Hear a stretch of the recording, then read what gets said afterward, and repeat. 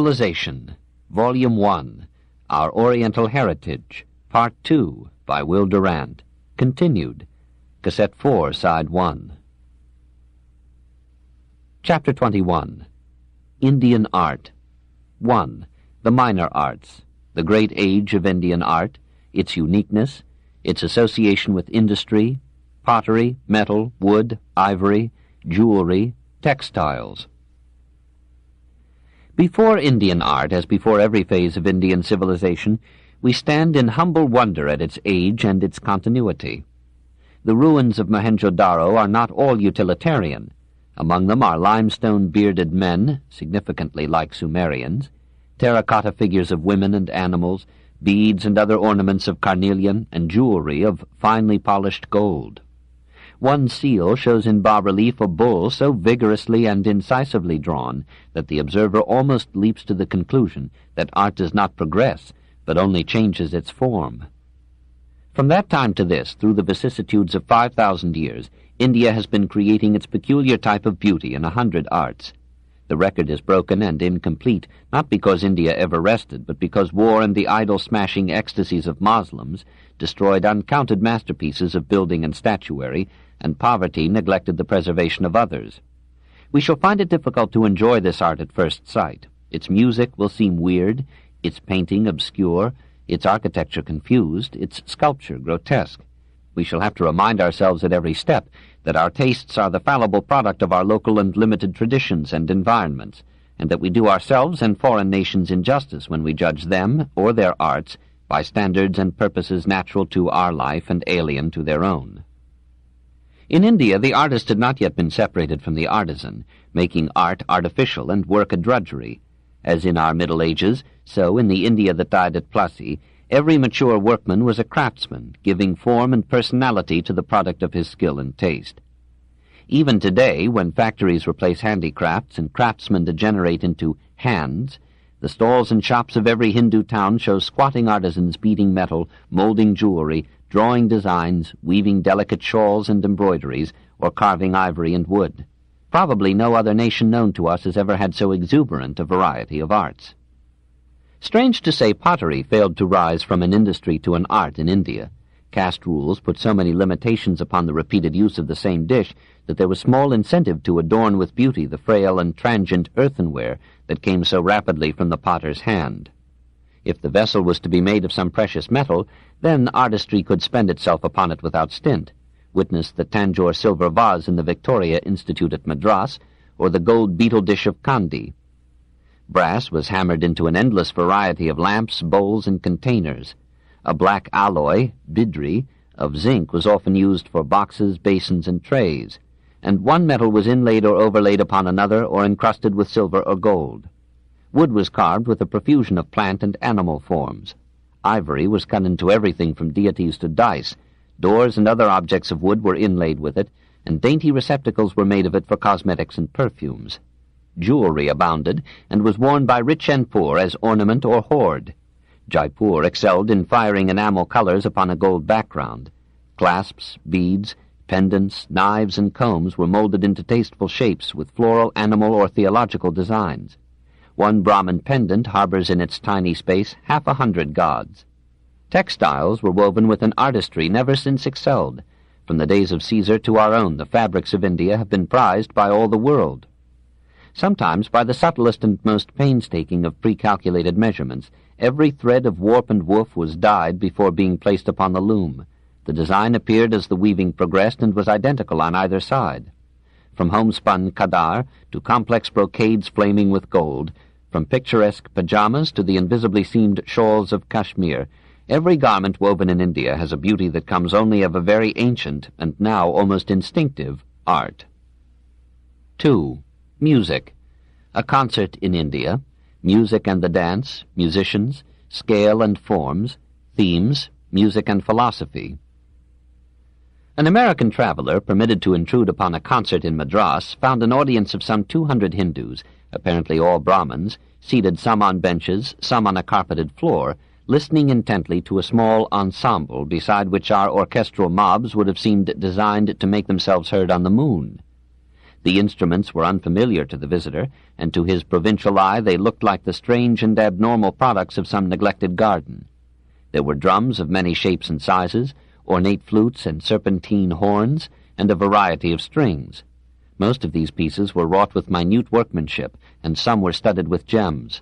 One drum, the mridanga, was formed like a small barrel. Both ends were covered with a parchment whose pitch was changed by tightening or loosening it with little leather thongs.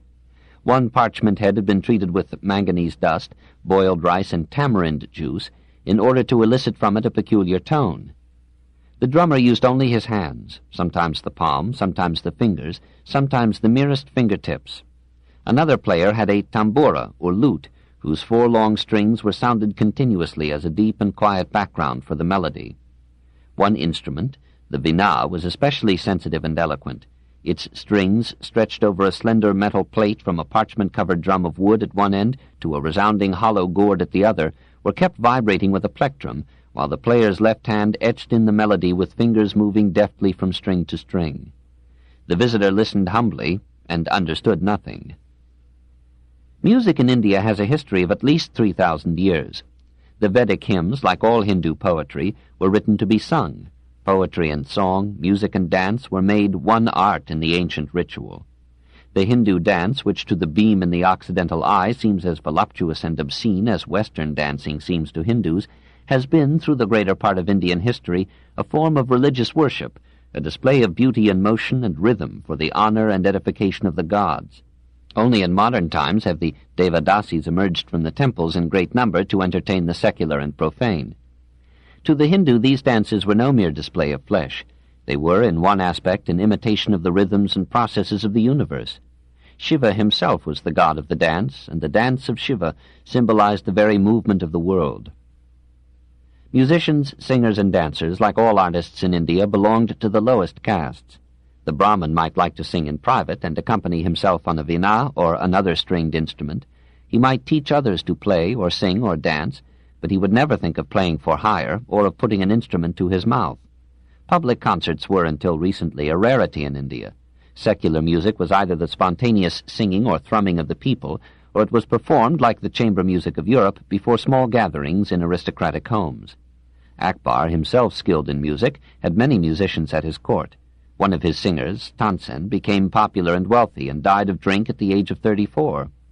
There were no amateurs, there were only professionals. Music was not taught as a social accomplishment, and children were not beaten into Beethovens. The function of the public was not to play poorly, but to listen well. For listening to music in India is itself an art, and requires long training of ear and soul. The words may be no more intelligible to the Westerner than the words of the operas which he feels it his class duty to enjoy. They range, as everywhere, about the 2 subjects of religion and love, but the words are of little moment in Hindu music, and the singer, as in our most advanced literature, often replaces them with meaningless syllables. The music is written in scales more subtle and minute than ours. To our scale of 12 tones it adds 10 microtones, making a scale of 22 quarter tones in all. Hindu music may be written in a notation composed of Sanskrit letters. Usually it is neither written nor read, but is passed down by ear from generation to generation, or from composer to learner. It is not separated into bars, but glides in a continuous legato which frustrates a listener accustomed to regular emphases or beats. It has no chords, and does not deal in harmony. It confines itself to melody, with perhaps a background of undertones. In this sense it is much simpler and more primitive than European music, while it is more complex in scale and rhythm. The melodies are both limited and infinite. They must all derive from one or another of the 36 traditional modes or airs, but they may weave upon these themes an endless and seamless web of variation. Each of these themes, or ragas, consists of 5, 6, or 7 notes, to one of which the musician constantly returns. Each raga is named from the mood that it wishes to suggest: dawn, spring, evening beauty, intoxication, etc., and is associated with a specific time of the day or the year. Hindu legend ascribes an occult power to these ragas.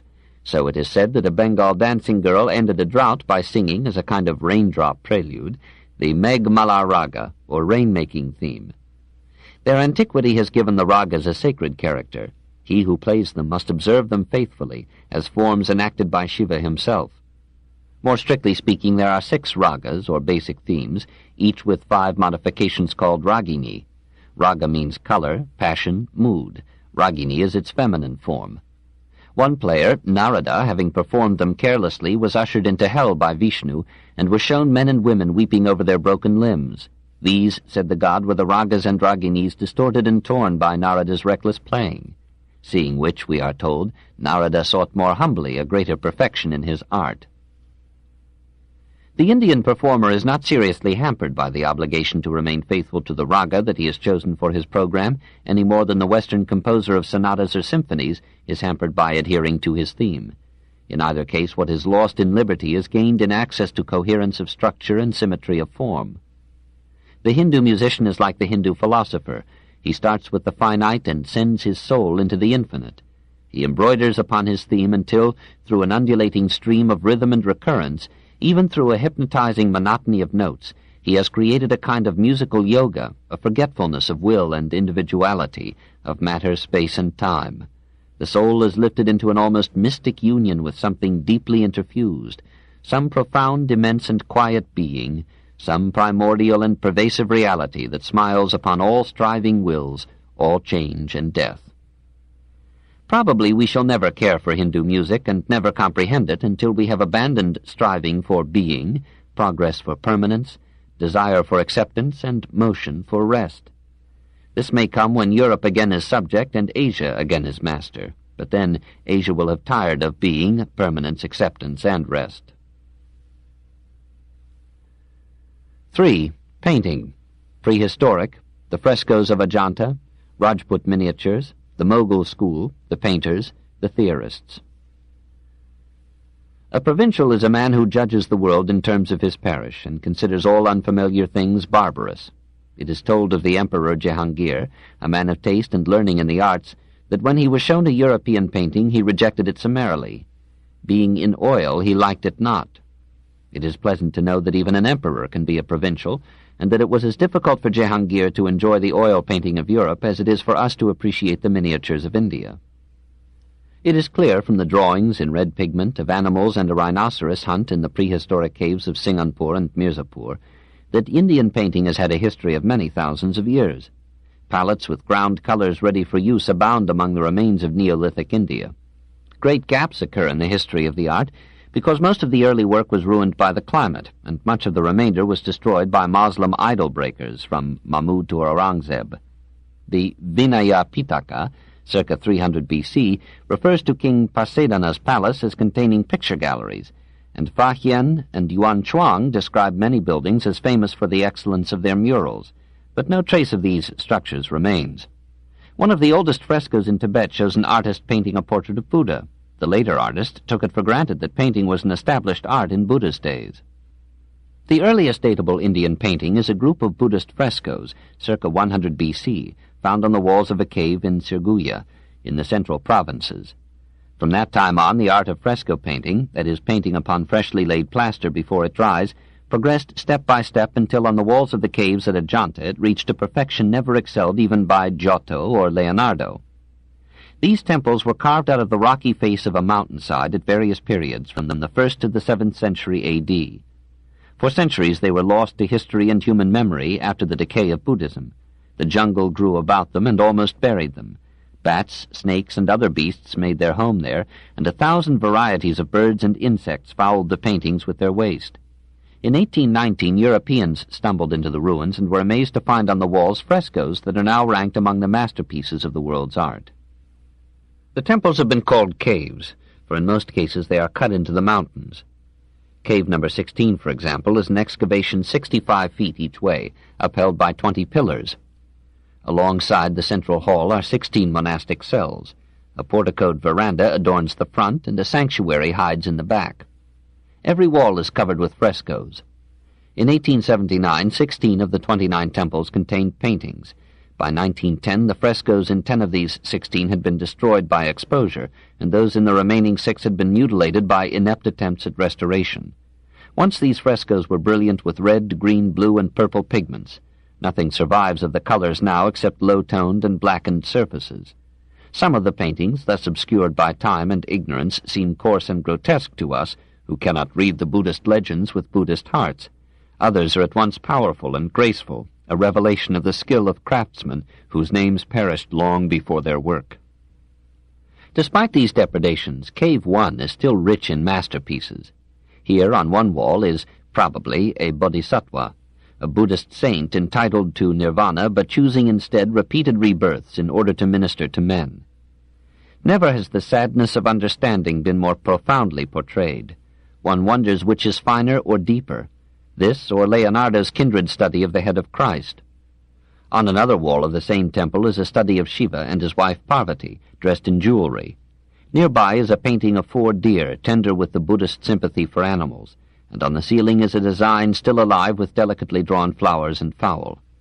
On a wall of Cave 17 is a graceful representation, now half destroyed, of the god Vishnu, with his retinue, flying down from heaven to attend some event in the life of Buddha. On another wall is a schematic but colorful portrait of a princess and her maids. Mingled with these chefs d'oeuvre are crowded frescoes of apparently poor workmanship, describing the youth, flight, and temptation of Buddha. But we cannot judge these works in their original form from what survives of them today, and doubtless there are clues to their appreciation that are not revealed to alien souls.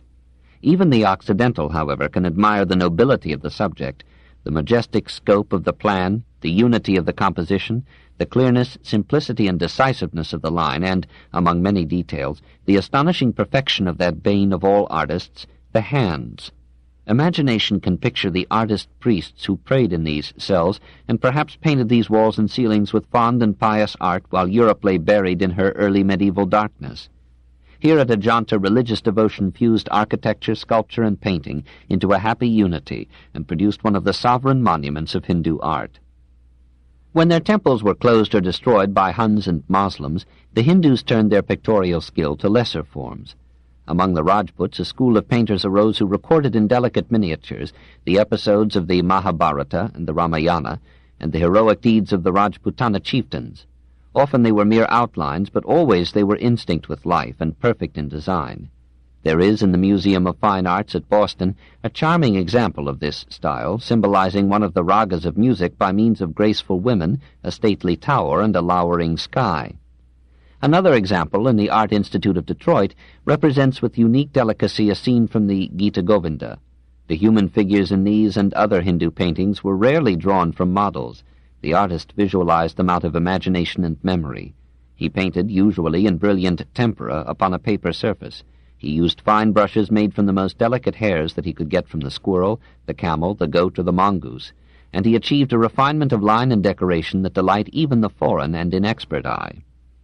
Similar work was done in other parts of India, especially in the state of Kangra. Another variety of the same genre developed under the Mughals at Delhi. Rising out of Persian calligraphy and the art of illuminating manuscripts, this style grew into a form of aristocratic portraiture corresponding, in its refinement and exclusiveness, to the chamber music that flourished at the court. Like the Rajput school, the Mughal painters strove for delicacy of line, sometimes using a brush made from a single hair, and they too rivaled one another in the skillful portrayal of the hand. But they put more color into their drawings and less mysticism. They seldom touched religion or mythology. They confined themselves to the earth and were as realistic as caution would permit. Their subjects were living men and women of imperial position and temper, not noted for humility. One after another these dignitaries sat for their portraits until the picture galleries of that royal dilettante Jehangir were filled with the likenesses of every important ruler or courtier since the coming of Akbar to the throne. Akbar was the first of his dynasty to encourage painting. At the end of his reign, if we may believe Abu el-Fazl, there were 100 masters in Delhi and 1,000 amateurs. Jehangir's intelligent patronage developed the art and widened its field from portraiture to the representation of hunting scenes and other natural backgrounds for the human figure, which still dominated the picture. One miniature shows the emperor himself almost in the claws of a lion that has clambered upon the rump of the imperial elephant and is reaching for the royal flesh, while an attendant realistically takes to his heels. Under Shah Jahan, the art reached its height and began to decline. As in the case of Japanese prints, the widened popularity of the form gave it at once a wider audience and a less exacting taste. Aurangzeb, by restoring the strict rule of Islam against images, completed the decay. Through the intelligent beneficence of the Mughal kings, Indian painters enjoyed at Delhi a prosperity that they had not known for many centuries. The Guild of Painters, which had kept itself alive from Buddhist times, renewed its youth, and some of its members escaped from the anonymity with which time's forgetfulness and Hindu negligence of the individual cover most Indian art. Out of 17 artists considered preeminent in Akbar's reign, 13 were Hindus. The most favored of all the painters at the great Mogul's court was Dasvant, whose lowly origin as the son of a palanquin-bearer aroused no prejudice against him in the eyes of the emperor. The youth was eccentric and insisted on drawing pictures wherever he went and on whatever surface he found at hand. Akbar recognized his genius and had his own drawing master teach him. The boy became in time the greatest master of his age, but at the height of his fame he stabbed himself to death. Wherever men do things, other men will arise who will explain to them how things should be done. The Hindus, whose philosophy did not exalt logic, loved logic nonetheless, and delighted to formulate in the strictest and most rational rules the subtle procedure of every art. So, early in our era, the Sandanga, or 6 limbs of Indian painting, laid down, like a later and perhaps imitative Chinese, 6 canons of excellence in pictorial art. 1. The knowledge of appearances. 2. Correct perception, measure, and structure. 3. The action of feelings on forms. 4. The infusion of grace or artistic representation. 5. Similitude. And 6. An artistic use of brush and colors. Later, an elaborate aesthetic code appeared, the Shilpa-shastra, in which the rules and traditions of each art were formulated for all time. The artist, we are told, should be learned in the Vedas, delighting in the worship of God, faithful to his wife, avoiding strange women, and piously acquiring a knowledge of various sciences. We shall be helped in understanding Oriental painting if we remember, first, that it seeks to represent not things but feelings, and not to represent but to suggest, that it depends not on color but on line, that it aims to create aesthetic and religious emotion rather than to reproduce reality, that it is interested in the soul or spirit of men and things rather than in their material forms. Try as we will, however, we shall hardly find in Indian painting the technical development or range and depth of significance that characterized the pictorial art of China and Japan. Certain Hindus explain this very fancifully. Painting decayed among them, they tell us, because it was too easy. It was not a sufficiently laborious gift to offer to the gods. Perhaps pictures, so mortally frail and transitory, did not quite satisfy the craving of the Hindu for some lasting embodiment of his chosen deity. Slowly, as Buddhism reconciled itself to imagery, and the Brahmanic shrines increased and multiplied, painting was replaced by statuary, color and line by lasting stone. 4. Sculpture. Primitive, Buddhist, Gandhara, Gupta, colonial, estimate. We cannot trace the history of Indian sculpture from the statuettes of Mohenjo-daro to the age of Ashoka, but we may suspect that this is a gap in our knowledge rather than in the art. Perhaps India, temporarily impoverished by the Aryan invasions, reverted from stone to wood for its statuary, or perhaps the Aryans were too intent upon war to care for art. The oldest stone figures surviving in India go back only to Ashoka, but these show a skill so highly developed that we cannot doubt that the art had then behind it many centuries in growth. Buddhism set up definite obstacles to both painting and statuary in its aversion to idolatry and secular imagery. Buddha forbade imaginative drawings painted in figures of men and women, and under this almost mosaic prohibition, pictorial and plastic art suffered in India, as it had done in Judea and was to do in Islam. Gradually, this Puritanism seems to have relaxed as Buddhism yielded its austerity and partook more and more of the Dravidian passion for symbol and myth. When the art of carving appears again, circa 200 B.C., in the stone bas-reliefs on the rails enclosing the Buddhist stupas or burial mounds at Bodh Gaya and Bharhut, it is as a component part of an architectural design rather than as an independent art. And to the end of its history, Indian sculpture remained for the most part an accessory to architecture and preferred relief to carving in the round. An exception outweighing this generalization was the copper colossus of Buddha, 80 feet high, which Yuan Chuang saw at Pataliputra. Through Yuan and other Far Eastern pilgrims to India, this may have been one ancestor of the great Buddhas at Nara and Kamakura in Japan. In the Jain temples at Mathura and the Buddhist shrines at Amaravati and Ajanta, this art of relief reached a high point of perfection. The rail at Amaravati, says a learned authority, is the most voluptuous and most delicate flower of Indian sculpture. Meanwhile, in the province of Gandhara in northwestern India, another type of sculpture was developing under the patronage of the Kushan kings. This mysterious dynasty, which came suddenly out of the north, probably from Hellenized Bactria, brought with it a tendency to imitate Greek forms. The Mahayana Buddhism that captured the Council of Kanishka opened the way by rescinding the prohibition of imagery. Under the tutelage of Greek instructors, Hindu sculpture took on for a time a smooth Hellenistic face. Buddha was transformed into the likeness of Apollo and became an aspirant to Olympus. Drapery began to flow about Hindu deities and saints in the style of Phidias's pediments, and pious bodhisattvas rubbed elbows with jolly drunken Sileni. Idealized and almost effeminate representations of the master and his disciples were offset with horrible examples of decadent Greek realism, like the starving Buddha of Lahore, in which every rib and tendon is shown underneath a feminine face with ladylike coiffure and masculine beard. This Greco-Buddhist art impressed Yuan Chuang, and through him and later pilgrims found its way into China, Korea, and Japan. But it had little influence upon the sculptural forms and methods of India itself. When, after some centuries of flourishing activity, the Gandhara school passed away, Indian art came to life again under Hindu rulers, took up the traditions left by the native artists of Bharhut, Amaravati, and Mathura, and paid scant attention to the Greek interlude at Gandhara. Sculpture, like nearly everything else in India, prospered under the Gupta line. Buddhism had now forgotten its hostility to images, and a reinvigorated Brahmanism encouraged symbolism and the adornment of religion with every art. The Mathura Museum holds a highly finished stone Buddha with meditative eyes, sensual lips, too graceful a form, and clumsy cubist feet. The Sarnath Museum has another stone Buddha in the seated pose that was destined to dominate Buddhist sculpture. Here the effect of peaceful contemplation and a pious kindliness is perfectly revealed. At Karachi is a small bronze Brahma, scandalously like Voltaire.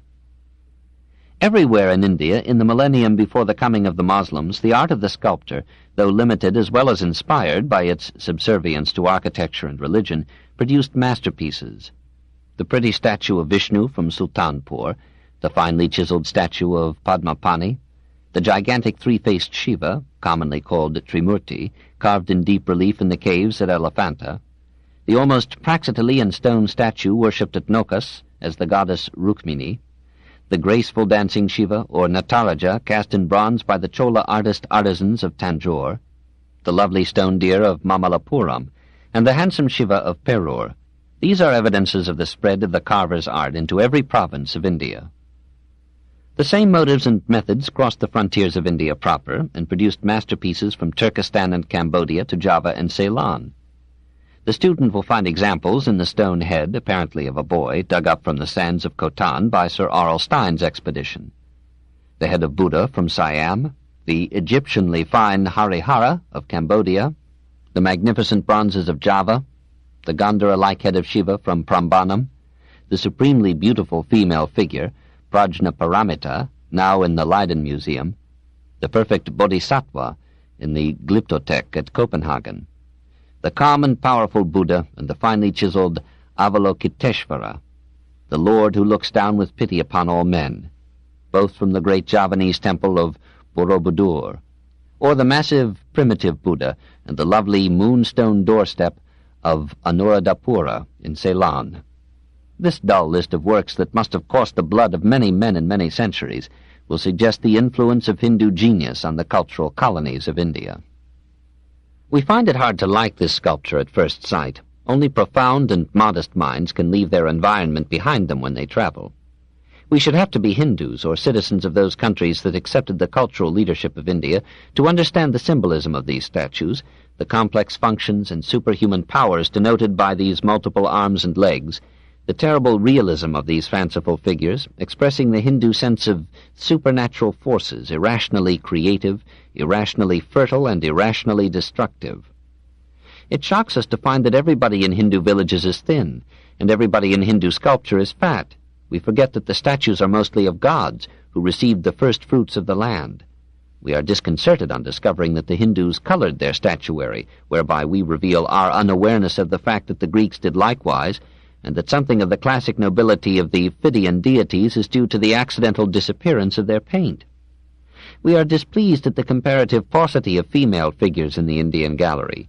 We mourn over the subjection of women, which this seems to indicate, and never reflect that the cult of the nude female is not the indispensable basis of plastic art, that the profoundest beauty of woman may be more in motherhood than in youth, more in Demeter than in Aphrodite. Or we forget that the sculptor carved not what he dreamed of so much as what the priests laid down, that every art in India belonged to religion rather than to art, and was the handmaiden of theology. Or we take too seriously figures intended by the sculptor to be caricatures or jests or ogres designed to frighten away evil spirits. If we turn away from them in horror, we merely attest the fulfillment of their aim.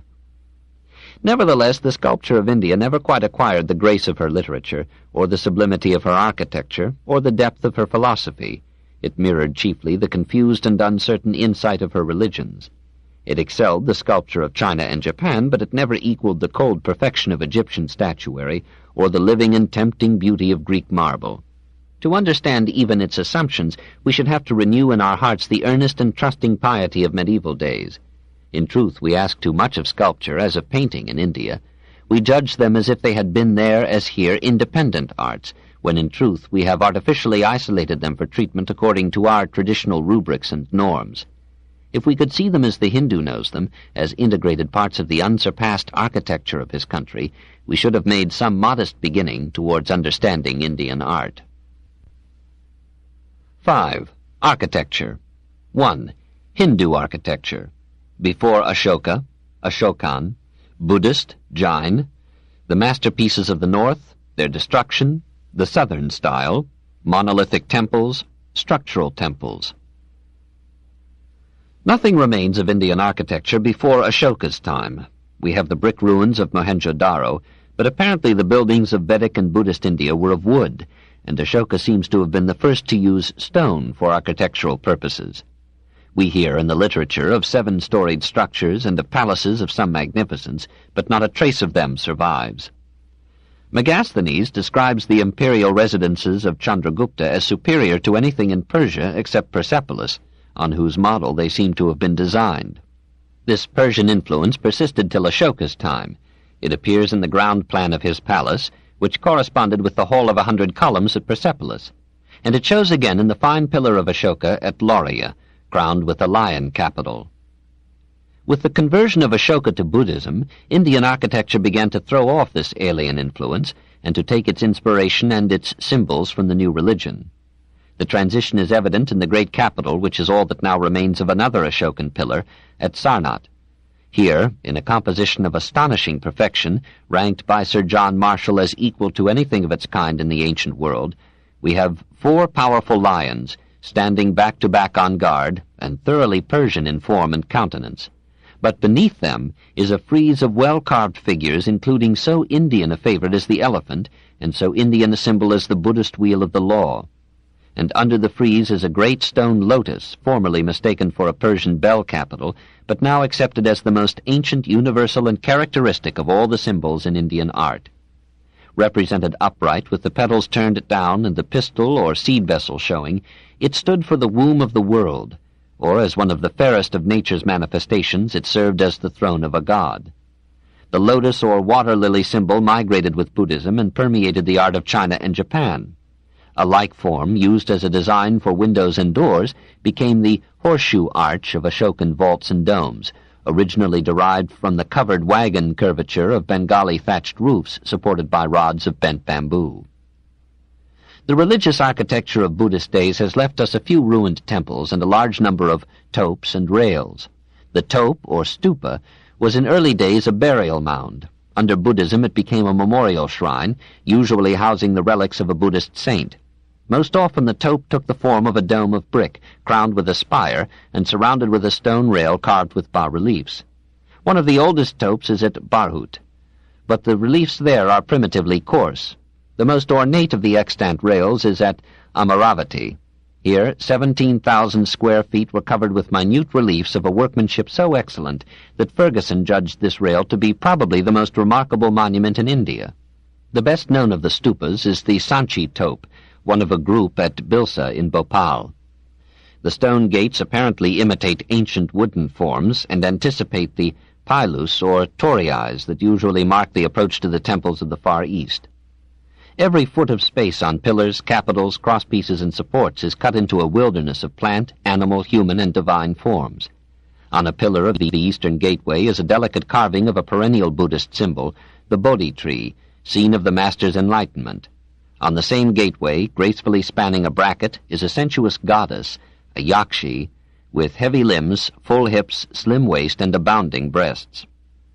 While the dead saints slept in the topes, the living monks cut into the mountain rocks temples where they might live in isolation, sloth, and peace, secure from the elements and from the glare and heat of the sun.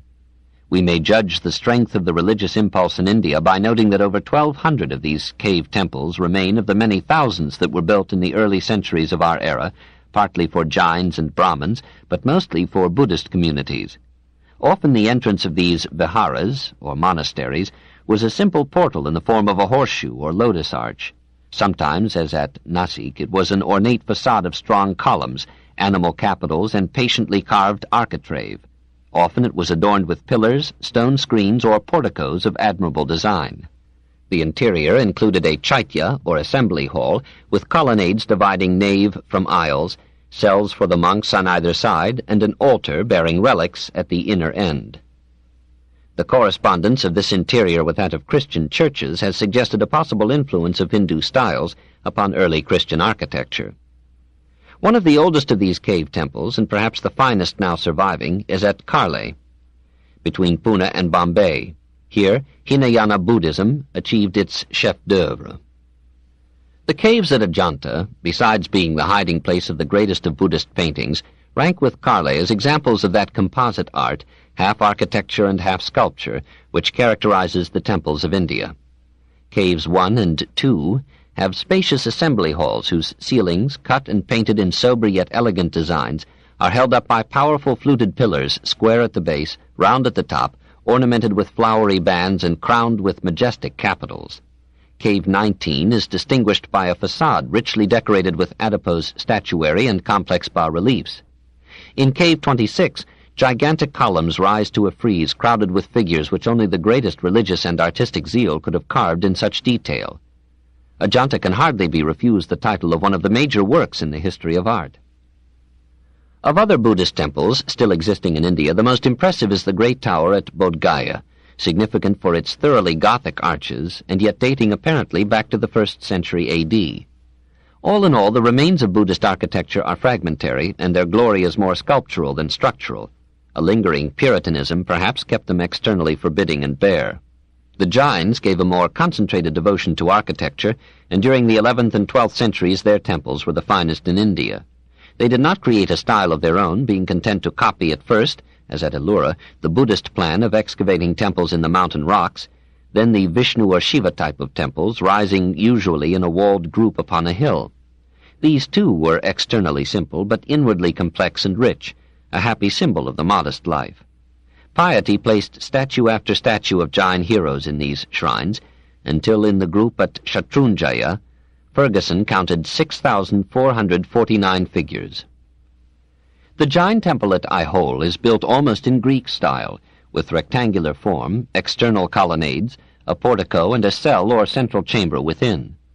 At Khajuraho, Jains, Vaishnavites, and Shivaites, as if to illustrate Hindu tolerance, built in close proximity some 28 temples. Among them, the almost perfect temple of Parshvanath rises in cone upon cone to a majestic height, and shelters on its carved surfaces a veritable city of Jain saints. On Mount Abu, lifted 4,000 feet above the desert, the Jains built many temples, of which two survivors, the temples of Vimala and Tejapala, are the greatest achievement of this sect in the field of art. The dome of the Tejapala shrine is one of those overwhelming experiences which doom all writing about art to impotence and futility. The temple of Vimala, built entirely of white marble, is a maze of irregular pillars, joined with fanciful brackets to a more simple carved entablature. Above is a marble dome, too opulent in statuary, but carved into a stone lacework of moving magnificence. Finished, says Ferguson, with a delicacy of detail and appropriateness of ornament which is probably unsurpassed by any similar example to be found anywhere else. Those introduced by the Gothic architects in Henry VII's chapel at Westminster or at Oxford are coarse and clumsy in comparison. In these Jain temples and their contemporaries, we see the transition from the circular form of the Buddhist shrine to the tower style of medieval India. The nave or pillar-enclosed interior of the assembly hall is taken outdoors and made into a mandapam or porch. Behind this is the cell, and above the cell rises in successively receding levels the carved and complicated tower. It was on this plan that the Hindu temples of the north were built. The most impressive of these is the group at Bhuvaneshwara, in the province of Orissa, and the finest of the group is the Rajarani temple erected to Vishnu in the 11th century A.D. It is a gigantic tower formed of juxtaposed semicircular pillars covered with statuary and surmounted by receding layers of stone, the whole inward curving tower ending in a great circular crown and a spire. Nearby is the Lingaraja temple, larger than the Rajarani, but not so beautiful. Nevertheless, every inch of the surface has felt the sculptor's chisel, so that the cost of the carving has been reckoned at 3 times the cost of the structure. The Hindu expressed his piety not merely by the imposing grandeur of his temples, but by their patiently worked detail. Nothing was too good for the god. It would be dull to list without specific description and photographic representation the other masterpieces of Hindu building in the north. And yet no record of Indian civilization could leave unnoticed the temples of Surya at Kanarak and Mudera, the tower of Jagannath Puri, the lovely gateway at Vadnagar, the massive temples of Shashbahu and Telekamandir at Gwalior, the palace of Rajaman Singh, also at Gwalior, and the Tower of Victory at Chittor. Standing out from the mass are the Shivaite temples at Khajuraho, while in the same city the dome of the porch of the Kanwar Mat temple shows again the masculine strength of Indian architecture and the richness and patience of Indian carving.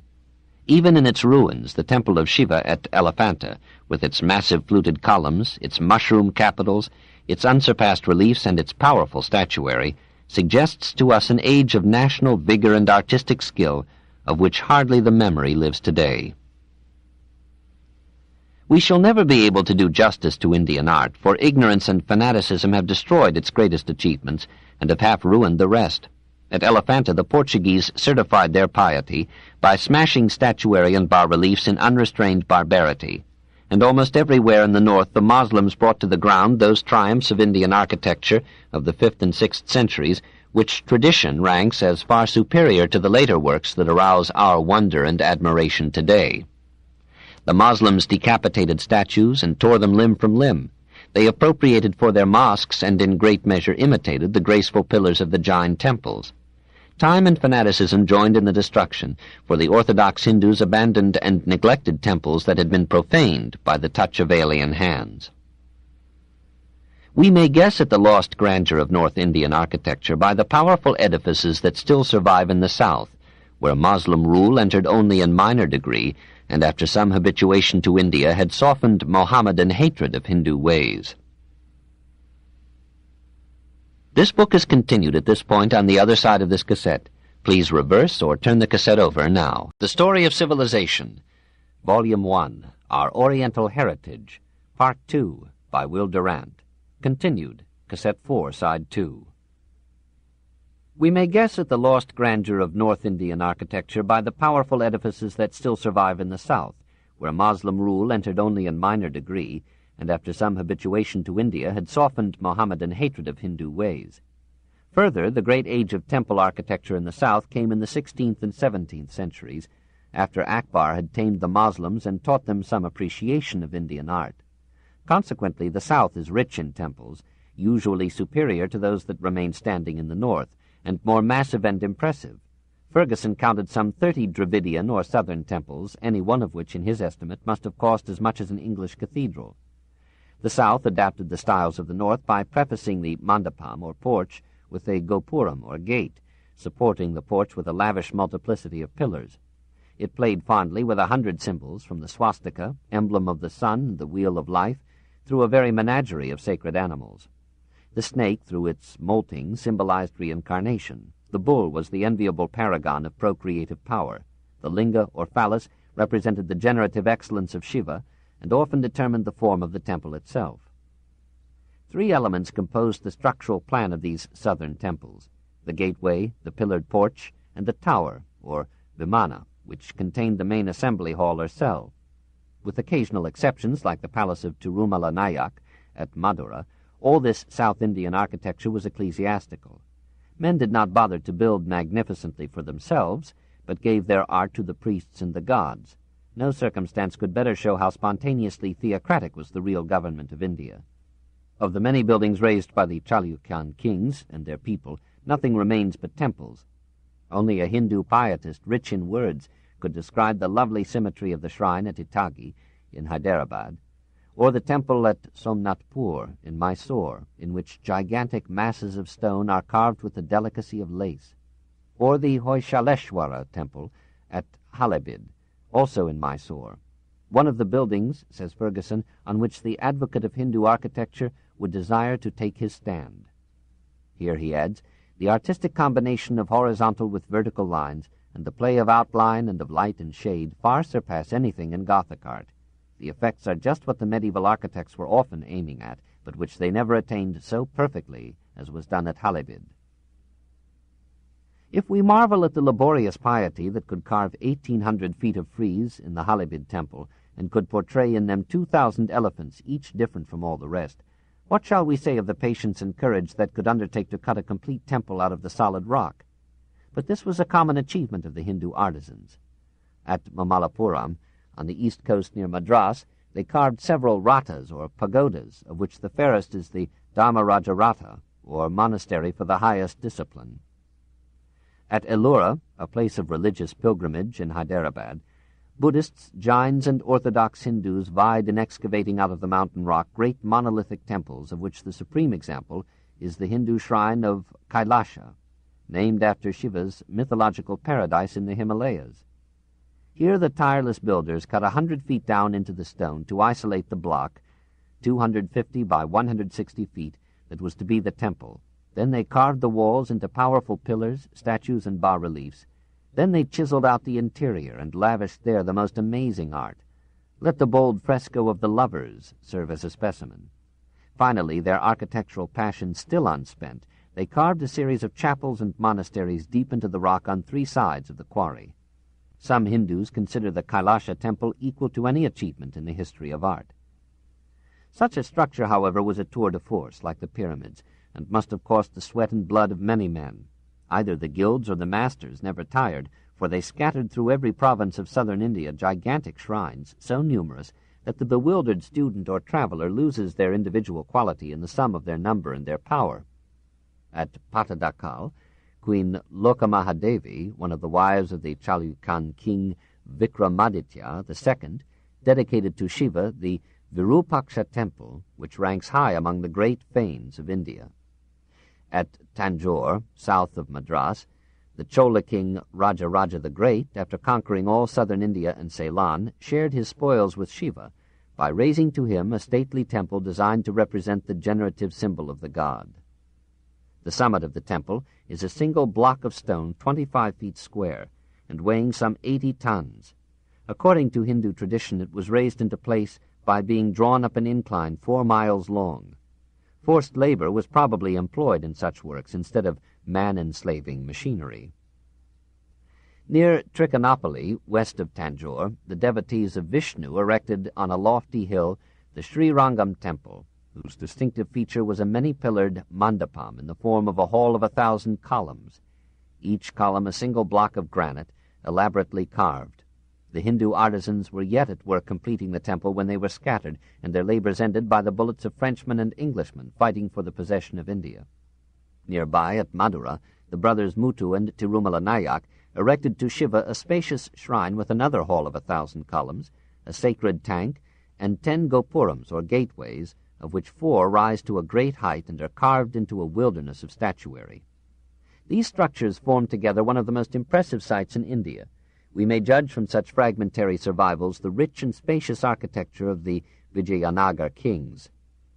Finally, at Rameshwaram, amid the archipelago of isles that pave Adam's Bridge from India to Ceylon, the Brahmins of the south reared through 5 centuries, 1200 to 1769 A.D., a temple whose perimeter was graced with the most imposing of all corridors or porticos.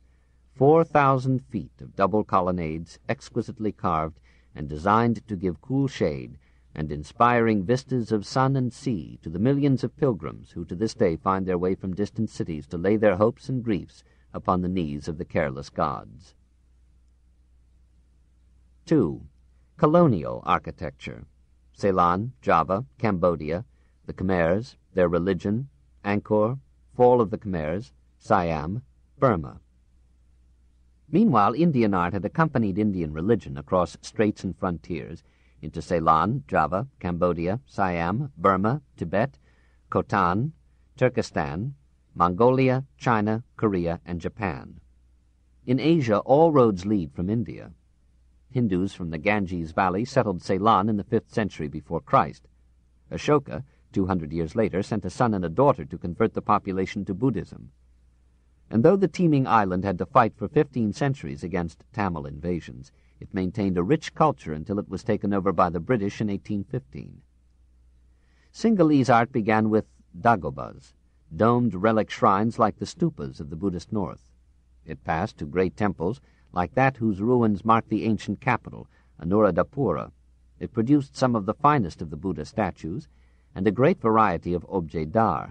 And it came to an end for the time being when the last great king of Ceylon, Kirti Sri Rajasingha, built the Temple of the Tooth at Kandy. The loss of independence has brought decadence to the upper classes, and the patronage and taste that provide a necessary stimulus and restraint for the artist have disappeared from Ceylon. Strange to say, the greatest of Buddhist temples, some students would call it the greatest of all temples anywhere, is not in India but in Java. In the 8th century, the Shailendra dynasty of Sumatra conquered Java, established Buddhism as the official religion, and financed the building of the massive fane of Borobudur, that is, many Buddhas. The temple proper is of moderate size and of peculiar design, a small domical stupa surrounded by 72 smaller topes arranged about it in concentric circles. If this were all, Borobudur would be nothing. What constitutes the grandeur of the structure is the pedestal, 400 feet square, an immense mastaba in 7 receding stages. At every turn there are niches for statuary. 436 times the sculptors of Borobudur thought fit to carve the figure of Buddha. Still discontent, they cut into the walls of the stages 3 miles of bas-reliefs depicting the legendary birth, youth, and enlightenment of the master, and with such skill that these reliefs are among the finest in Asia. With this powerful Buddhist shrine and the Brahmanical temples nearby at Prambanam, Javanese architecture reached its zenith and quickly decayed. The island became for a time a maritime power, rose to wealth and luxury, and supported many poets. But in 1479 the Moslems began to people this tropical paradise, and from that time it produced no art of consequence. The Dutch pounced upon it in 1595 and consumed it province by province during the following century until their control was complete. Only one Hindu temple surpasses that of Borobudur, and it too is far from India, lost indeed in a distant jungle that covered it for centuries. In 1858, a French explorer, picking his way through the upper valley of the Mekong River, caught a glimpse, through trees and brush, of a sight that seemed to him miraculous. An enormous temple, incredibly majestic in design, stood amid the forest, intertwined and almost covered with shrubbery and foliage. That day he saw many temples, some of them already overgrown or split apart by trees. It seemed that he had arrived just in time to forestall the triumph of the wilderness over these works of men. Other Europeans had to come and corroborate his tale before Henri Moeau was believed. Then scientific expeditions descended upon the once silent retreat, and a whole school at Paris, l'École de l'Extrême Orient, devoted itself to charting and studying the find. Today, Angkor Wat is one of the wonders of the world. In 1604, a Portuguese missionary told of hunters reporting some ruins in the jungle, and another priest made a similar report in 1672, but no attention was paid to these statements. At the beginning of the Christian era, Indochina, or Cambodia, was inhabited by a people essentially Chinese, partly Tibetan, called Kambojas or Khmers. When Kublai Khan's ambassador, Chiu Takuan, visited the Khmer capital, Angkor Thom, he found a strong government ruling a nation that had drawn wealth out of its rice paddies and its sweat. The king, Chiu reported, had 5 wives, 1 special and 4 others for the cardinal points of the compass. with some 4,000 concubines for more precise readings. Gold and jewelry abounded. Pleasure boats dotted the lake. The streets of the capital were filled with chariots, curtained palanquins, elephants in rich caparison, and a population of almost 1,000,000 souls. Hospitals were attached to the temples, and each had its corps of nurses and physicians. Though the people were Chinese, their culture was Hindu.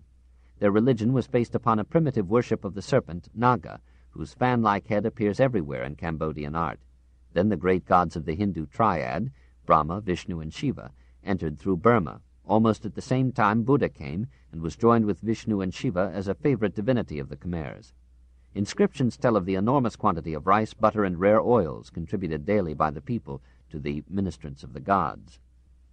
To Shiva, the Khmers, toward the end of the 9th century, dedicated the oldest of their surviving temples, the Bayon, now a forbidding ruin half overgrown with tenacious vegetation. The stones, laid without cement, have drawn apart in the course of 1,000 years, stretching into ungodly grins the great faces of Brahma and Shiva, which almost constitute the towers. 3 centuries later, the slaves and war captives of the kings built Angkor Wat, a masterpiece equal to the finest architectural achievements of the Egyptians, the Greeks, or the cathedral builders of Europe.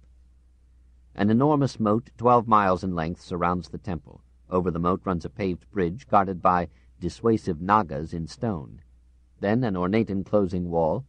Then spacious galleries, whose reliefs tell again the tales of the Mahabharata and the Ramayana. Then the stately edifice itself, rising upon a broad base, by level after level of a terraced pyramid, to the sanctuary of the god, 200 feet high. Here magnitude does not detract from beauty, but helps it to an imposing magnificence that startles the Western mind into some weak realization of the ancient grandeur once possessed by Oriental civilization. One sees in imagination the crowded population of the capital, the regimented slaves cutting, pulling, and raising the heavy stones, the artisans carving reliefs and statuary as if time would never fail them, the priests deceiving and consoling the people, the Devadasis, still pictured on the granite, deceiving the people and consoling the priests, the lordly aristocracy building palaces like the Phenianakas, with its spacious terrace of honor, and raised above all by the labor of all, the powerful and ruthless kings.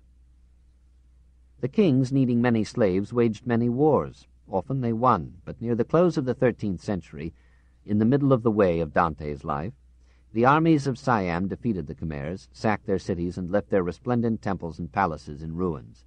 Today a few tourists prowl among the loosened stones and observe how patiently the trees have sunk their roots or insinuated their branches into the crevices of the rocks, slowly tearing them apart, because stones cannot desire and grow.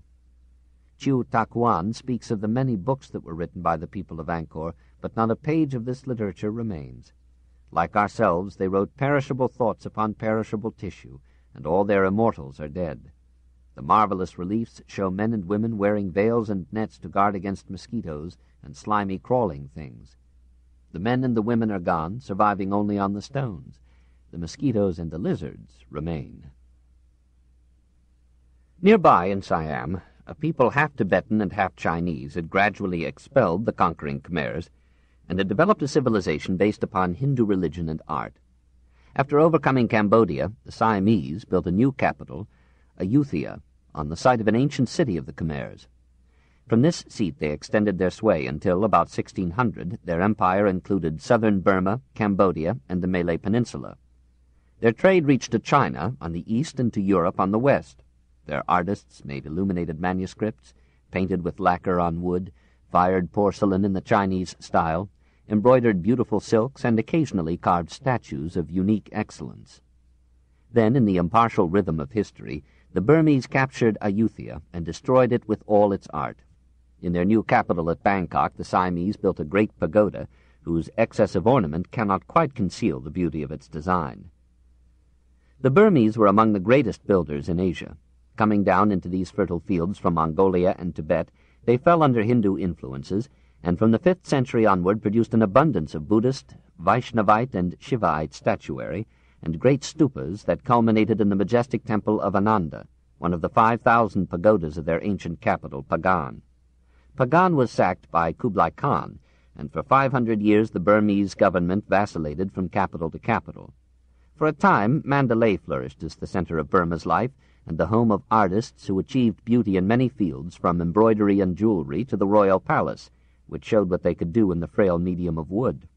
The English, displeased with the treatment of their missionaries and their merchants, adopted Burma in 1886 and moved the capital to Rangoon, a city amenable to the disciplinary influence of the Imperial Navy.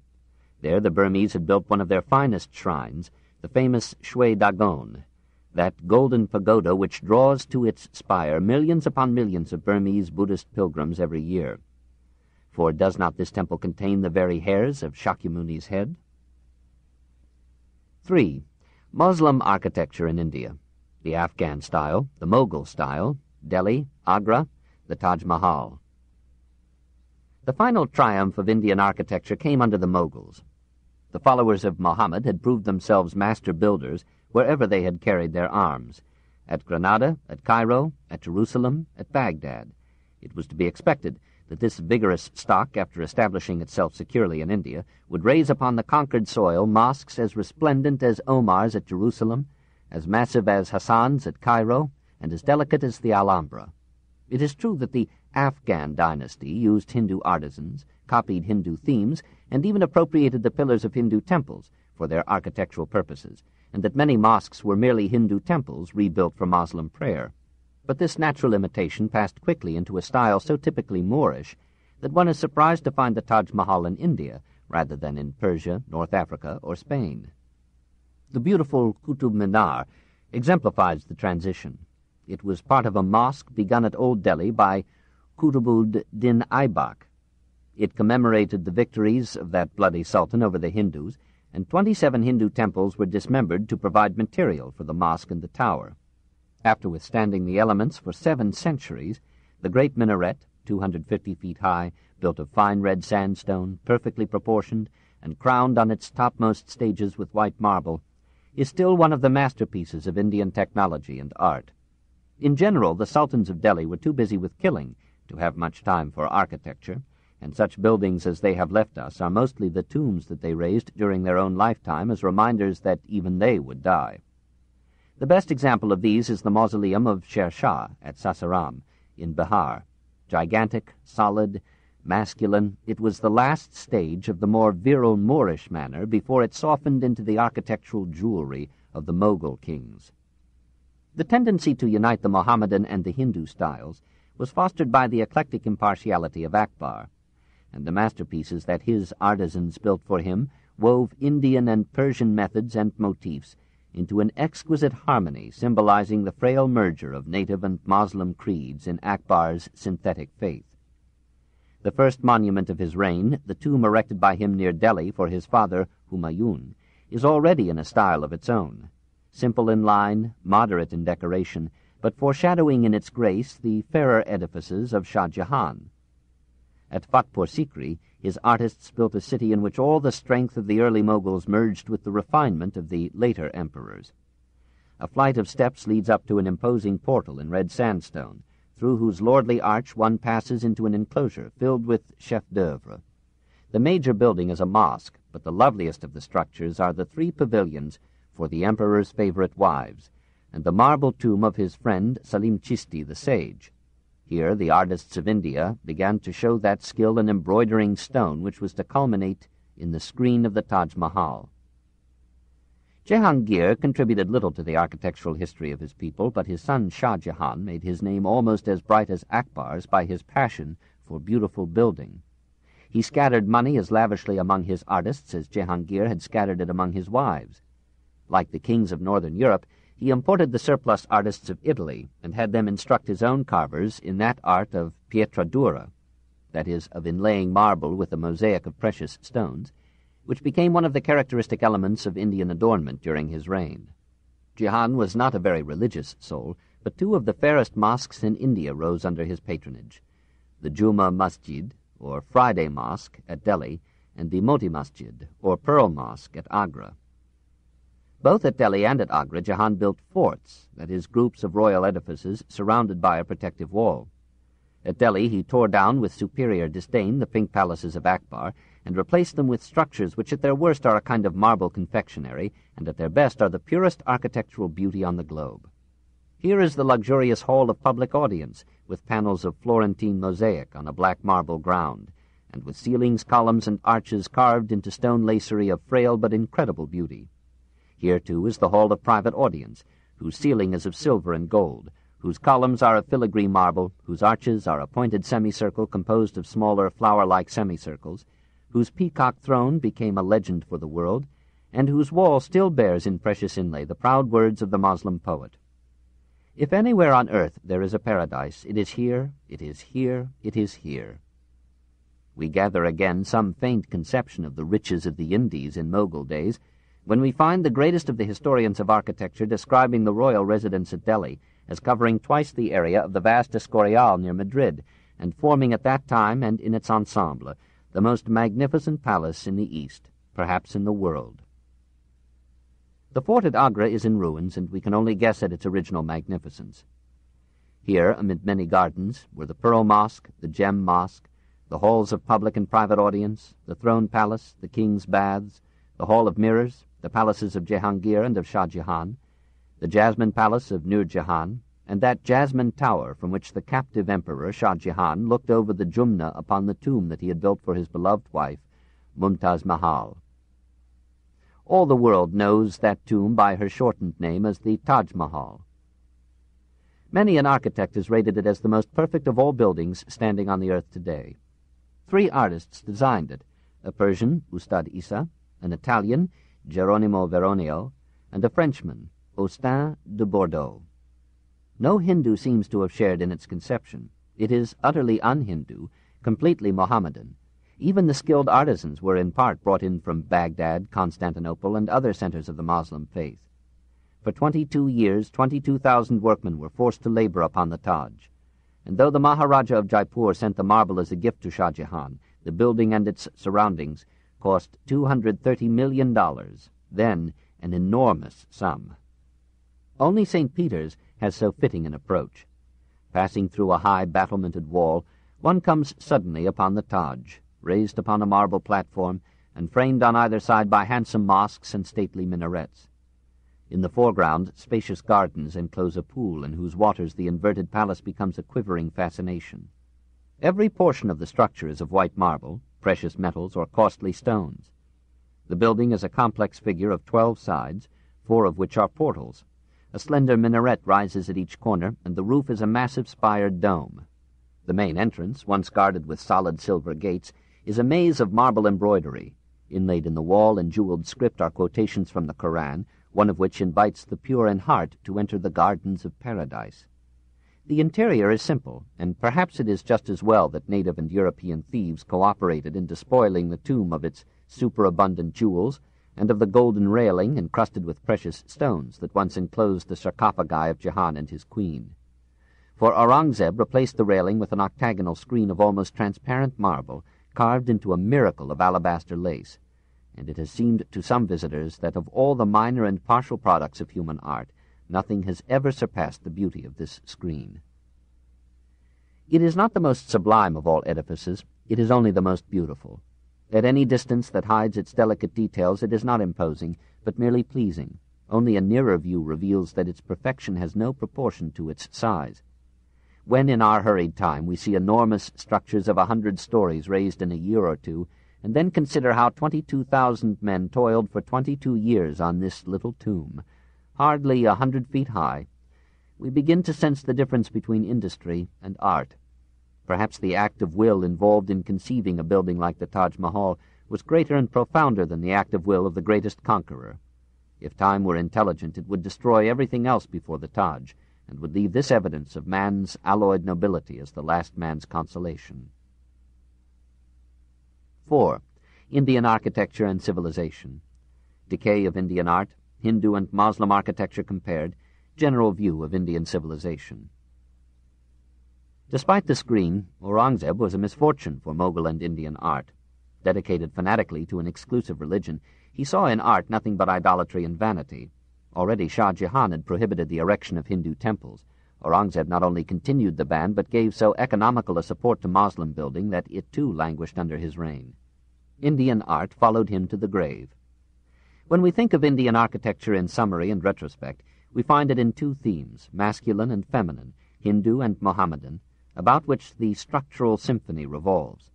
As in the most famous of symphonies, the startling hammer strokes of the opening bars are shortly followed by a strain of infinite delicacy. So in Indian architecture, the overpowering monuments of the Hindu genius at Bodh Gaya, Bhuvaneshwara, Madura, and Tanjore are followed by the grace and melody of the Mughal style at Fatpur Sikri, Delhi, and Agra. And the two themes mingle in a confused elaboration to the end. It was said of the Mughals that they built like giants and finished like jewelers, but this epigram might better have been applied to Indian architecture in general. The Hindus built like giants, and the Mughals ended like jewelers. Hindu architecture impresses us in its mass, Moorish architecture in its detail. The first had the sublimity of strength, the other had the perfection of beauty. The Hindus had passion and fertility, the Moors had taste and self-restraint. The Hindu covered his buildings with such exuberant statuary that one hesitates whether to class them as building or as sculpture. The Mohammedan abominated images and confined himself to floral or geometrical decoration. The Hindus were the Gothic sculptor architects of India's Middle Ages.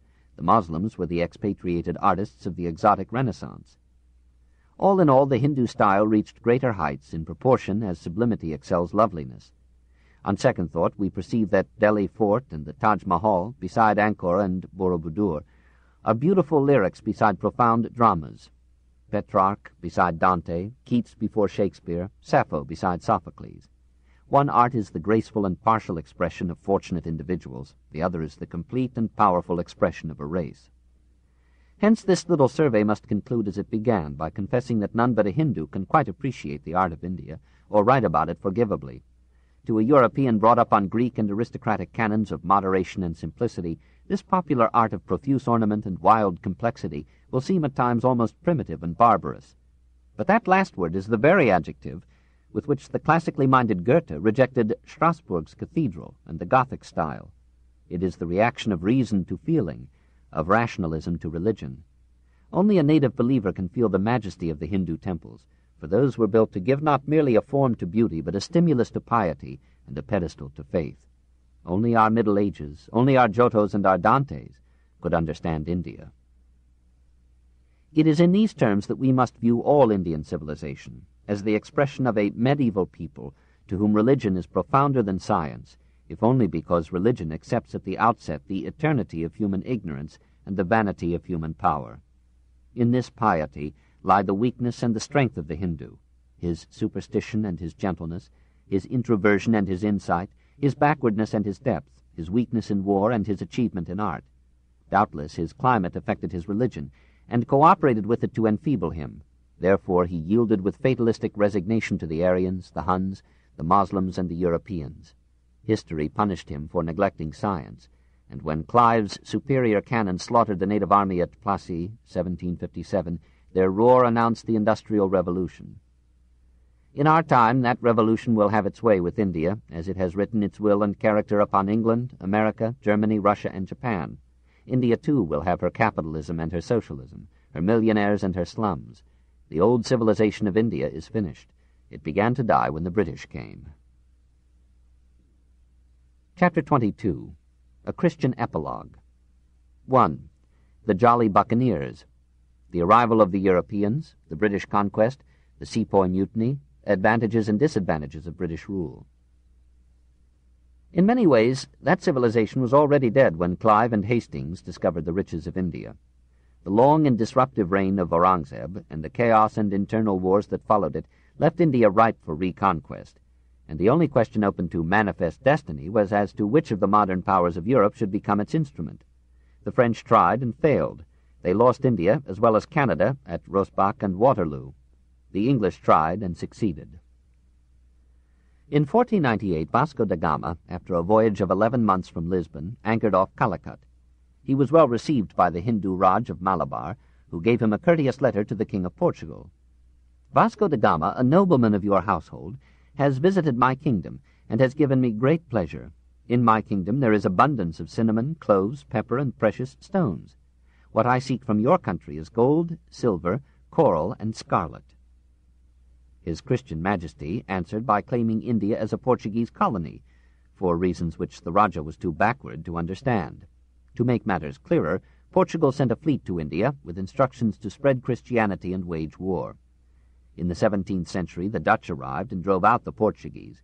In the 18th, the French and English came and drove out the Dutch. Savage ordeals of battle decided which of them should civilize and tax the Hindus. The East India Company had been founded in London in 1600 to buy cheap in India and sell dear in Europe, the products of India and the East Indies. As early as 1686, it announced its intention to establish a large, well-grounded, sure English dominion in India for all time to come. It set up trading posts at Madras, Calcutta, and Bombay, fortified them, imported troops, fought battles, gave and took bribes, and exercised other functions of government.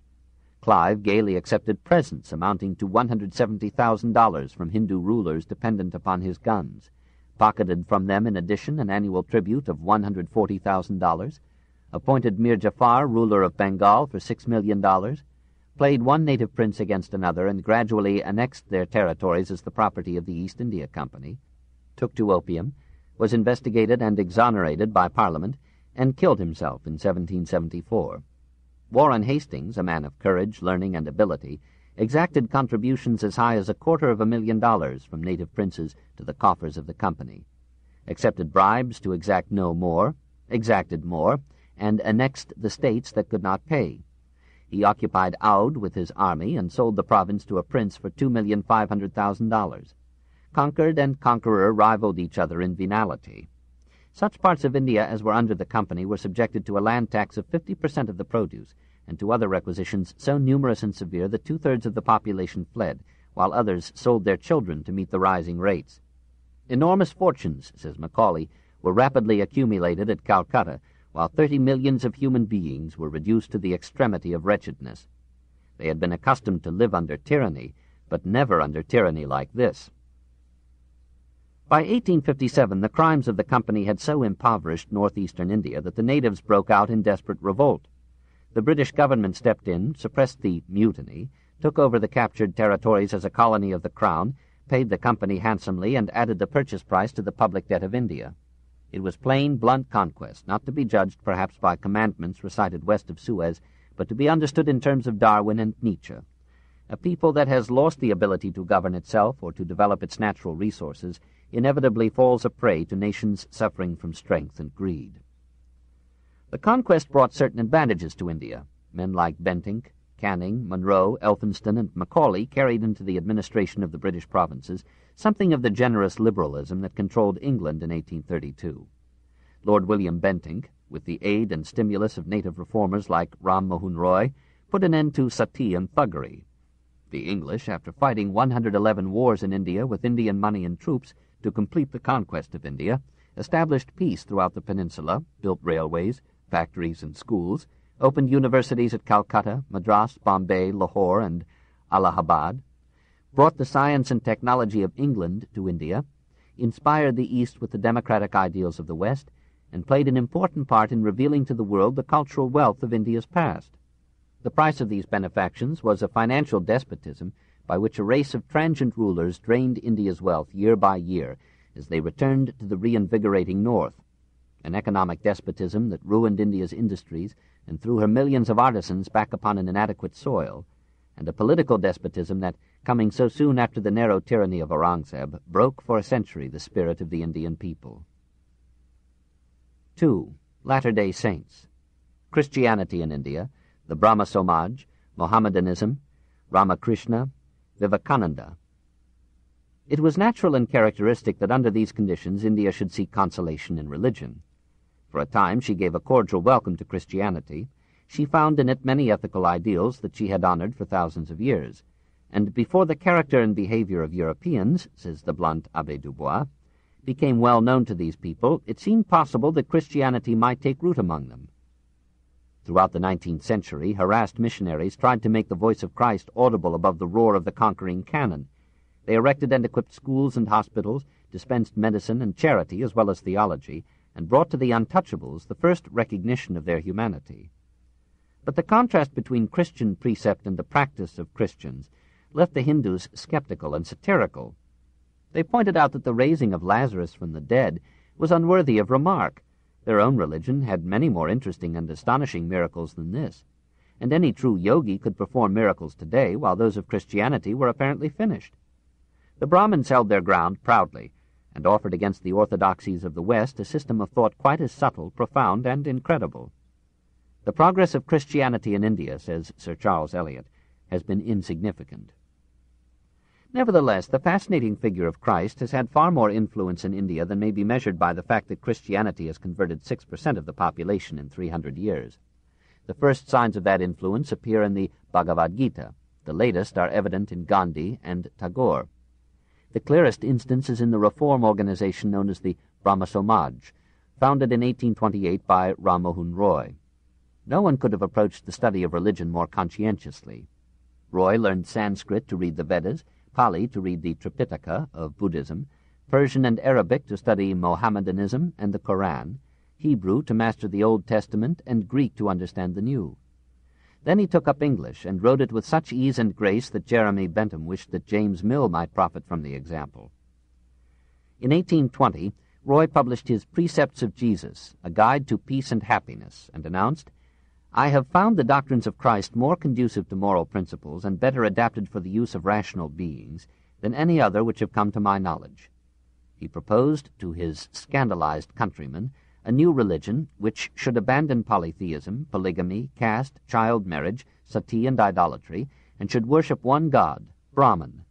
Like Akbar, he dreamed that all India might be united in so simple a faith, and like Akbar, he underestimated the popularity of superstition. The Brahma Samaj, after 100 years of useful struggle, is now an extinct force in Indian life. The Moslems are the most powerful and interesting of the religious minorities of India, but the study of their religion belongs to a later volume. It is not astonishing that Mohammedanism, despite the zealous aid of Aurangzeb, failed to win India to Islam. The miracle is that Mohammedanism in India did not succumb to Hinduism. The survival of this simple and masculine monotheism amid a jungle of polytheism attests the virility of the Moslem mind. We need only recall the absorption of Buddhism by Brahmanism to realize the vigor of this resistance and the measure of this achievement. Allah now has some 70 million worshippers in India. The Hindu has found little comfort in any alien faith, and the figures that have most inspired his religious consciousness in the 19th century were those that rooted their doctrine and practice in the ancient creeds of the people. Ramakrishna, a poor Brahmin of Bengal, became for a time a Christian and felt the lure of Christ. He became at another time a Moslem and joined in the austere ritual of Mohammedan prayer. But soon his pious heart brought him back to Hinduism, even to the terrible Kali, whose priest he became, and whom he transformed into a mother goddess overflowing with tenderness and affection. He rejected the ways of the intellect and preached bhakti yoga, the discipline and union of love. The knowledge of God, he said, may be likened to man, while love of God is like a woman. Knowledge has entry only to the outer rooms of God, and no one can enter into the inner mysteries of God save a lover. Unlike Ram Mohan Roy, Ramakrishna took no trouble to educate himself. He learned no Sanskrit and no English. He wrote nothing and shunned intellectual discourse. When a pompous logician asked him, "What are knowledge, knower, and the object known?" he answered, "Good man, I do not know all these niceties of scholastic learning. I know only my mother divine, and that I am her son." All religions are good, he taught his followers. Each is a way to God, or a stage on the way, adapted to the mind and heart of the seeker. To be converted from one religion to another is foolishness. One need only continue on his own way and reach to the essence of his own faith. All rivers flow to the ocean. Flow, and let others flow too. He tolerated sympathetically the polytheism of the people and accepted humbly the monism of the philosophers. But in his own living faith, God was a spirit incarnated in all men, and the only true worship of God was the loving service of mankind. Many fine souls, rich and poor, Brahmin and pariah, chose him as guru and formed an order and mission in his name. The most vivid of these followers was a proud young Kshatriya, Narendranath Dut, who, full of Spencer and Darwin, first presented himself to Ramakrishna as an atheist, unhappy in his atheism, but scornful of the myths and superstitions with which he identified religion. Conquered by Ramakrishna's patient kindliness, Naren became the young master's most ardent disciple. He redefined God as the totality of all souls, and called upon his fellow men to practice religion not through vain asceticism and meditation, but through absolute devotion to men. Leave to the next life the reading of the Vedanta and the practice of meditation. Let this body which is here be put at the service of others. The highest truth is this: God is present in all beings. They are his multiple forms. There is no other God to seek. He alone serves God, who serves all other beings. Changing his name to Vivekananda, he left India to seek funds abroad for the Ramakrishna mission. In 1893 he found himself lost and penniless in Chicago.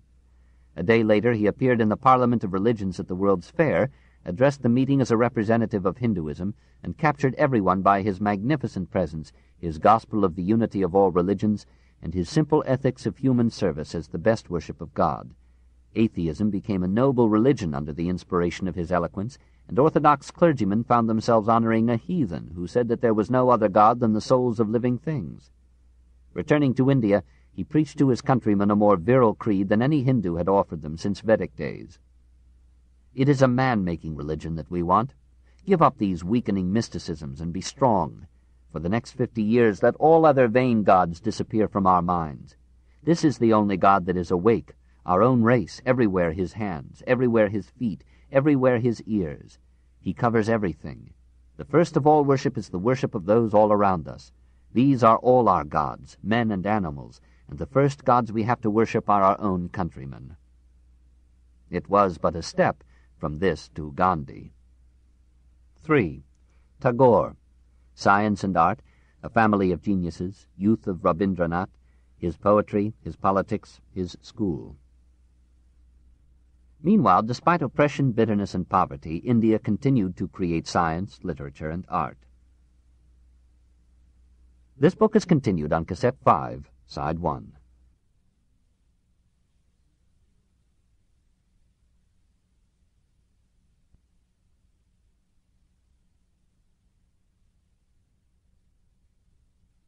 Civilization, Volume 1, Our Oriental Heritage, Part 2, by Will Durant, continued, Cassette 5, Side 1.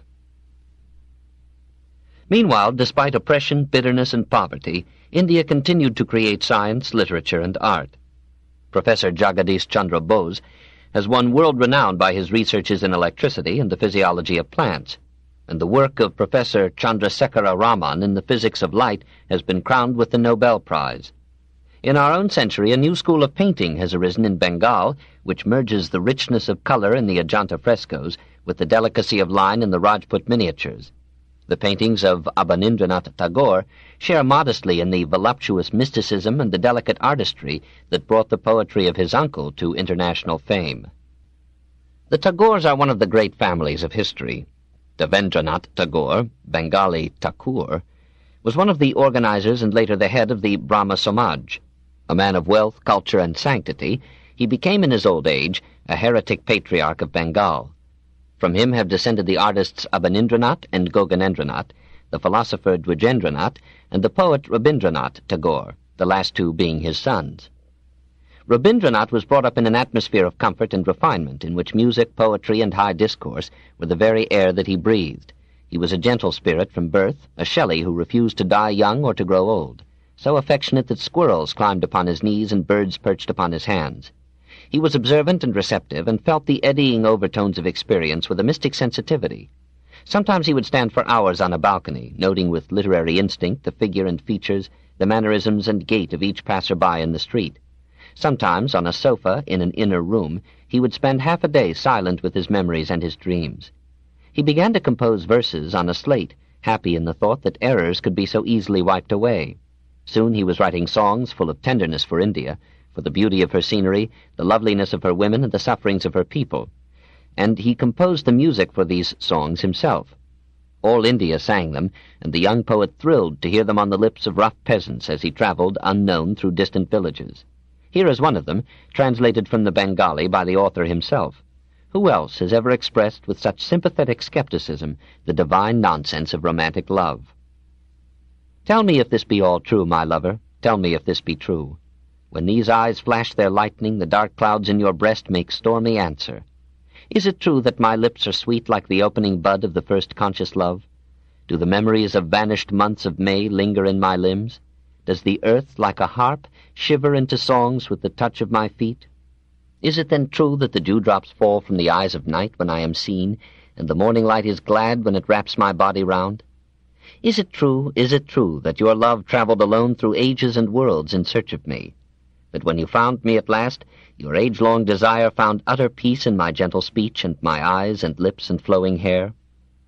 Is it then true that the mystery of the infinite is written on this little forehead of mine? Tell me, my lover, if all this be true. There are many virtues in these poems, an intense and yet sober patriotism, a femininely subtle understanding of love and woman, nature and man, a passionate penetration into the insight of India's philosophers, and a Tennysonian delicacy of sentiment and phrase. If there is any fault in them, it is that they are too consistently beautiful, too monotonously idealistic and tender. Every woman in them is lovely, and every man in them is infatuated with woman, or death, or God. Nature, though sometimes terrible, is always sublime, never bleak or barren or hideous. Perhaps the story of Chitra is Tagore's story. Her lover, Arjuna, tires of her in a year because she is completely and uninterruptedly beautiful. Only when she loses her beauty and, becoming strong, takes up the natural labors of life, does the god love her again, a profound symbol of the contented marriage. Tagore confesses his limitations with captivating grace. My love, once upon a time your poet launched a great epic in his mind. Alas, I was not careful, and it struck your ringing anklets and came to grief. It broke up into scraps of songs and lay scattered at your feet. Therefore he has sung lyrics to the end, and all the world except the critics has heard him gladly. India was a little surprised when her poet received the Nobel Prize in 1913. The Bengal reviewers had seen only his faults, and the Calcutta professors had used his poems as examples of bad Bengali. The young nationalists disliked him because his condemnation of the abuses in India's moral life was stronger than his cry for political freedom, and when he was knighted, it seemed to them a betrayal of India. He did not hold the honor long, for when by a tragic misunderstanding British soldiers fired into a religious gathering at Amritsar in 1919, Tagore returned his decorations to the Viceroy with a stinging letter of renunciation. Today he is a solitary figure, perhaps the most impressive of all men now on the earth, a reformer who has had the courage to denounce the most basic of India's institutions, the caste system, and the dearest of her beliefs, transmigration, a nationalist who longs for India's liberty but has dared to protest against the chauvinism and self-seeking that play a part in the nationalist movement, an educator who is tired of oratory and politics and has retreated to his ashram and hermitage at Shantiniketan to teach some of the new generation his gospel of moral self-liberation, a poet broken-hearted by the premature death of his wife and by the humiliation of his country, a philosopher steeped in the Vedanta, a mystic hesitating like Chandidas between woman and God, and yet shorn of the ancestral faith by the extent of his learning, a lover of nature, facing her messengers of death with no other consolation than his unaging gift of song. Ah, poet, the evening draws near, your hair is turning gray. Do you in your lonely musing hear the message of the hereafter? It is evening, said the poet, and I am listening because someone may call from the village, late though it be. I watch if young straying hearts meet together, and two pairs of eager eyes beg for music to break their silence and speak for them. Who is there to weave their passionate songs if I sit on the shore of life and contemplate death and the beyond? It is a trifle that my hair is turning gray. I am ever as young or as old as the youngest and the oldest of this village. They all have need for me, and I have no time to brood over the afterlife. I am of an age with each. What matter if my hair turns gray? 4. East is West. Changing India. Economic changes. Social. The decaying caste system, castes and guilds, untouchables, the emergence of woman. That a man unfamiliar with English till almost 50 should write English so well is a sign of the ease with which some of the gaps can be bridged between that East and that West whose mating another poet has banned. For since the birth of Tagore, the West has come to the East in 100 ways, and is changing every aspect of Oriental life. 30,000 miles of railways have webbed the wastes and ghats of India, and carried Western faces into every village. Telegraph wires and the printing press have brought to every student the news of a suggestively changing world. English schools have taught British history with a view to make British citizens, and have unwittingly inculcated English ideas of democracy and liberty. Even the East now justifies Heraclitus. Reduced to poverty in the 19th century by the superior machinery of British looms and the higher caliber of British guns, India has now turned her face reluctantly towards industrialization. Handicrafts are dying, factories are growing. At Jamshedpur, the Tata Iron and Steel Company employs 45,000 men and threatens the leadership of American firms in the production of steel. The coal production of India is mounting rapidly. Within a generation, China and India may overtake Europe and America in lifting out of the soil the basic fuels and materials of industry. Not only will these native resources meet native needs, they may compete with the West for the markets of the world, and the conquerors of Asia may suddenly find their markets gone, and the standards of living of their people at home severely reduced by the competition of low-wage labor in once docile and backward, that is, agricultural lands. In Bombay there are factories in mid-Victorian style, with old-fashioned wages that bring tears of envy to the eyes of Occidental Tories. Hindu employers have replaced the British in many of these industries and exploit their fellow men with the rapacity of Europeans bearing the white man's burden. The economic basis of Indian society has not changed without affecting social institutions and moral customs of the people. The caste system was conceived in terms of a static and agricultural society. It provided order but gave no opening to unpedigreed genius, no purchase to ambition and hope, no stimulus to invention and enterprise. It was doomed when the Industrial Revolution reached India's shores. The machine does not respect persons. In most of the factories, men work side by side without discrimination of caste. Trains and trams give berth or standing room to all who can pay. Cooperative societies and political parties bring all grades together, and in the congestion of the urban theater or street, Brahmin and pariah rub elbows in unexpected fellowship. A Raja announces that every caste and creed will find reception at his court. A Shudra becomes the enlightened ruler of Baroda.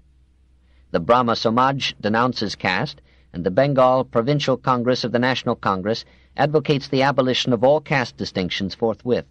Slowly the machine lifts a new class to wealth and power and brings the most ancient of living aristocracies to an end. Already the caste terms are losing significance. The word Vaishya is used in books today but has no application in actual life. Even the term Shudra has disappeared from the north, while in the south it is a loose designation for all non-Brahmins. The lower castes of older days have in effect been replaced by over 3,000 castes that are really guilds. Bankers, merchants, manufacturers, farmers, professors, engineers, track walkers, college women, butchers, barbers, fishermen, actors, coal miners, washermen, cabmen, shopgirls, bootblacks. These are organized into occupational castes that differ from our trade unions chiefly in the loose expectation that sons will follow the trades of their fathers. The great tragedy of the caste system is that it has multiplied from generation to generation those untouchables whose growing number and rebelliousness undermine the institution that created them. The outcasts have received into their ranks all those who were enslaved by war or debt, all the children of marriages between Brahmins and Shudras, and all those unfortunates whose work as scavengers, butchers, acrobats, conjurers, or executioners was stamped as degrading by Brahmanical law, and they have swollen their mass by the improvident fertility of those who have nothing to lose. Their bitter poverty has made cleanliness of body, clothing, or food an impossible luxury for them, and their fellows shun them with every sense. Therefore the laws of caste forbid an untouchable to approach nearer than 24 feet to a Shudra, or 74 feet to a Brahmin. If the shadow of a pariah falls upon a man of caste, the latter must remove the contamination by a purifying ablution. Whatever the outcast touches is thereby defiled. In many parts of India, he must not draw water from the public wells or enter temples used by Brahmins or send his children to the Hindu schools. The British, whose policies have in some degree contributed to the impoverishment of the outcasts, have brought them at least equality before the law and equal access to all British-controlled colleges and schools. The nationalist movement, under the inspiration of Gandhi, has done much to lessen the disabilities of the untouchables. Perhaps another generation will see them externally and superficially free. The coming of industry and of Western ideas is disturbing the ancient mastery of the Hindu male. Industrialization defers the age of marriage, requires the emancipation of woman. That is to say, the woman cannot be lured into the factory unless she is persuaded that home is a prison, and is entitled by law to keep her earnings for herself. Many real reforms have come as incidents to this emancipation. Child marriage has been formally ended, in 1929, by raising the legal age of marriage to 14 for girls and to 18 for men. Sati has disappeared, and the remarriage of widows grows daily. Polygamy is allowed, but few men practice it, and tourists are disappointed to find that the temple dancers are almost extinct. In no other country is moral reform progressing so rapidly. Industrial city life is drawing women out of purdah. Hardly 6% of the women of India accept such seclusion today. A number of lively periodicals for women discuss the most up-to-date questions. Even a birth control league has appeared and has faced bravely the gravest problem of India, indiscriminate fertility. In many of the provinces, women vote and hold political office. Twice women have been president of the Indian National Congress. Many of them have taken degrees at the universities and have become doctors, lawyers, or professors. Soon, no doubt, the tables will be turned and women will rule. Must not some wild Western influence bear the guilt of this flaming appeal issued by a subaltern of Gandhi to the women of India? Away with ancient purdah. Come out of the kitchens quick. Fling the pots and pans rattling into the corners. Tear the cloth from your eyes and see the new world. Let your husbands and brothers cook for themselves. There is much work to be done to make India a nation. 5. The Nationalist Movement. The Westernized Students, the Secularization of Heaven, the Indian National Congress. In 1923, there were over 1,000 Hindus studying in England, presumably an equal number in America, perhaps an equal number elsewhere. They marveled at the privileges enjoyed by the lowliest citizens of Western Europe and America. They studied the French and American revolutions and read the literature of reform and revolt. They gloated over the Bill of Rights, the Declaration of the Rights of Man, the Declaration of Independence, and the American Constitution. They went back to their countries as centers of infection for democratic ideas and the gospel of liberty. The industrial and scientific advances of the West and the victory of the Allies in the war gave to these ideas an irresistible prestige. Soon every student was shouting the battle cry of freedom. In the schools of England and America, the Hindus learned to be free. These Western-educated Orientals had not only taken on political ideals in the course of their education abroad, they had shed religious ideas. The two processes are usually associated in biography and in history. They came to Europe as pious youths, wedded to Krishna, Shiva, Vishnu, Kali, Rama. They touched science, and their ancient faiths were shattered as by some sudden catalytic shock.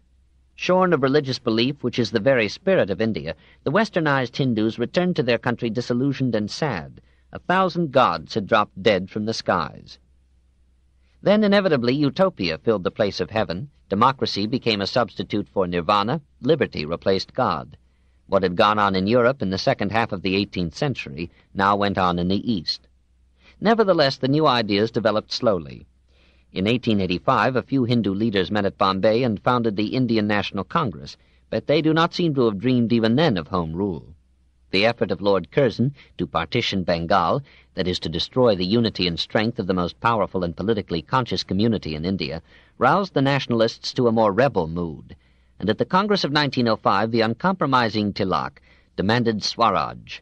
He had created the word out of Sanskrit roots still visible in its English translation, self-rule.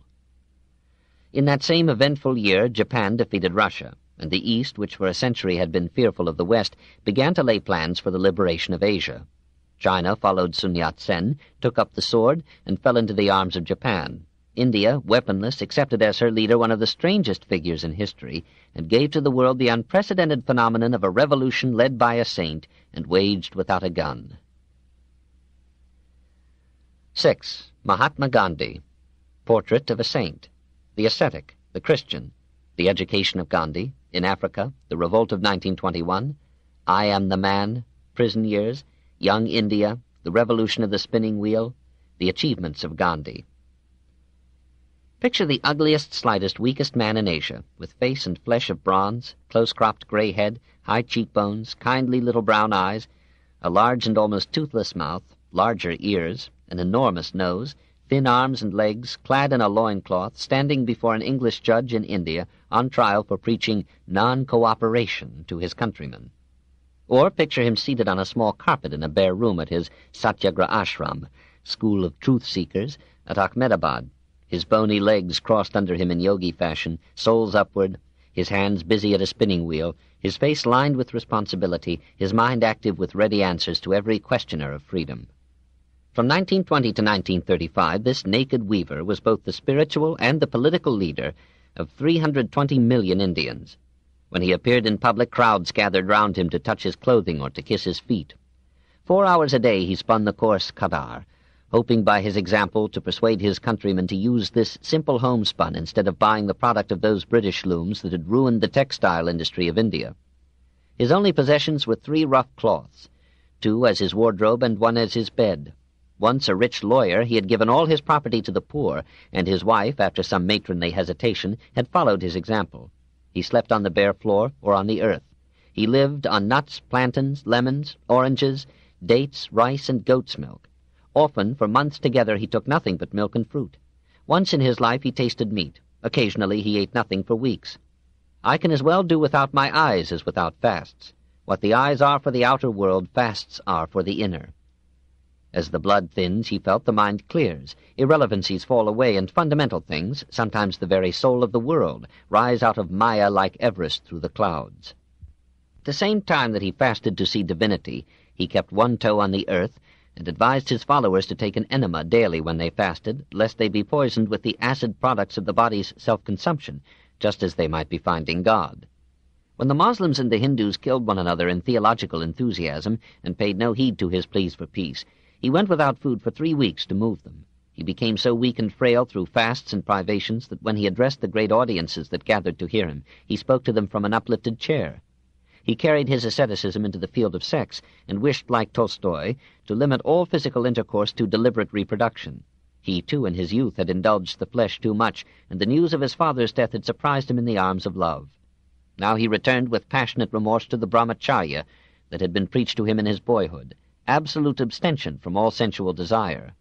He persuaded his wife to live with him only as sister with brother, and from that time, he tells us, all dissension ceased.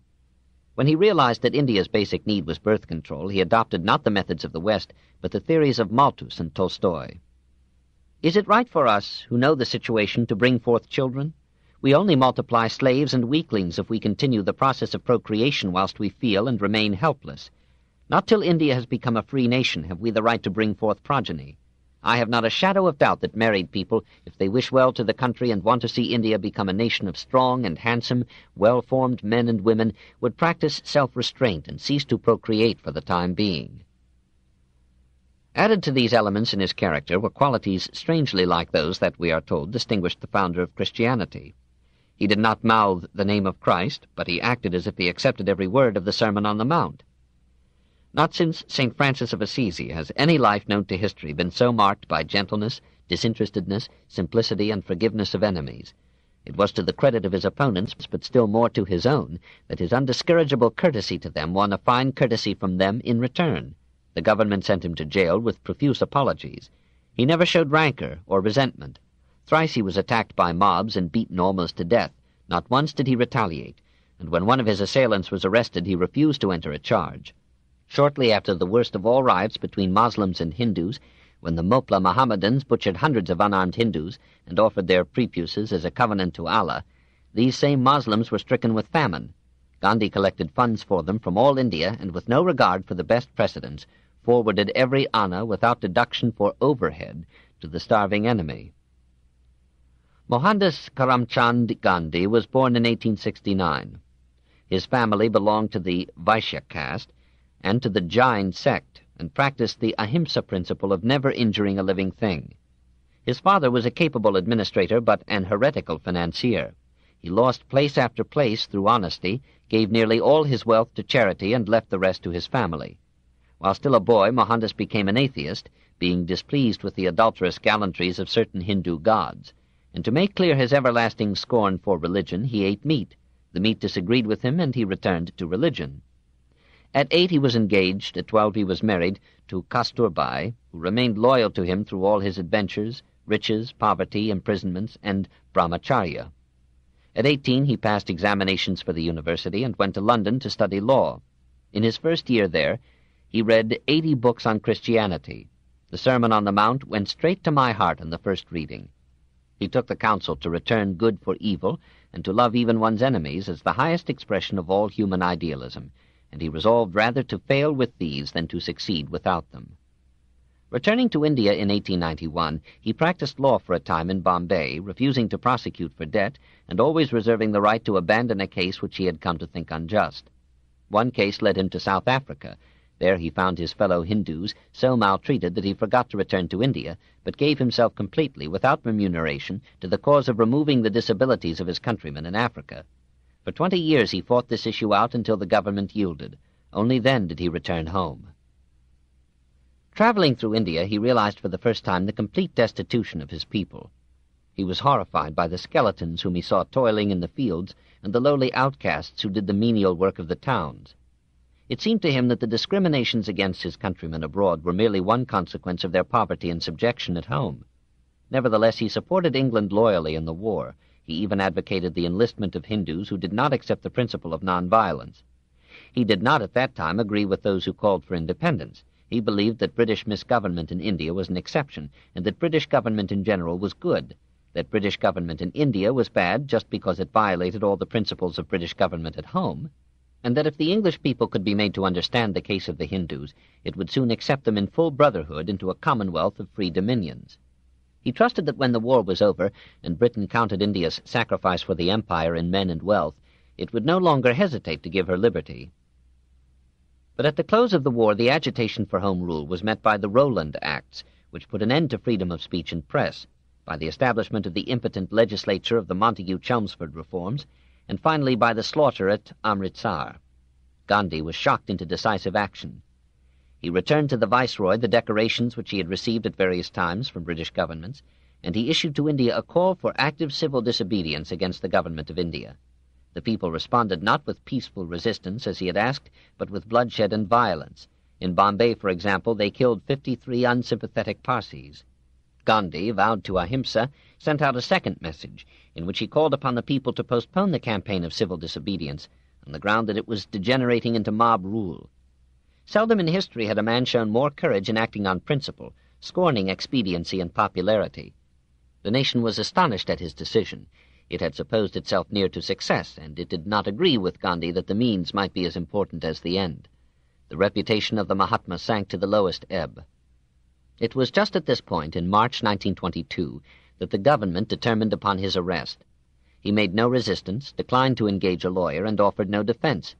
When the prosecutor charged him with being responsible through his publications for the violence that had marked the outbreak of 1921, Gandhi replied in terms that lifted him at once to nobility. I wish to endorse all the blame that the learned Advocate General has thrown on my shoulder in connection with the incidents in Bombay, Madras, and Chauri-Chara. Thinking over these deeply and sleeping over them night after night, it is impossible for me to dissociate myself from these diabolical crimes. The learned Advocate General is quite right when he says that as a man of responsibility, a man having received a fair share of education, I should have known the consequences of every one of my acts. I knew that I was playing with fire, I ran the risk, and if I was set free, I would still do the same. I felt this morning that I would have failed in my duty if I did not say what I say here just now. I wanted to avoid violence. I want to avoid violence. Nonviolence is the first article of my faith. It is also the last article of my creed. But I had to make my choice. I had either to submit to a system which I considered had done an irreparable harm to my country, or incur the risk of the mad fury of my people bursting forth when they understood the truth from my lips. I know that my people have sometimes gone mad.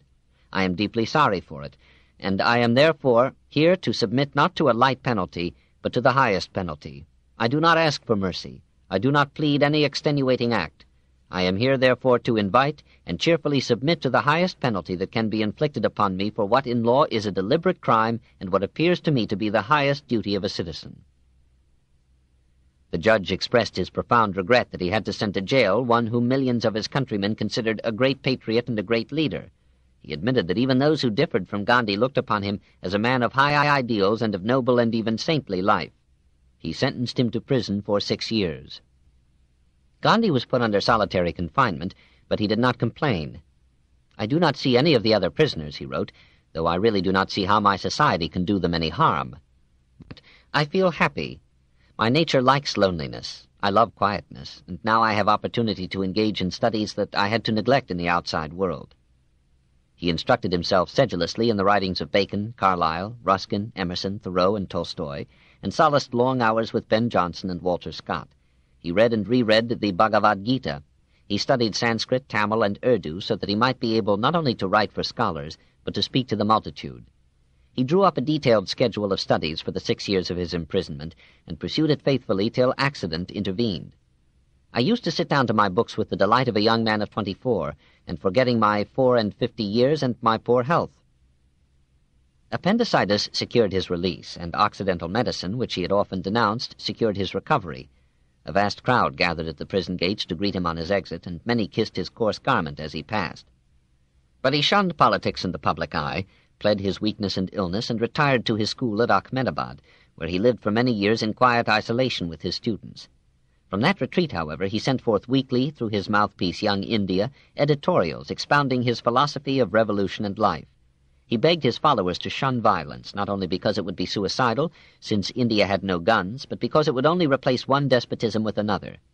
History, he told them, teaches one that those who have, no doubt with honest motives, ousted the greedy by using brute force against them, have in their turn become a prey to the disease of the conquered.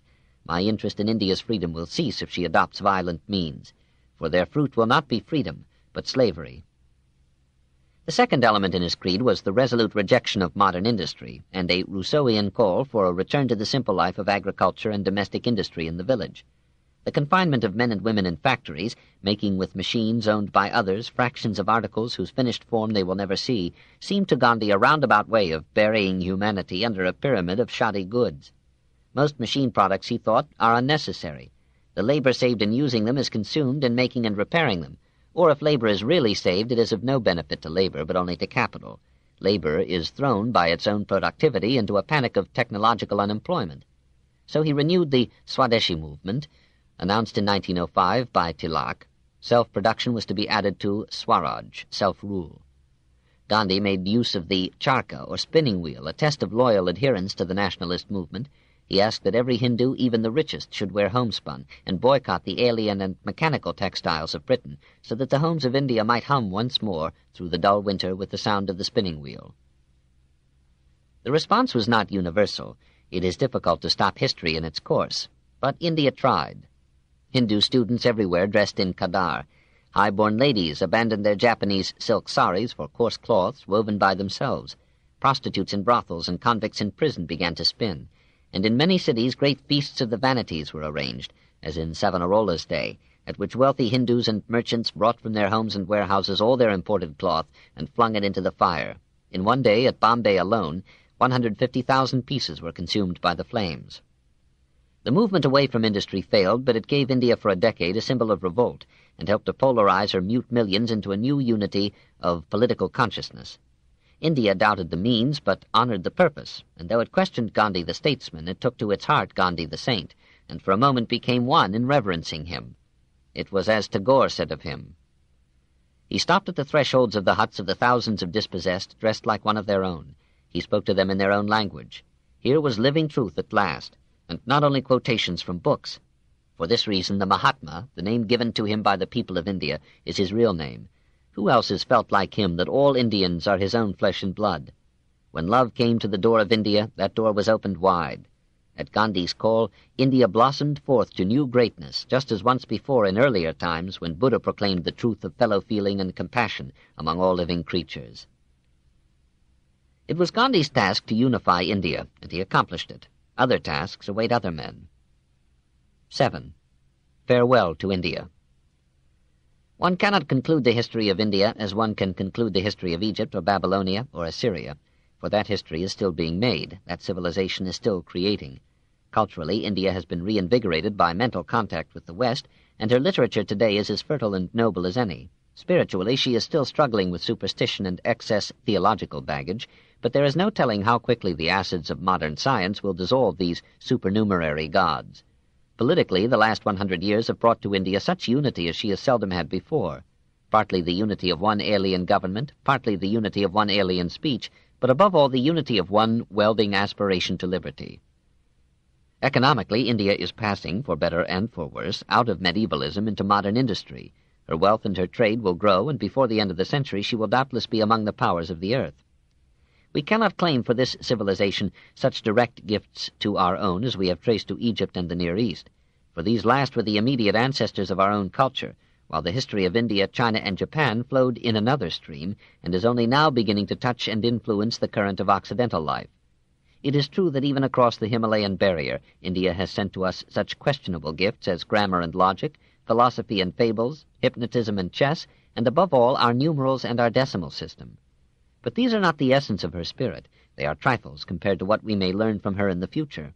As invention, industry, and trade bind the continents together, or as they fling us into conflict with Asia, we shall study its civilizations more closely, and shall absorb, even in enmity, some of its ways and thoughts. Perhaps in return for conquest, arrogance, and spoliation, India will teach us the tolerance and gentleness of the mature mind, the quiet content of the unacquisitive soul, the calm of the understanding spirit, and the unifying, pacifying love for all living things. Book 3. The Far East. A. China. An emperor knows how to govern when poets are free to make verses, people to act plays, historians to tell the truth, ministers to give advice, the poor to grumble at taxes, students to learn lessons aloud, workmen to praise their skill and seek work, people to speak of anything, and old men to find fault with everything. Address of the Duke of Shao to King Li Wang, circa 845 B.C. Chapter 23. The Age of the Philosophers. 1. The Beginnings. 1. Estimates of the Chinese. The intellectual discovery of China was one of the achievements of the Enlightenment. These peoples, Diderot wrote of the Chinese, are superior to all other Asiatics in antiquity, art, intellect, wisdom, policy, and in their taste for philosophy. Nay, in the judgment of certain authors, they dispute the palm in these matters with the most enlightened peoples of Europe. The body of this empire, said Voltaire, has existed 4,000 years without having undergone any sensible alteration in its laws, customs, language, or even in its fashions of apparel. The organization of this empire is, in truth, the best that the world has ever seen. This respect of scholars has survived closer acquaintance, and in some contemporary observers it has reached the pitch of humble admiration. Count Kaiserling, in one of the most instructive and imaginative books of our time, concludes that altogether the most perfect type of humanity as a normal phenomenon has been elaborated in ancient China. China has created the highest universal culture of being hitherto known. The greatness of China takes hold of and impresses me more and more. The great men of this country stand on a higher level of culture than ours do. These gentlemen stand on an extraordinarily high level as types. Especially their superiority impresses me. How perfect the courtesy of the cultured Chinaman. China's supremacy of form is unquestionable in all circumstances. The Chinaman is perhaps the profoundest of all men. The Chinese do not trouble to deny this, and until the present century, there are now occasional exceptions, they were unanimous in regarding the inhabitants of Europe and America as barbarians.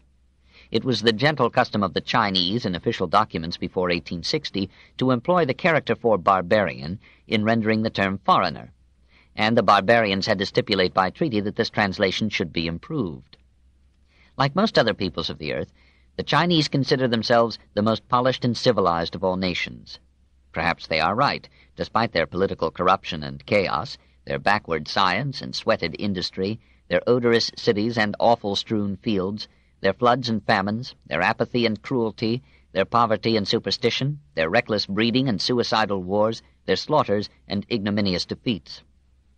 For behind this dark surface that now appears to the alien eye is one of the oldest and richest of living civilizations, a tradition of poetry reaching as far back as 1700 B.C., a long record of philosophy, idealistic and yet practical, profound and yet intelligible, a mastery of ceramics and painting, unequaled in their kind, an easy perfection rivaled only by the Japanese in all the minor arts, the most effective morality to be found among the peoples of any time, a social organization that has held together more human beings and has endured through more centuries than any other known to history, a form of government which, until the Revolution destroyed it, was the almost ideal of philosophers, a society that was civilized when Greece was inhabited by barbarians, that saw the rise and fall of Babylonia and Assyria, Persia and Judea, Athens and Rome, Venice and Spain, and may yet survive when those Balkans called Europe have reverted to darkness and savagery.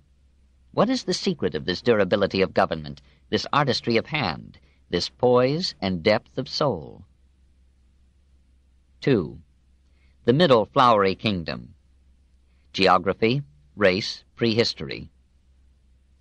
If we consider Russia as Asiatic, which it was till Peter and may be again, then Europe becomes only a jagged promontory of Asia, the industrial projection of an agricultural hinterland, the tentative fingers or pseudopodia of a giant continent. Dominating that continent is China, as spacious as Europe and as populous. Hemmed in through most of its history by the largest ocean, the highest mountains, and one of the most extensive deserts in the world, China enjoyed an isolation that gave her comparative security and permanence, immutability and stagnation. Hence the Chinese called their country not China, but Tianhua, under the heavens, or Shihai, within the four seas, or Chongguo, middle kingdom, or Chonghua Kuo, middle flowery kingdom, or, by decree of the revolution, Chunhua Minkuo, middle flowery people's kingdom. Flowers it has in abundance, and all the varied natural scenery that can come from sunshine and floating mists, perilous mountain crags, majestic rivers, deep gorges, and swift waterfalls amid rugged hills. Through the fertile south runs the Yangtze River, 3,000 miles in length. Farther north, the Huangho, or Yellow River, descends from the western ranges amid plains of less to carry its silt through vacillating estuaries, once to the Yellow Sea, now to the Gulf of Pechili, tomorrow possibly to the Yellow Sea again. Along these and the Wei and other broad streams, Chinese civilization began, driving back the beast and the jungle, holding the surrounding barbarians at bay, clearing the soil of brush and bramble, ridding it of destructive insects and corrosive deposits like saltpeter, draining the marshes, fighting droughts and floods and devastating changes in the courses of the rivers, drawing the water patiently and wearily from these friendly enemies into 1,000 canals, and building day by day through centuries, huts and houses, temples and schools, villages, cities, and states. How long men have toiled to build the civilizations that men so readily destroy. No one knows whence the Chinese came, or what was their race, or how old their civilization is. The remains of the Peking man suggest the great antiquity of the human ape in China, and the researches of Andrews have led him to conclude that Mongolia was thickly populated as far back as 20,000 B.C., by a race whose tools corresponded to the Azilian development of Mesolithic Europe, and whose descendants spread into Siberia and China as southern Mongolia dried up and became the Gobi Desert. The discoveries of Anderson and others in Honan and South Manchuria indicate a Neolithic culture 1,000 or 2,000 years later than similar stages in the prehistory of Egypt and Sumeria. Some of the stone tools found in these Neolithic deposits resemble exactly in shape and perforations the iron knives now used in northern China to reap the sorghum crop. And this circumstance, small though it is, reveals the probability that Chinese culture has an impressive continuity of 7,000 years. We must not, through the blur of distance, exaggerate the homogeneity of this culture or of the Chinese people. Some elements of their early art and industry appear to have come from Mesopotamia and Turkestan. For example, the Neolithic pottery of Honan is almost identical with that of Anau and Susa. The present Mongolian type is a highly complex mixture in which the primitive stock has been crossed and recrossed by 100 invading or immigrating stocks from Mongolia, southern Russia, the Scythians, and Central Asia. China, like India, is to be compared with Europe as a whole rather than with any one nation of Europe. It is not the united home of one people, but a medley of human varieties, different in origin, distinct in language, diverse in character and art, and often hostile to one another in customs, morals, and government. 3. The unknown centuries. The creation, according to China, the coming of culture, wine and chopsticks, the virtuous emperors, a royal atheist. China has been called the paradise of historians. This book is continued at this point on the other side of this cassette. Please reverse or turn the cassette over now. The Story of Civilization, Volume 1, Our Oriental Heritage, Part 2, by Will Durant. Continued. Cassette 5, Side 2. China has been called the paradise of historians. For centuries and millenniums, it has had official historiographers who recorded everything that happened and much besides. We cannot trust them further back than 776 B.C., but if we lend them a ready ear, they will explain in detail the history of China from 3000 B.C., and the more pious among them, like our own seers, will describe the creation of the world. Pan Ku, the first man, they tell us, after laboring on the task for 18,000 years, hammered the universe into shape about 2,229,000 B.C. As he worked, his breath became the wind and the clouds, his voice became the thunder, his veins the rivers, his flesh the earth, his hair the grass and trees, his bones the metals, His sweat, the rain, and the insects that clung to his body became the human race. We have no evidence to disprove this ingenious cosmology. The earliest kings, says Chinese legend, reigned 18,000 years each and struggled hard to turn Pan Ku's lice into civilized men. Before the arrival of these celestial emperors, we are told, the people were like beasts, clothing themselves in skins, feeding on raw flesh, and knowing their mothers but not their fathers, a limitation which Strindberg did not consider exclusively ancient or Chinese. Then came the Emperor Fuxi, in precisely 2852 B.C., With the help of his enlightened queen, he taught his people marriage, music, writing, painting, fishing with nets, the domestication of animals, and the feeding of silkworms for the secretion of silk. Dying, he appointed as his successor Shen Nung, who introduced agriculture, invented the wooden plow, established markets and trade, and developed the science of medicine from the curative values of plants. So legend, which loves personalities more than ideas, attributes to a few individuals the laborious advances of many generations. Then a vigorous soldier emperor, Huang Ti, in a reign of a mere century, gave China the magnet and the wheel, appointed official historians, built the first brick structures in China, erected an observatory for the study of the stars, corrected the calendar, and redistributed the land. Yao ruled another century, and so well that Confucius, writing of him 1,800 years later in what must have seemed a hectically modern age, mourned the degeneration of China. The old sage, who was not above the pious fraud of adorning a tale to point a moral, informs us that the Chinese people became virtuous by merely looking at Yao. As first aid to reformers, Yao placed outside his palace door a drum by which they might summon him to hear their grievances, and a tablet upon which they might write their advice to the government. Now, says the famous book of history, concerning the good Yao, it is said that he ruled Chungguo for 100 years, the years of his life being 110 and 6. He was kind and benevolent as heaven, wise and discerning as the gods. From afar his radiance was like a shining cloud, and approaching him he was as brilliant as the sun. Rich was he without ostentation, and regal without luxuriousness. He wore a yellow cap and a dark tunic, and rode in a red chariot drawn by white horses. The eaves of his thatch were not trimmed, and the rafters were unplaned, while the beams of his house had no ornamental ends. His principal food was soup, indifferently compounded, nor was he choice in selecting his grain. He drank his broth of lentils from a dish that was made of clay, using a wooden spoon. His person was not adorned with jewels, and his clothes were without embroidery, simple and without variety.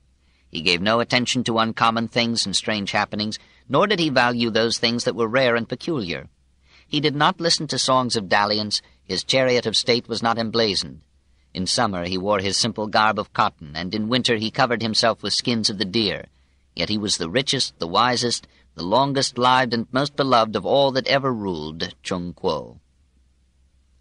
The last of these 5 rulers was Shun, the model of filially devoted sons, the patient hero who fought the floods of the Huangho, improved the calendar, standardized weights and measures, and endeared himself to scholastic posterity by reducing the size of the whip with which Chinese children were educated. In his old age, Shun, Chinese tradition tells us, raised to a place beside himself on the throne the ablest of his aides, the great engineer Yu, who had controlled the floods of 9 rivers by cutting through 9 mountains and forming 9 lakes. But for Yu, say the Chinese, we should all have been fishes. In his reign, according to sacred legend, rice wine was discovered and was presented to the emperor, but Yu dashed it to the ground, predicting, "The day will come when this thing will cost someone a kingdom." He banished the discoverer and prohibited the new beverage, whereupon the Chinese, for the instruction of posterity, made wine the national beverage. Rejecting the principle of succession by royal appointment, Yu established the Xia, that is, civilized, dynasty, by making the throne hereditary in his family, so that idiots alternated with mediocrities and geniuses in the government of China. The dynasty was brought to an end by the whimsical Emperor Jie, who amused himself and his wife by compelling 3,000 Chinese to jump to their euthanacy in a lake of wine. We have no way of checking the accounts transmitted to us of the Xia dynasty by the early Chinese historians. Astronomers claim to have verified the solar eclipse mentioned by the records as occurring in the year 2165 B.C., but competent critics have challenged these calculations. Bones found in Honan bear the names of rulers traditionally ascribed to the Second or Shang dynasty, and some bronze vessels of great antiquity are tentatively attributed to this period. For the rest, we must rely on stories whose truth may not be proportioned to their charm. According to ancient tradition, one of the Shang emperors, Wu Yi, was an atheist. He defied the gods and blasphemed the spirit of heaven. He played chess with it, ordered a courtier to make its moves, and derided it when it lost. Having dedicated to it a leathern bag, he filled the bag with blood and amused himself by making it a target for his arrows. The historians, more virtuous than history, assure us that Wu Yi was struck dead with lightning. Zhou Xian, royal inventor of chopsticks, brought the dynasty to an end by his incredible wickedness. "I have heard," he said, "that a man's heart has 7 openings. I would fain make the experiment upon Pi Kan, his minister." Zhou's wife, Ta Ki, was a model of licentiousness and cruelty. At her court, voluptuous dances were performed, and men and women gambled naked in her gardens. When public criticism rose, she sought to still it with novelties of torture. Rebels were made to hold fiery metals in their hands or to walk greased poles over a pit of live charcoal. When victims fell into the pit, the queen was much amused to see them roast. Zhou Xian was overthrown by a conspiracy of rebels at home and invaders from the western state of Zhou, who set up the Zhou dynasty, the most enduring of all the royal houses of China. The victorious leaders rewarded their aides by making them almost independent rulers of the many provinces into which the new realm was divided. In this way began that feudalism which proved so dangerous to government and yet so stimulating to Chinese letters and philosophy. The newcomers mingled their blood in marriage with the older stocks, and the mixture provided a slow biological prelude to the first historic civilization of the Far East. 4. The first Chinese civilization, the feudal age in China, an able minister, the struggle between custom and law, culture and anarchy, love lyrics from the Book of Odes. The feudal states that now provided for almost 1,000 years whatever political order China was to enjoy were not the creation of the conquerors. They had grown out of the agricultural communities of primitive days through the absorption of the weaker by the stronger, or the merger of groups under a common chief for the defense of their fields against the encompassing barbarians. At one time there were over 1,700 of these principalities, ordinarily consisting of a walled town surrounded by cultivated land, with smaller walled suburbs constituting a protective circumference. Slowly these provinces coalesced into 55, covering what is now the district of Honan with neighboring portions of Shanxi, Shenxi, and Shantung. Of these 55, the most important were Qi, which laid the basis of Chinese government, and Qin, which conquered all the rest, established a unified empire, and gave to China the name by which it is known to nearly all the world but itself. The organizing genius of Qi was Guangchung, advisor to the Duke Huan.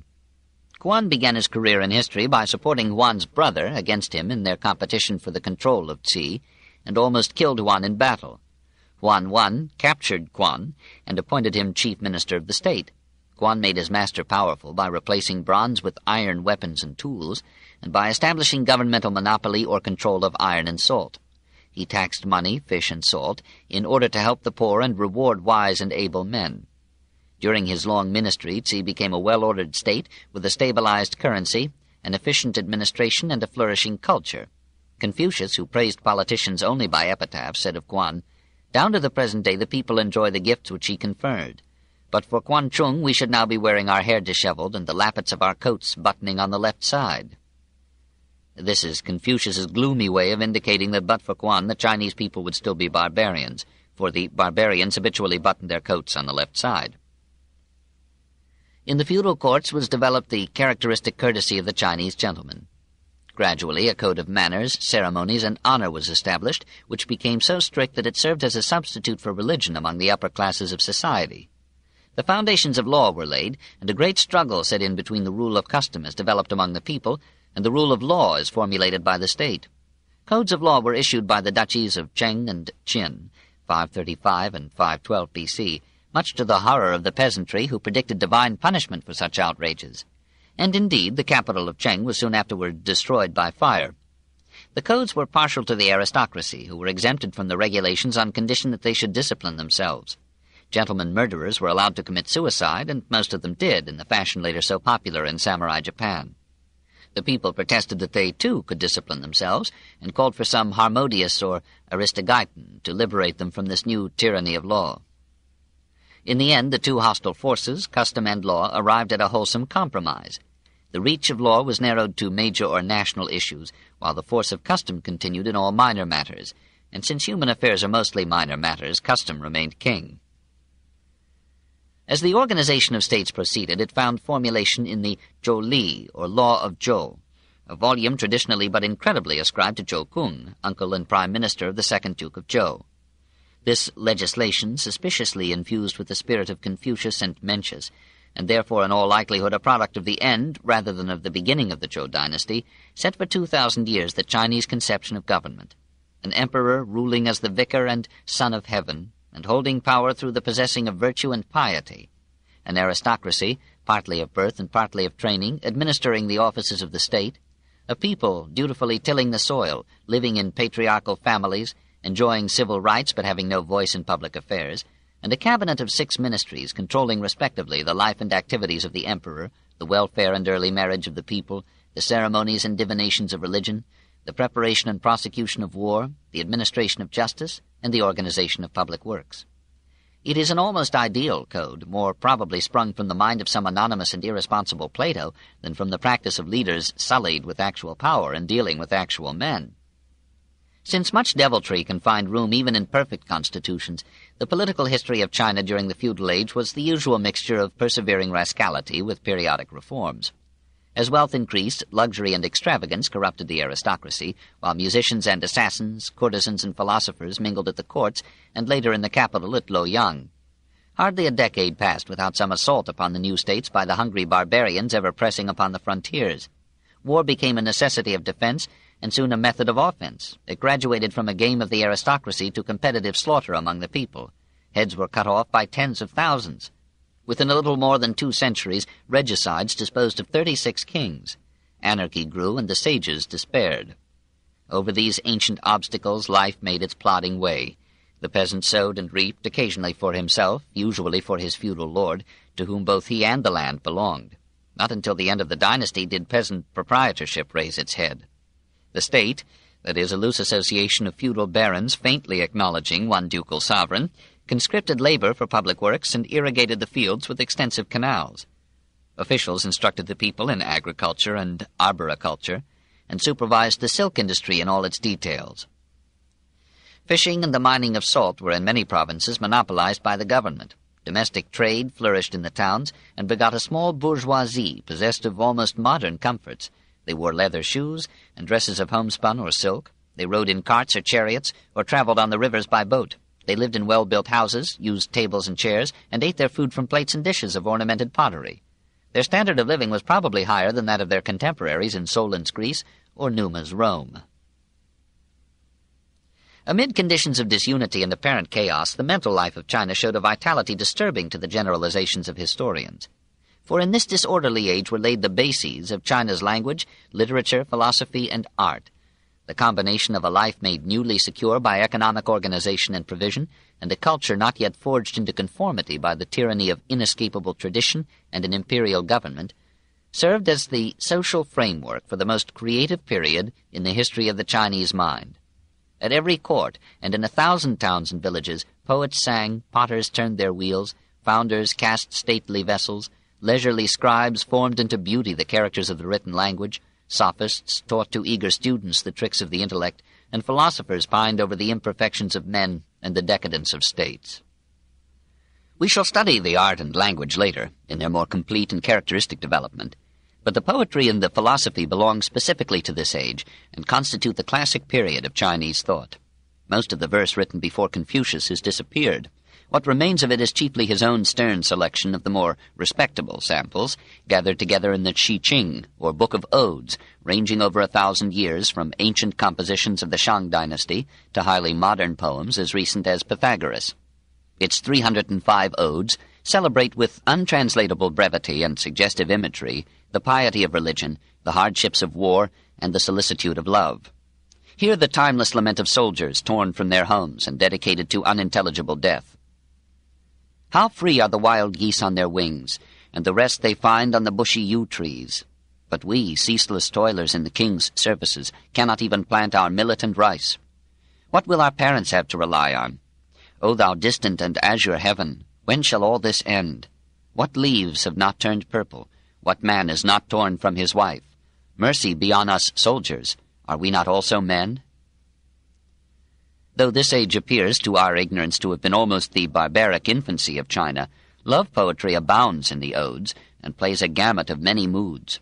In one of these poems, whispering to us across those buried centuries that seemed so model to Confucius, we hear the voice of eternally rebellious youth, as if to say that nothing is so old-fashioned as revolt. I pray you, dear, my little hamlet leave, nor break my willow boughs. 'Tis not that I should grieve, but I fear my sire to rouse. Love pleads with passion disarrayed, a sire's commands must be obeyed. I pray you, dear, leap not across my wall, nor break my mulberry boughs. Not that I fear their fall, but lest my brother's wrath should rouse. Love pleads with passion disarrayed, a brother's words must be obeyed. I pray you, dear, steal not the garden down, nor break my sandal trees. Not that I care for these, but oh, I dread the talk of town. Should lovers have their wilful way, whatever would the neighbors say? And another, the most nearly perfect, or most excellently translated of all, reveals to us the ageless antiquity of sentiment. The morning glory climbs above my head, pale flowers of white and purple, blue and red. I am disquieted. Down in the withered grasses something stirred. I thought it was his footfall that I heard. Then a grasshopper chirred. I climbed the hill just as the new moon showed. I saw him coming on the southern road. My heart lays down its load. 5. The pre-Confucian philosophers. The Book of Changes, the Yang and the Yin, the Chinese Enlightenment, Teng Shi, the Socrates of China. The characteristic production of this epoch is philosophy. It is no discredit to our species that in all ages its curiosity has outrun its wisdom, and its ideals have set an impossible pace for its behavior. As far back as 1250 B.C. we find Yu Tse sounding the keynote in a pithy fragment then already stale, and now still fresh in counsel to laborious word-mongers who do not know that all glory ends in bitterness. He who renounces fame has no sorrow. Happy the man who has no history. From that time until our own, China has produced philosophers. As India is par excellence the land of metaphysics and religion, China is by like preeminence the home of humanistic or non-theological philosophy. Almost the only important work of metaphysics in its literature is the strange document with which the recorded history of Chinese thought begins, the I Ching, or Book of Changes. Tradition insists that it was written in prison by one of the founders of the Zhou dynasty, Wen Wang, and that its simplest origin went back as far as Fuxi. This legendary emperor, we are told, invented the 8 Qua, or mystic trigrams, which Chinese metaphysics identifies with the laws and elements of nature. Each trigram consisted of 3 lines, some continuous and representing the male principle, or yang, some broken and representing the female principle, or yin. In this mystic dualism, the yang represented also the positive, active, productive, and celestial principle of light, heat, and life, while the yin represented the negative, passive, and earthly principle of darkness, cold, and death. Wen Wang immortalized himself and racked the head of 1 billion Chinese by doubling the number of strokes and thereby raising to 64 the number of possible combinations of continuous and broken lines. To each of these arrangements some law of nature corresponded. All science and history were contained in the changeful interplay of the combinations. All wisdom lay hidden in the 64 xiangs, or ideas, symbolically represented by the trigrams. Ultimately, all reality could be reduced to the opposition and union of the 2 basic factors of the universe, the male and the female principles, the yang and the yin. The Chinese used the Book of Changes as a manual of divination and considered it the greatest of their classics. He who should understand the combinations, we are told, would grasp all the laws of nature. Confucius, who edited the volume and adorned it with commentaries, ranked it above all other writings, and wished that he might be free to spend 50 years in its study. This strange volume, though congenial to the subtle occultism of the Chinese soul, is alien to the positive and practical spirit of Chinese philosophy.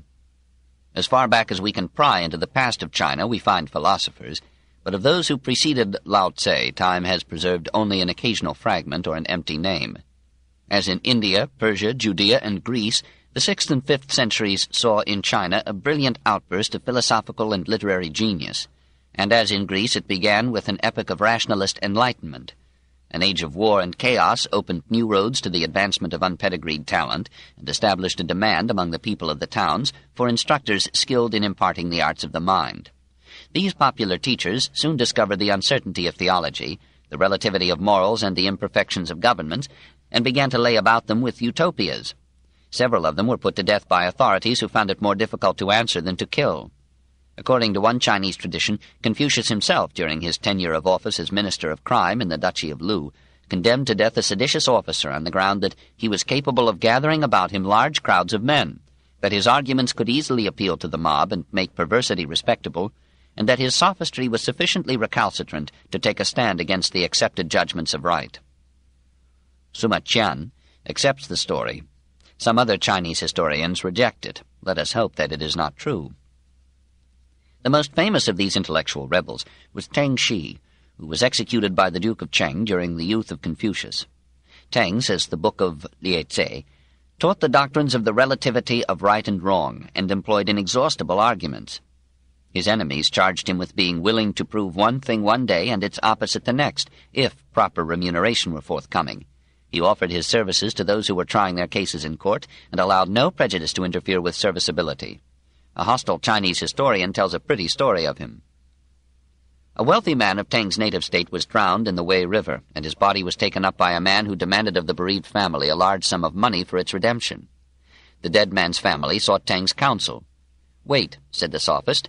"No other family will pay for the body." The advice was followed, and the man who held the corpse became anxious and also came to Teng Shi for advice. The sophist gave the same counsel. "Wait. Nowhere else can they obtain the body." Teng Shi composed a code of penology that proved too idealistic for the government of Cheng. Annoyed by pamphlets in which Teng criticized his policies, the prime minister prohibited the posting of pamphlets in public places. Teng thereupon delivered his pamphlets in person. The minister forbade the delivery of pamphlets. Teng smuggled them to his readers by concealing them in other articles. The government ended the argument by cutting off his head. 6. The Old Master. Lao Tse, the Tao, on intellectuals in government, the foolishness of laws, a Rousseauian utopia and a Christian ethic, portrait of a wise man, the meeting of Lao Tse and Confucius. Lao Tse, greatest of the pre-Confucian philosophers, was wiser than Teng Shi. He knew the wisdom of silence and lived, we may be sure, to a ripe old age, though we are not sure that he lived at all. The Chinese historian Sima Qian tells how Lao Tse, disgusted with the knavery of politicians and tired of his work as curator of the Royal Library of Zhou, determined to leave China and seek some distant and secluded countryside. On reaching the frontier, the warden, Yan Shi, said to him, "So you are going into retirement. I beg you to write a book for me." Thereupon Lao Tse wrote a book in 2 parts, on Tao and Te, extending to over 5,000 words. He then went away, and no one knows where he died. Tradition, which knows everything, credits him with living 87 years. All that remains of him is his name and his book, neither of which may have belonged to him. Lao Tse is a description, meaning the old master. His real name, we are told, was Li, that is to say, a plum. The book which is ascribed to him is of such doubtful authenticity that scholars quarrel learnedly about its origin. Professor Giles considers it a forgery composed after 200 B.C. by free pilfering from the works of the essayist and critic Han Fei. Dr. Lega holds that the frequent references to Lao, as Lao Tan, in Zhuang Tse and in Sima Qian warrant continued belief in the authenticity of the Tao Te Ching. But all are agreed that the Tao Te Ching, that is, the Book of the Way and of Virtue, is the most important text of that Taoist philosophy which, in the opinion of Chinese students, existed long before Lao Tse, found many first-rate defenders after him, and became the religion of a considerable minority of the Chinese from his time to our own. The authorship of the Tao Te Ching is a secondary matter, but its ideas are among the most fascinating in the history of thought. Tao means the way, sometimes the way of nature, sometimes the Taoist way of wise living, literally a road. Basically, it is a way of thinking or of refusing to think. For in the view of the Taoists, thought is a superficial affair, good only for argument, and more harmful than beneficial to life. The way is to be found by rejecting the intellect and all its wares, and leading a modest life of retirement, rusticity, and quiet contemplation of nature. Knowledge is not virtue. On the contrary, rascals have increased since education spread. Knowledge is not wisdom, for nothing is so far from a sage as an intellectual. The worst conceivable government would be by philosophers. They botch every natural process with theory. Their ability to make speeches and multiply ideas is precisely the sign of their incapacity for action. Those who are skilled do not dispute. The disputatious are not skilled. When we renounce learning, we have no troubles. The sage constantly keeps men without knowledge and without desire, and where there are those who have knowledge keeps them from presuming to act. The ancients who showed their skill in practicing the Tao did so not to enlighten the people, but to make them simple and ignorant. The difficulty in governing the people arises from their having too much knowledge. He who tries to govern a state by his wisdom is a scourge to it, while he who does not do so is a blessing. The intellectual man is a danger to the state because he thinks in terms of regulations and laws. He wishes to construct a society like geometry and does not realize that such regulation destroys the living freedom and vigor of the parts. The simpler man, who knows from his own experience the pleasure and efficacy of work conceived and carried out in liberty, is less of a peril when he is in power, for he does not have to be told that a law is a dangerous thing and may injure more than it may help. Such a ruler regulates men as little as possible. If he guides the nation, it is away from all artifice and complexity towards a normal and artless simplicity, in which life would follow the wisely thoughtless routine of nature, and even writing would be put aside as an unnatural instrument of befuddlement and deviltry. Unhampered by regulations from the government, the spontaneous economic impulses of the people, their own lust for bread and love, would move the wheels of life in a simple and wholesome round. There would be few inventions, for those only add to the wealth of the rich and the power of the strong. There would be no books, no lawyers, no industries, and only village trade. In the kingdom, the multiplication of prohibitions increases the poverty of the people. The more implements to add to their profit the people have, the greater disorder is there in the state and clan. The more acts of crafty dexterity men possess, the more do strange contrivances appear. The more display there is of legislation, the more thieves and robbers there are. Therefore a sage has said, "I will do nothing, and the people will be transformed of themselves. I will be fond of keeping still, and the people will of themselves be correct. I will take no trouble about it, and the people will of themselves become rich. I will manifest no ambition, and the people will of themselves attain to the primitive simplicity." In a little state with a small population, I would so order it that though there would be individuals in it with the abilities of 10 or 100 men, there should be no employment for them. I would make the people, while looking upon death as a grievous thing, yet not remove elsewhere to avoid it. Though they had boats and carriages, they should have no occasion to ride in them. Though they had buff coats and sharp weapons, they should have no occasion to don or use them. I would make the people return to the use of knotted cords.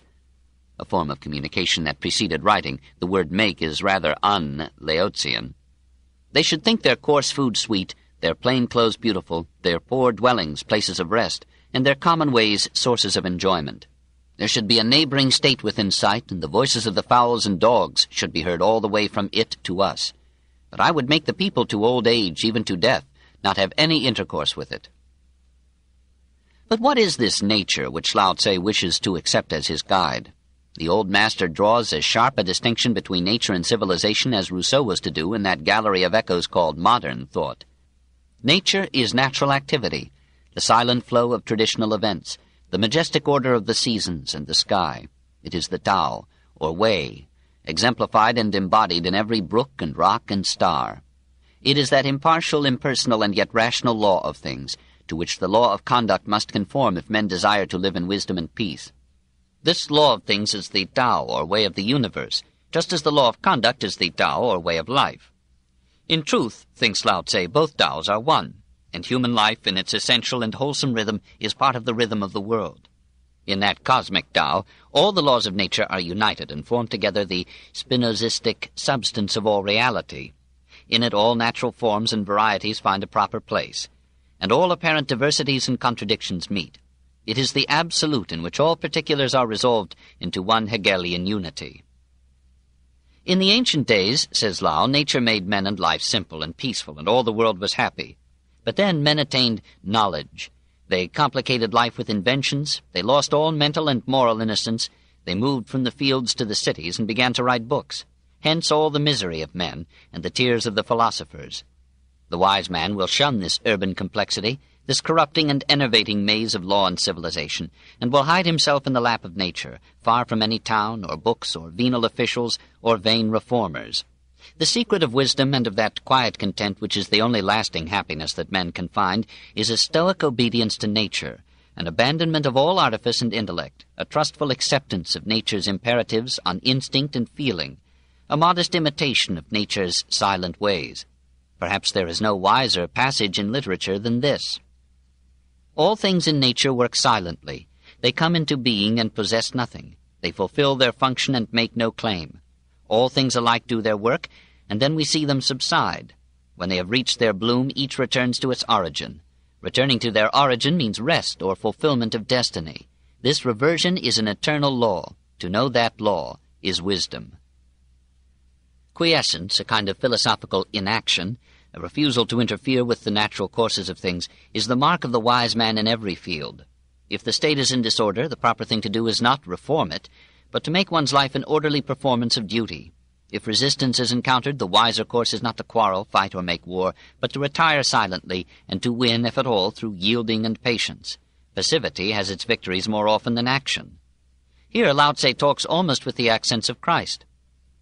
If you do not quarrel, no one on earth will be able to quarrel with you. Recompense injury with kindness.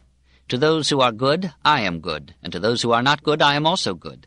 Thus all get to be good.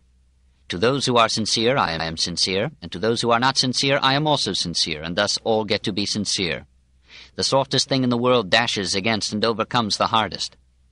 There is nothing in the world softer or weaker than water, and yet for attacking things that are firm and strong there is nothing that can take precedence of it. He adds with reckless gallantry, the female always overcomes the male by her stillness. All these doctrines culminate in Lao's conception of the sage. It is characteristic of Chinese thought that it speaks not of saints but of sages, not so much of goodness as of wisdom. To the Chinese, the ideal is not the pious devotee, but the mature and quiet mind, the man who, though fit to hold high place in the world, retires to simplicity and silence. Silence is the beginning of wisdom. Even of the Tao and wisdom the wise man does not speak, for wisdom can be transmitted never by words, only by example and experience.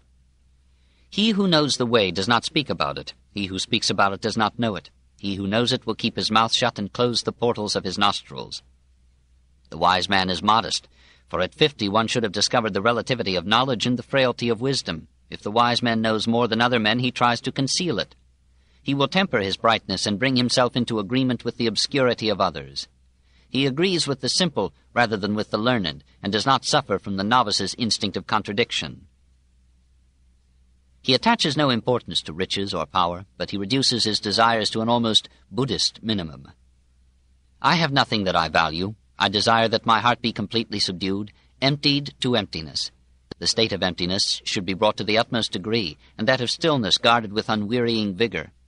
Such a man cannot be treated familiarly or distantly. He is beyond all considerations of profit or injury, of nobility or meanness. He is the noblest man under heaven. It is unnecessary to point out the detailed correspondence of these ideas with those of Jean-Jacques Rousseau.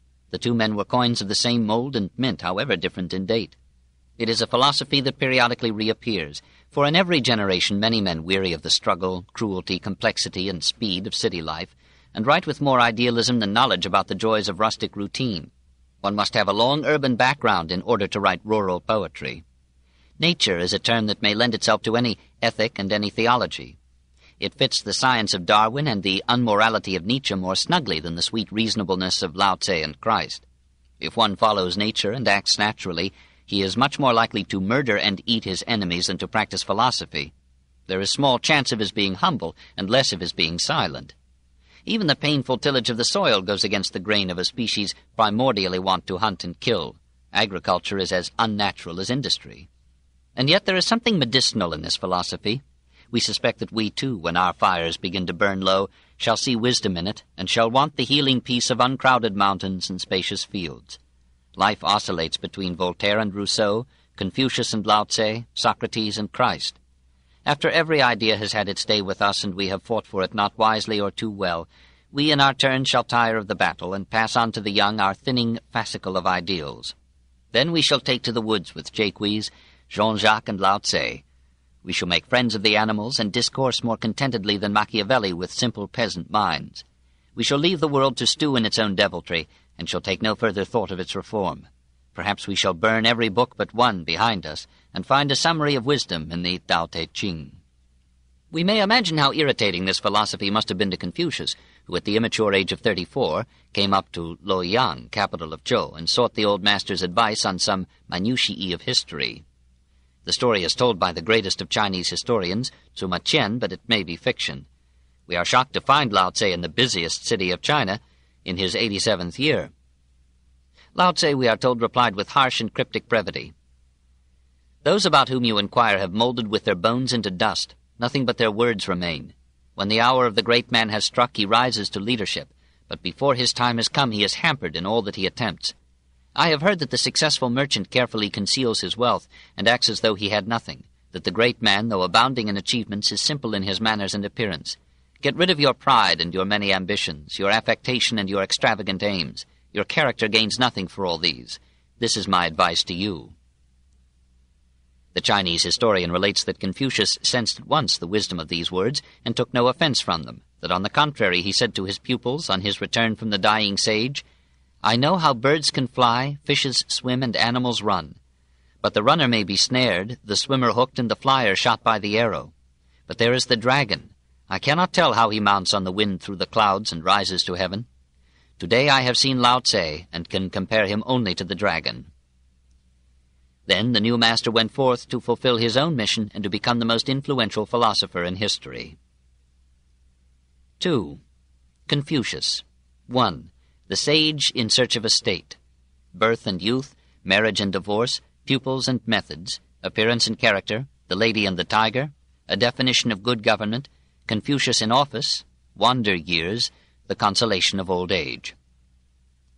Kung Fu Tse, Kung the Master, as his pupils called Kung Chiu, was born at Chufu, in the then kingdom of Lu, in the present province of Shantung, in the year 551 B.C.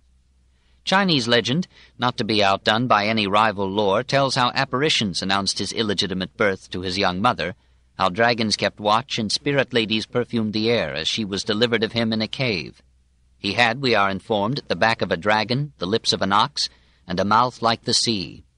He came of the oldest family now in existence, for, the Chinese genealogists assure us, he was derived in direct line from the great emperor Huang Ti, and was destined to be the father of a long succession of Kungs, unbroken to this day.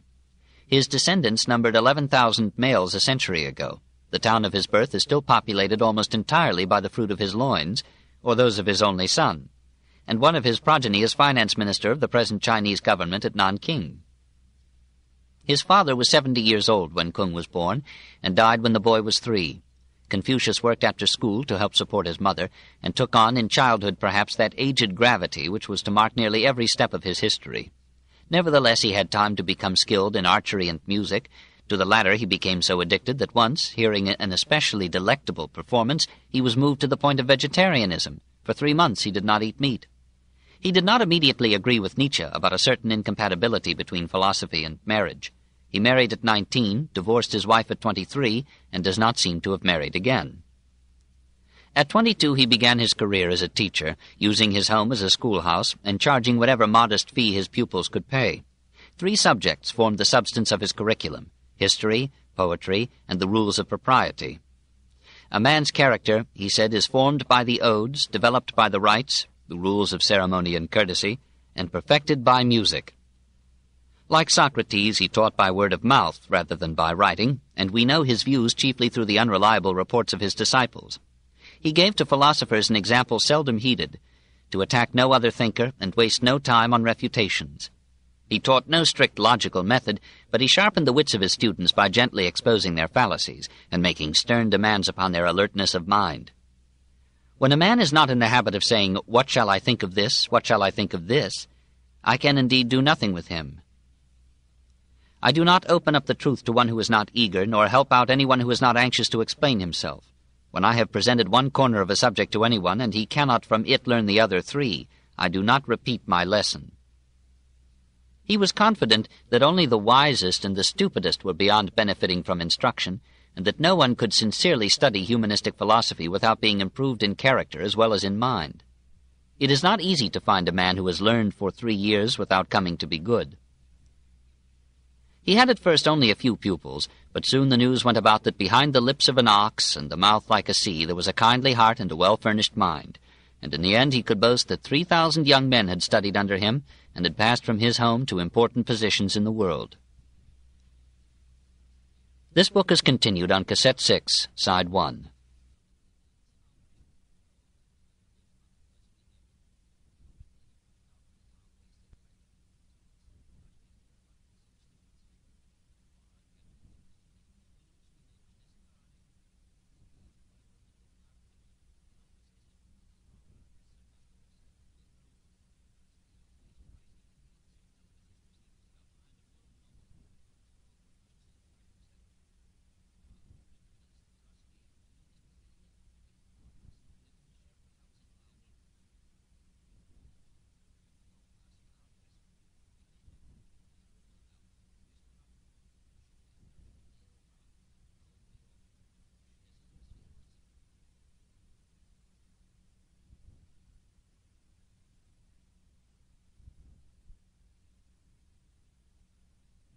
Side 1. He had at first only a few pupils, but soon the news went about that behind the lips of an ox and the mouth like a sea, there was a kindly heart and a well-furnished mind, and in the end he could boast that 3,000 young men had studied under him and had passed from his home to important positions in the world. Some of the students, once as many as 70, lived with him like Hindu novices with their guru, and they developed an affection that often spoke out in their remonstrances against his exposure of his person to danger, or of his good name to calumny. Though always strict with them, he loved some of them more than his own son, and wept without measure when Hui died.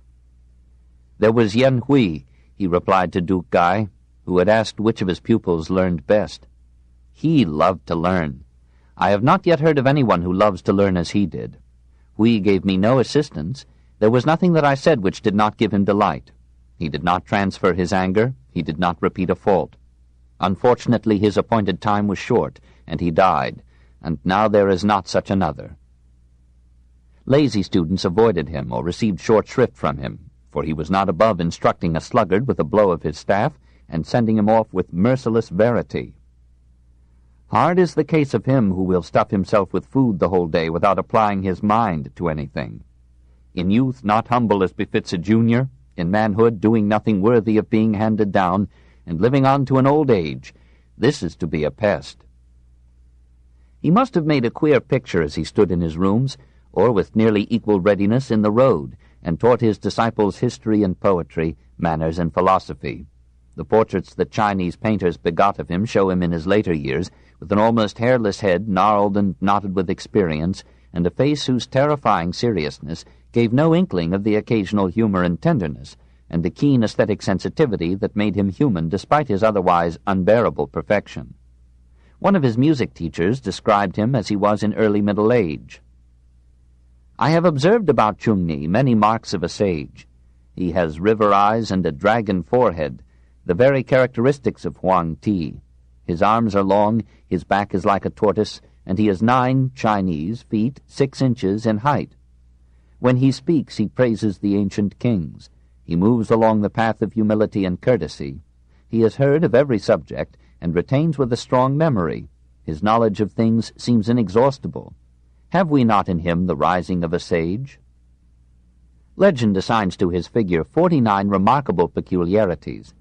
Once, when accident had separated him from his disciples during his wanderings, they located him at once by the report of a traveler that he had seen a monstrous-looking man with the disconsolate appearance of a stray dog.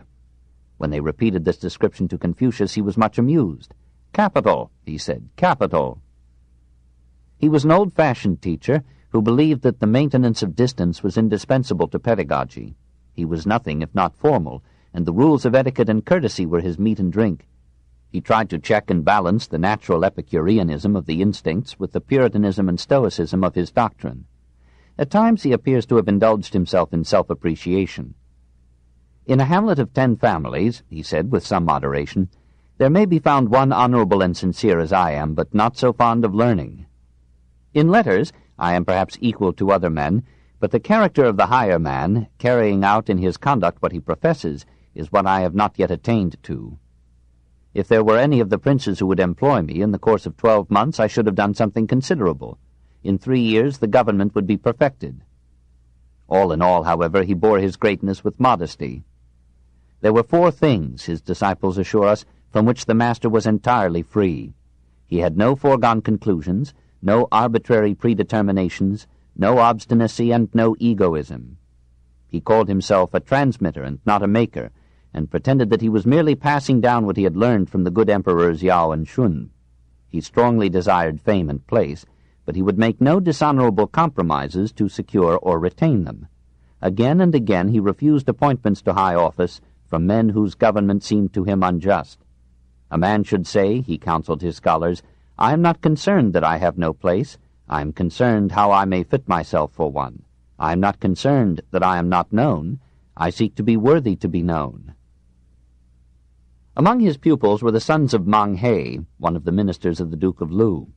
Through them Confucius was introduced to the Zhou court at Luoyang, but he kept a modest distance from the officials, preferring, as we have seen, to visit the dying sage Lao Tse. Returning to Lu, Confucius found his native province so disordered with civil strife that he removed to the neighboring state of Tsi, accompanied by several of his pupils.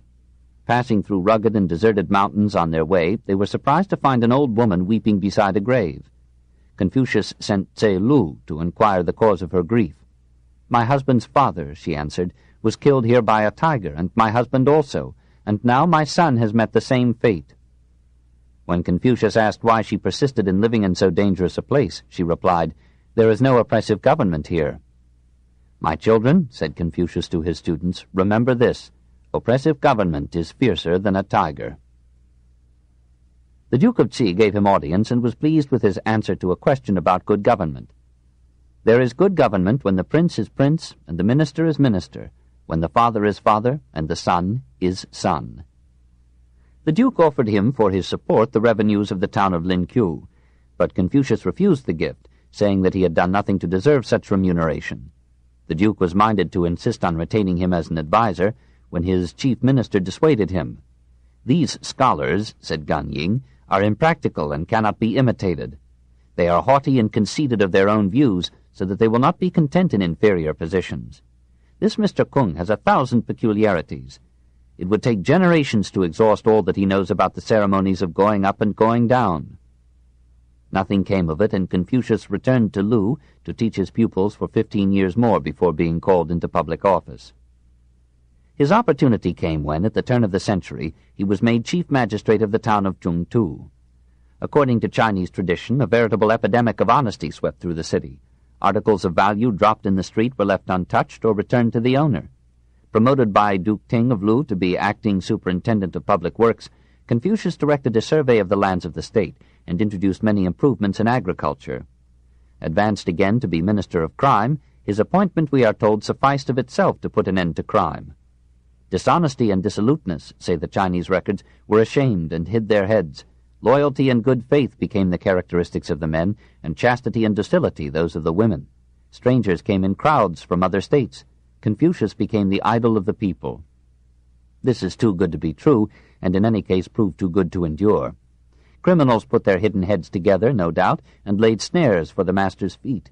Neighboring states, say the historian, grew jealous of Lu and fearful of its rising power. A wily minister of Tsi suggested a stratagem to alienate the Duke of Lu from Confucius. The Duke of Tsi sent to Ting a bevy of lovely sing-song girls, and 120 still more beautiful horses. The Duke of Lu was captivated, ignored the disapproval of Confucius, who had taught him that the first principle of good government is good example, and scandalously neglected his ministers and the affairs of the state. "Master," said Tse Lu, "it is time for you to be going." Reluctantly, Confucius resigned, left Lu, and began 13 years of homeless wandering. He remarked later that he had never seen one who loves virtue as he loves beauty, and indeed, from some points of view, it is one of the most culpable oversights of nature that virtue and beauty so often come in separate packages. The master and a few faithful disciples, no longer welcome in his native state, passed now from province to province, receiving courtesies in some, undergoing dangers and privations in others. Twice they were attacked by ruffians, and once they were reduced almost to starvation, so that even Tse Lu began to murmur that such a lot was hardly appropriate to the higher man. The Duke of Wei offered Confucius the leadership of his government, but Confucius, disapproving of the Duke's principles, refused.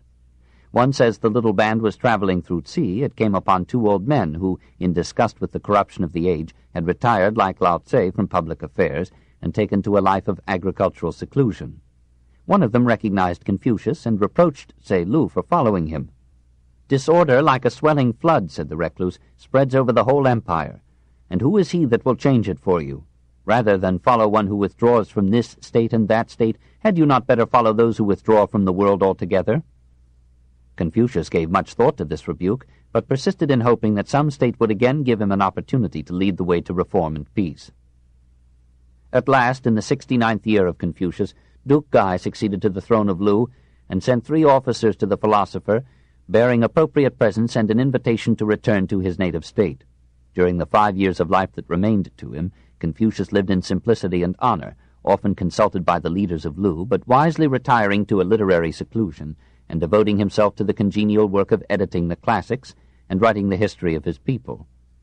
When the Duke of Shi asked Tse Lu about his master, and Tse Lu did not answer him, Confucius, hearing of it, said, "Why did you not say to him, 'He is simply a man who in his eager pursuit of knowledge forgets his food, who in the joy of its attainment forgets his sorrows, and who does not perceive that old age is coming on?'"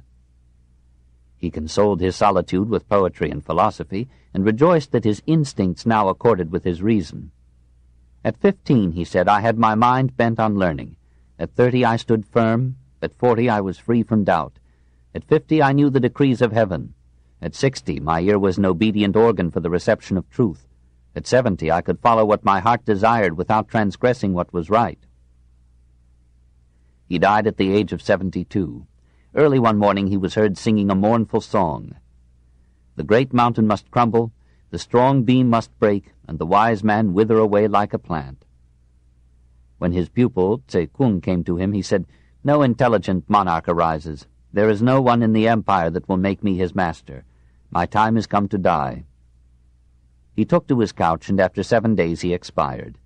His students buried him with pomp and ceremony befitting their affection for him, and building huts by his grave, they lived there for 3 years, mourning for him as for a father. When all the others had gone, Tse Kung, who had loved him even beyond the rest, remained 3 years more, mourning alone by the master's tomb. 2. The 9 Classics. He left behind him 5 volumes, apparently written or edited by his own hand, and therefore known to China as the 5 Qing, or canonical books. First, he edited the Li Qi, or Record of Rites, believing that these ancient rules of propriety were subtle aids to the formation and mellowing of character and the maintenance of social order and peace. Second, he wrote appendices and commentaries for the I Ching, or Book of Changes, seeing in this the profoundest contribution yet made by China to that obscure realm of metaphysics which he himself had sedulously avoided in his philosophy. Third, he selected and arranged the Shi Ching, or Book of Odes, in order to illustrate the nature of human life and the principles of morality. Fourth, he wrote the Chun Chu, or Spring and Autumn Annals, to record with unadorned brevity the main events in the history of his own state of Lu. Fifth, and above all, he sought to inspire his pupils by gathering into a Shu Ching, or Book of History, the most important and elevating events or legends of the early reigns, when China had been in some measure a unified empire, and its leaders, as Confucius thought, had been heroic and unselfish civilizers of the race. He did not think of his function in these works as that of an historian. Rather, he was a teacher, a moulder of youth, and he deliberately selected from the past such items as would rather inspire than disillusion his pupils. We should do him injustice if we turned to these volumes for an impartial and scientific account of Chinese history. He added to the record imaginary speeches and stories, into which he poured as much as he could of his solicitude for morals and his admiration for wisdom. If he idealized the past of his country, he did no more than we do with our own less ancient past. If already our earliest presidents have become sages and saints in hardly a century or two, surely to the historians of 1,000 years hence they will seem as virtuous and perfect as Yao and Shun. To these 5 Qing, the Chinese add 4 Shu, or books, of the philosophers to constitute the 9 Classics. First and most important of these is the Lun Yu, or Discourses and Dialogues, known to the English world, through a whim of Legas, as the Analects, that is, the collected fragments of Confucius. These pages are not from the master's hand, but record with exemplary clarity and brevity his opinions and pronouncements as remembered by his followers. They were compiled within a few decades of Confucius's death, perhaps by the disciples of his disciples, and are the least unreliable guide that we have to his philosophy. The most interesting and instructive of all statements in the Chinese classics appears in the 4th and 5th paragraphs of the second Shu, a work known to the Chinese as Ta Shui, or the Great Learning. The Confucian philosopher and editor, Chu Shi, attributed these paragraphs to Confucius and the remainder of the treatise to Zheng Zan, one of the younger disciples. Kea Kui, a scholar of the 1st century A.D., attributed the work to Kung Chi, grandson of Confucius. The skeptical scholars of today agree that the authorship is unknown. All students concur in ascribing to this grandson the 3rd philosophical classic of China, the Chung Yung, or Doctrine of the Mean. The last of the Shu is the Book of Mencius, of which we shall speak presently. With this volume ends the classic literature, but not the classic period, of Chinese thought. There were, as we shall see, rebels and heretics of every kind to protest against that masterpiece of conservatism, the philosophy of Confucius. 3. The agnosticism of Confucius. A fragment of logic, the philosopher and the urchins, a formula of wisdom. Let us try to do justice to this doctrine. It is the view of life that we shall take when we round out our first half-century, and for all that we know it may be wiser than the poetry of our youth. If we ourselves are heretics and young, this is the philosophy that we must marry to our own in order that our half-truths may beget some understanding. We shall not find here a system of philosophy, that is, a consistent structure of logic, metaphysics, ethics, and politics, dominated by one idea, like the palaces of Nebuchadrezzar, which bore on every brick the name of the ruler. Confucius taught the art of reasoning, not through rules or syllogisms, but by the perpetual play of his keen mind upon the opinions of his pupils. When they went out from his school, they knew nothing about logic, but they could think clearly and to the point. Clarity and honesty of thought and expression were the first lessons of the master. The whole end of speech is to be understood, a lesson not always remembered by philosophy. When you know a thing, to hold that you know it, and when you do not, to admit the fact. This is knowledge. Obscurity of thought and insincere inaccuracy of speech seemed to him national calamities. If a prince who was not in actual fact and power a prince should cease to be called a prince, if a father who was not a fatherly father should cease to be called a father, if an unfilial son should cease to be called a son, then men might be stirred to reform abuses too often covered up with words. Hence, when Tse Lu told Confucius, "The Prince of Wei has been waiting for you, in order with you to administer the government, what will you consider the first thing to be done?" he answered, to the astonishment of prince and pupil, "What is necessary to rectify names." Since his dominating passion was the application of philosophy to conduct and government, Confucius avoided metaphysics and tried to turn the minds of his followers from all recondite or celestial concerns. Though he made occasional mention of heaven and prayer, and counseled his disciples to observe sedulously the traditional rites of ancestor worship and national sacrifice, he was so negative in his answers to theological questions that modern commentators agree in calling him an agnostic. When Tse Kung asked him, "Do the dead have knowledge, or are they without knowledge?" Confucius refused to make any definite reply. When Kei Lu asked about serving the spirits of the dead, the master responded, "While you are not able to serve men, how can you serve their spirits?" Kei Lu asked, "I venture to ask about death," and was answered, "While you do not know life, how can you know about death?" When Fan Che inquired what constituted wisdom, Confucius said, "To give one's self earnestly to the duties due to men, and while respecting spiritual beings, to keep aloof from them, may be called wisdom." His disciples tell us that the subjects on which the master did not talk were extraordinary things, feats of strength, disorder, and spiritual beings. They were much disturbed by this philosophic modesty, and doubtless wished that the master would solve for them the mysteries of heaven. The book of Lie Tse tells with glee the fable of the street urchins who ridiculed the master when he confessed his inability to answer their simple question, "Is the sun nearer to the earth at dawn, when it is larger, or at noon, when it is hotter?" The only metaphysics that Confucius would recognize was the search for unity in all phenomena, and the effort to find some stabilizing harmony between the laws of right conduct and the regularities of nature. "Say," he said to one of his favorites, "you think, I suppose, that I am one who learns many things and keeps them in his memory?" Tse Kung replied, "Yes, but perhaps it is not so?" "No," was the answer. "I seek unity, all-pervading." This, after all, is the essence of philosophy. His master passion was for morality. The chaos of his time seemed to him a moral chaos, caused perhaps by the weakening of the ancient faith and the spread of sophist skepticism as to right and wrong. It was to be cured not by a return to the old beliefs, but by an earnest search for more complete knowledge and a moral regeneration based upon a soundly regulated family life. The Confucian program is expressed pithily and profoundly in the famous paragraphs of the Great Learning. The ancients who wished to illustrate the highest virtue throughout the empire first ordered well their own states. Wishing to order well their states, they first regulated their families.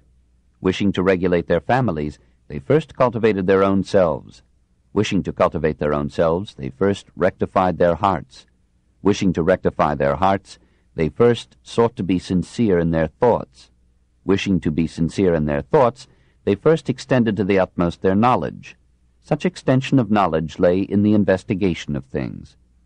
Things being investigated, knowledge became complete. Their knowledge being complete, their thoughts were sincere. Their thoughts being sincere, their hearts were then rectified. Their hearts being rectified, their own selves were cultivated. Their own selves being cultivated, their families were regulated. Their families being regulated, their states were rightly governed. Their states being rightly governed, the whole empire was made tranquil and happy. This is the keynote and substance of the Confucian philosophy. One might forget all other words of the master and his disciples, and yet carry away with these the essence of the matter, and a complete guide to life. The world is at war, says Confucius, because its constituent states are improperly governed. These are improperly governed because no amount of legislation can take the place of the natural social order provided by the family. The family is in disorder and fails to provide this natural social order because men forget that they cannot regulate their families if they do not regulate themselves. They fail to regulate themselves because they have not rectified their hearts. That is, they have not cleansed their own souls of disorderly desires.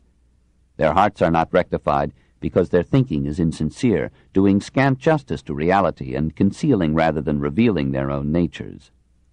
Their thinking is insincere because they let their wishes discolor the facts and determine their conclusions, instead of seeking to extend their knowledge to the utmost by impartially investigating the nature of things. Let men seek impartial knowledge, and their thinking will become sincere. Let their thoughts be sincere, and their hearts will be cleansed of disorderly desires. Let their hearts be so cleansed, and their own selves will be regulated. Let their own selves be regulated, and their families will automatically be regulated, not by virtuous sermonizing or passionate punishments, but by the silent power of example itself. Let the family be so regulated with knowledge, sincerity, and example, and it will give forth such spontaneous social order that successful government will once more be a feasible thing. Let the state maintain internal justice and tranquility, and all the world will be peaceful and happy. It is a counsel of perfection, and forgets that man is a beast of prey, but like Christianity it offers us a goal to strike at and a ladder to climb. It is one of the golden texts of philosophy. 4.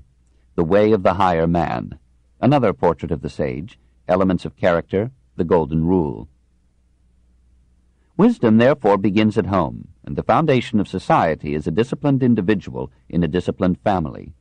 Confucius agreed with Goethe that self-development is the root of social development, and when Tse Lu asked him, "What constitutes the higher man?" he replied, "The cultivation of himself with reverential care." Here and there throughout the dialogues we find him putting together, piece by piece, his picture of the ideal man, a union of philosopher and saint producing the sage.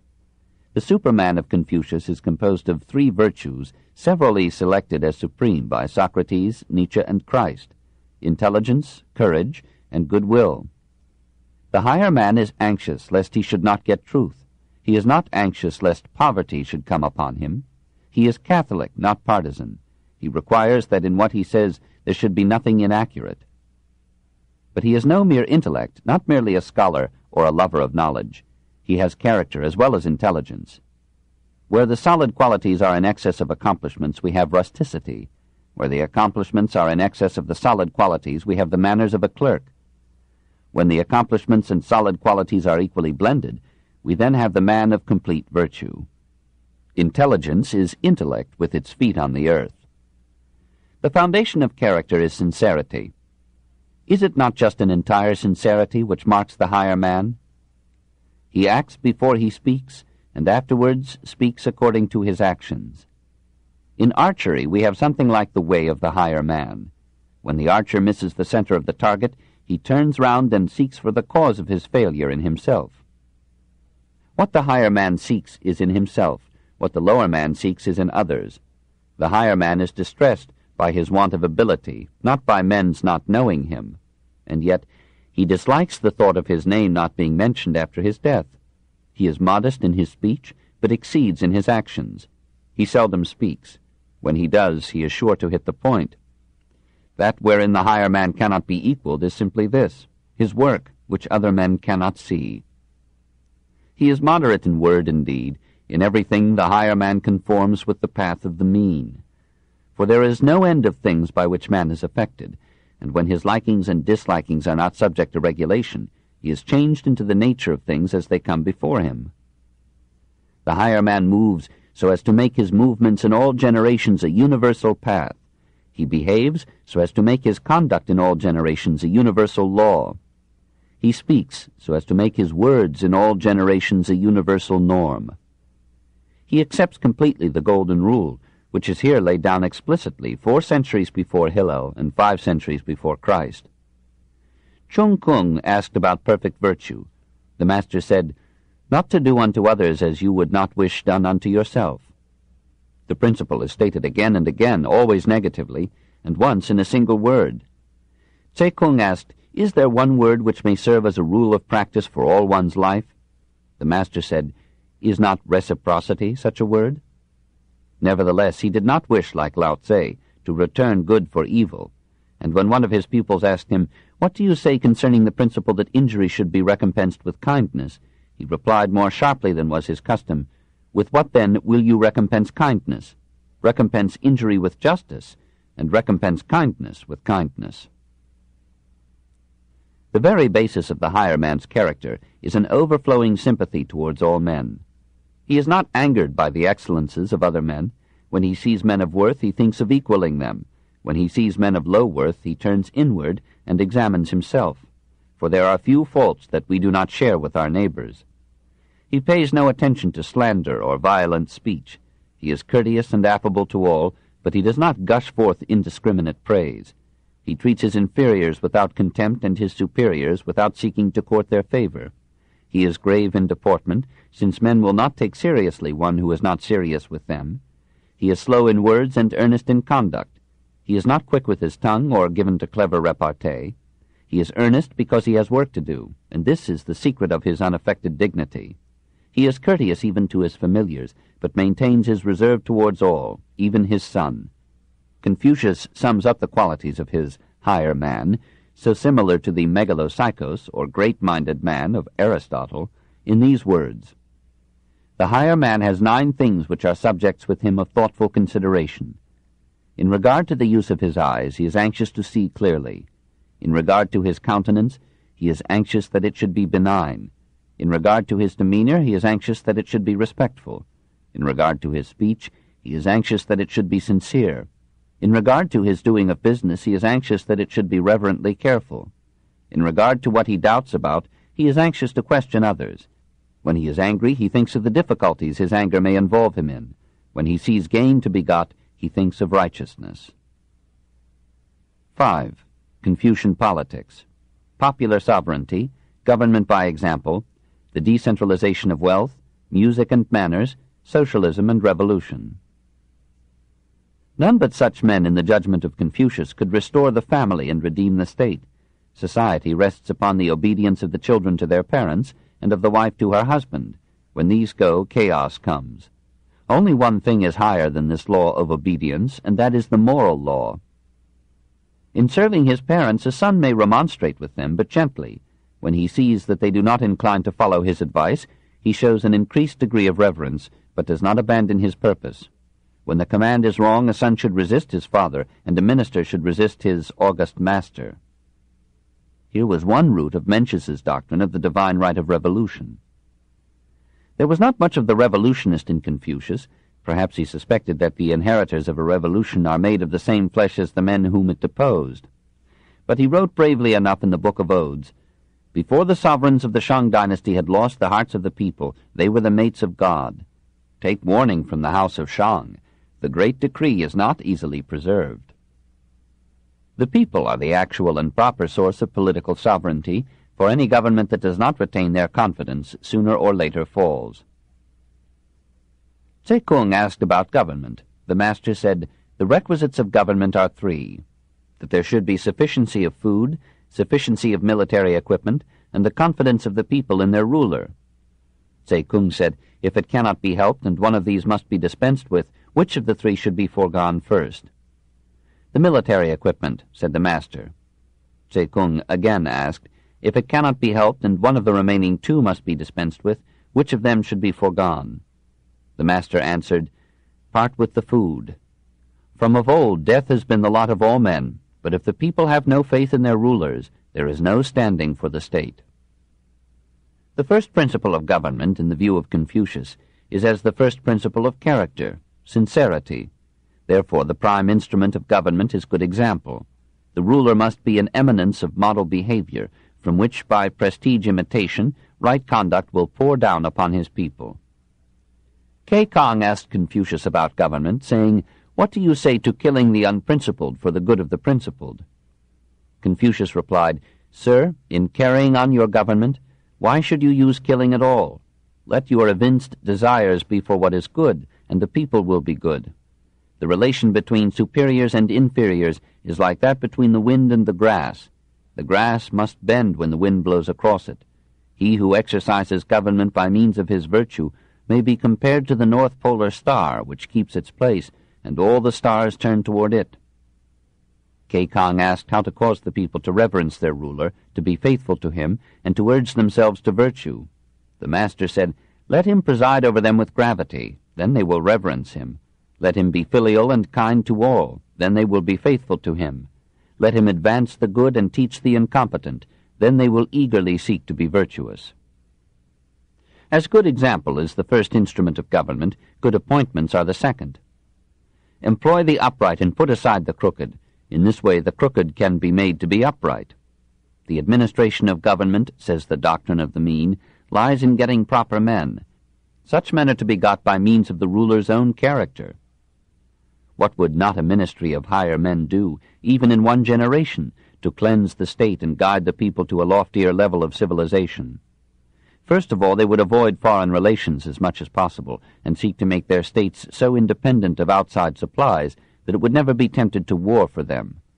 They would reduce the luxury of courts, and seek a wide distribution of wealth, for the centralization of wealth is the way to scatter the people, and letting it be scattered among them is the way to collect the people. They would decrease punishments, and increase public instruction. For there being instruction, there will be no distinction of classes. The higher subjects would be forbidden to the mediocre, but music would be taught to all. When one has mastered music completely and regulates his heart and mind accordingly, the natural, correct, gentle, and sincere heart is easily developed, and joy attends its development. The best way to improve manners and customs is to pay attention to the composition of the music played in the country. Manners and music should not for a moment be neglected by anyone. Benevolence is akin to music, and righteousness to good manners. Good manners, too, must be a care of the government, for when manners decay, the nation decays with them. Imperceptibly, the rules of propriety form at least the outward character, and add to the sage the graciousness of the gentleman. We become what we do. Politically, the usages of propriety serve as dikes for the people against evil excesses, and he who thinks the old embankments useless and destroys them is sure to suffer from the desolation caused by overflowing water. One almost hears the stern voice of the angry master echoing those words today from that hall of the classics, where once all his words were engraved in stone, and which revolution has left desecrated and forlorn. And yet Confucius too had his utopias and dreams, and might have sympathized at times with men who, convinced that the dynasty had lost the great decree or mandate of heaven, dragged down one system of order in the hope of rearing a better one on the ruins. In the end, he became a socialist and gave his fancy rein. When the great principle of the great similarity prevails, the whole world becomes a republic. They elect men of talents, virtue, and ability. They talk about sincere agreement and cultivate universal peace. Thus men do not regard as their parents only their own parents, nor treat as their children only their own children. A competent provision is secured for the aged till their death, employment for the middle-aged, and the means of growing up for the young. The widowers, widows, orphans, childless men, and those who are disabled by disease are all sufficiently maintained. Each man has his rights, and each woman her individuality safeguarded. They produce wealth, disliking that it should be thrown away upon the ground, but not wishing to keep it for their own gratification. Disliking idleness, they labor, but not alone with a view to their own advantage. In this way selfish schemings are repressed and find no way to arise. Robbers, filchers, and rebellious traitors do not exist. Hence the outer doors remain open and are not shut. This is the state of what I call the great similarity. 6. The influence of Confucius. The Confucian scholars, their victory over the legalists, defects of Confucianism, the contemporaneity of Confucius. The success of Confucius was posthumous but complete. His philosophy had struck a practical and political note that endeared it to the Chinese after death had removed the possibility of his insisting upon its realization. Since men of letters never quite reconciled themselves to being men of letters, the literati of the centuries after Confucius attached themselves sedulously to his doctrine as a road to influence and public employment, and created a class of Confucian scholars destined to become the most powerful group in the empire. Schools sprang up here and there for the teaching of the master's philosophy as handed down by his disciples, developed by Mencius, and amended by 1,000 pundits in the course of time. And these schools, as the intellectual centers of China, kept civilization alive during centuries of political collapse, much as the monks preserved some measure of ancient culture and some degree of social order during the Dark Ages that followed the fall of Rome. A rival school, the legalists, disputed for a while this leadership of Confucian thought in the political world and occasionally molded the policy of the state. To make government depend upon the good example of the governors and the inherent goodness of the governed, said the legalists, was to take a considerable risk. History had offered no superabundance of precedents for the successful operation of these idealistic principles.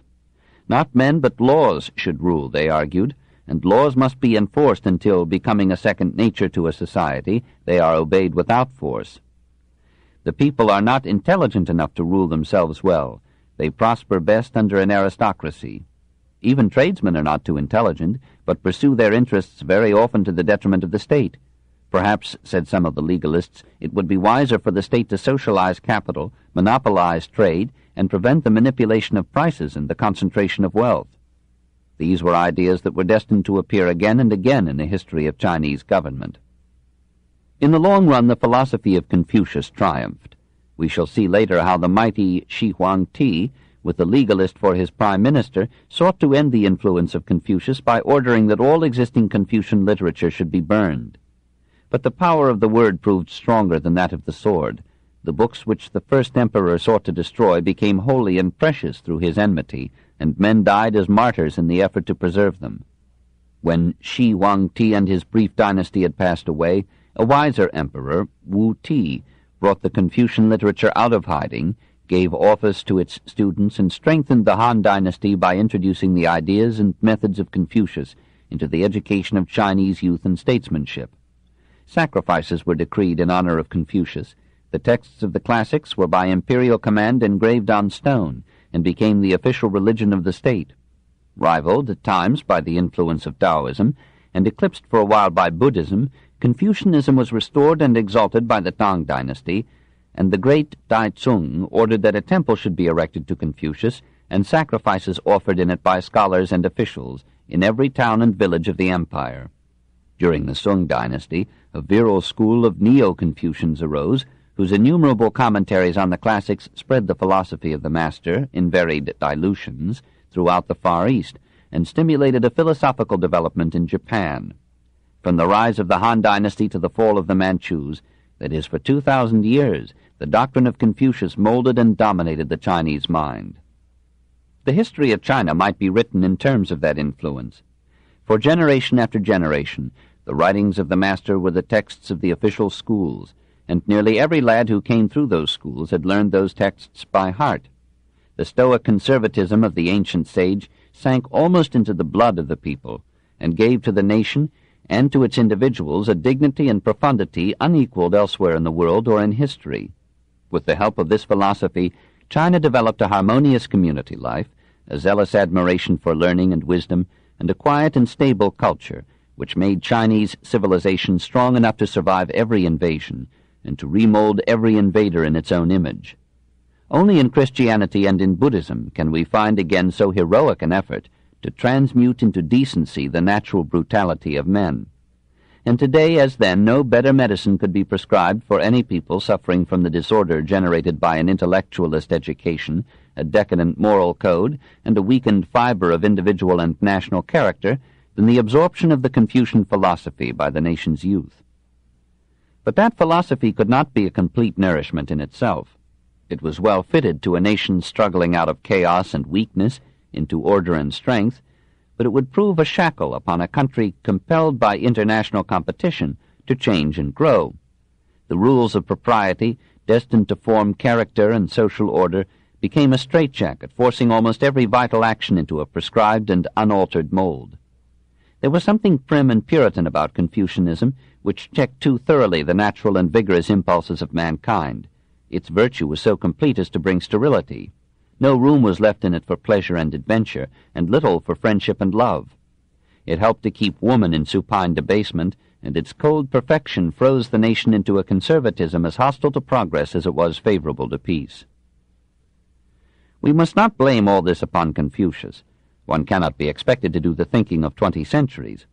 We ask of a thinker only that as the result of a lifetime of thought, he shall in some way illuminate our path to understanding. Few men have done this more certainly than Confucius. As we read him and perceive how little of him must be erased today because of the growth of knowledge and the change of circumstance, how soundly he offers us guidance even in our contemporary world, we forget his platitudes and his unbearable perfection and join his pious grandson, Kung Chi, in that superlative eulogy which began the deification of Confucius. Confucius handed down the doctrines of Yao and Shun as if they had been his ancestors, and elegantly displayed the regulations of Wen and Wu, taking them as his model. Above, he harmonized with the times of heaven, and below he was conformed to the water and land. He may be compared to heaven and earth in their supporting and containing, their overshadowing and curtaining all things. He may be compared to the 4 seasons in their alternating progress, and to the sun and moon in their successive shining. All-embracing and vast, he is like heaven. Deep and active as a fountain, he is like the abyss. He is seen, and the people all reverence him. He speaks, and the people all believe him. He acts, and the people are all pleased with him. Therefore his fame overspreads the Middle Kingdom, and extends to all barbarous tribes. Wherever ships and carriages reach, wherever the strength of man penetrates, wherever the heavens overshadow and the earth sustains, wherever the sun and moon shine, wherever frosts and dews fall, all who have blood and breath unfeignedly honor and love him. Hence it is said, he is the equal of heaven. 3. Socialists and Anarchists. The 200 years that followed upon Confucius were centuries of lively controversy and raging heresy. Having discovered the pleasures of philosophy, some men like Hui Zhe and Kung Sun Lung played with logic and invented paradoxes of reasoning as varied and subtle as Zeno's. Philosophers flocked to the city of Luoyang, as in the same centuries they were flocking to Benares and Athens, and they enjoyed in the Chinese capital all that freedom of speech and thought which made Athens the intellectual center of the Mediterranean world. Sophists called Tsung Heng Kia, or crisscross philosophers, crowded the capital to teach all and sundry the art of persuading any man to anything. To Luoyang came Mencius, inheritor of the mantle of Confucius, Zhuangzi, greatest of Lao Tse's followers, Shunzi, the apostle of original evil, and Mo Ti, the prophet of universal love. 1. Mo Ti, altruist, an early logician, Christian, and pacifist. Moti, said his enemy Mencius, loved all men and would gladly wear out his whole being from head to heel for the benefit of mankind. This book is continued at this point on the other side of this cassette. Please reverse or turn the cassette over now. The Story of Civilization, Volume 1, Our Oriental Heritage, Part 2, by Will Durant, continued. Cassette 6, Side 2. Moti, said his enemy, Mencius, loved all men and would gladly wear out his whole being from head to heel for the benefit of mankind. He was a native of Lu, like Confucius, and flourished shortly after the passing of the sage. He condemned the impracticality of Confucius's thought and offered to replace it by exhorting all men to love one another. He was among the earliest of Chinese logicians and the worst of Chinese reasoners. He stated the problem of logic with great simplicity. These are what I call the 3 laws of reasoning. 1. Where to find the foundation. Find it in the study of the experiences of the wisest men of the past. 2. How to take a general survey of it. Examine the facts of the actual experience of the people. 3. How to apply it. Put it into law and governmental policy and see whether or not it is conducive to the welfare of the state and the people. On this basis, Moti proceeded to prove that ghosts and spirits are real, for many people have seen them. He objected strongly to Confucius's coldly impersonal view of heaven, and argued for the personality of God. Like Pascal, he thought religion a good wager. If the ancestors to whom we sacrifice hear us, we have made a good bargain. If they are quite dead, and unconscious of our offerings, the sacrifice gives us an opportunity to gather our relatives and neighbors and participate in the enjoyment of the sacrificial victuals and drinks. In the same manner, reasons Moti, universal love is the only solution of the social problem, for if it were applied, there is no doubt that it would bring utopia. Men in general loving one another, the strong would not make prey of the weak, the many would not plunder the few, the rich would not insult the poor, the noble would not be insolent to the mean, and the deceitful would not impose upon the simple. Selfishness is the source of all evil, from the acquisitiveness of the child to the conquest of an empire. Moti marvels that a man who steals a pig is universally condemned and generally punished, while a man who invades and appropriates a kingdom is a hero to his people and a model to posterity. From this pacifism, Moti advanced to such vigorous criticism of the state that his doctrine verged on anarchism and frightened the authorities. Once, his biographers assure us, when the state engineer of the kingdom of Chu was about to invade the state of Sung in order to test a new siege ladder which he had invented, Moti dissuaded him by preaching to him his doctrine of universal love and peace. "Before I met you," said the engineer, "I had wanted to conquer the state of Sung. But since I have seen you, I would not have it even if it were given to me without resistance, but with no just cause." "If so," replied Moti, "it is as if I had already given you the state of Sung. Do persist in your righteous course, and I will give you the whole world." The Confucian scholars, as well as the politicians of Luoyang, met these amiable proposals with laughter. Nevertheless, Moti had his followers, and for 2 centuries his views became the religion of a pacifist sect. 2 of his disciples, Sung Ping and Kung Sun Lung, waged active campaigns for disarmament.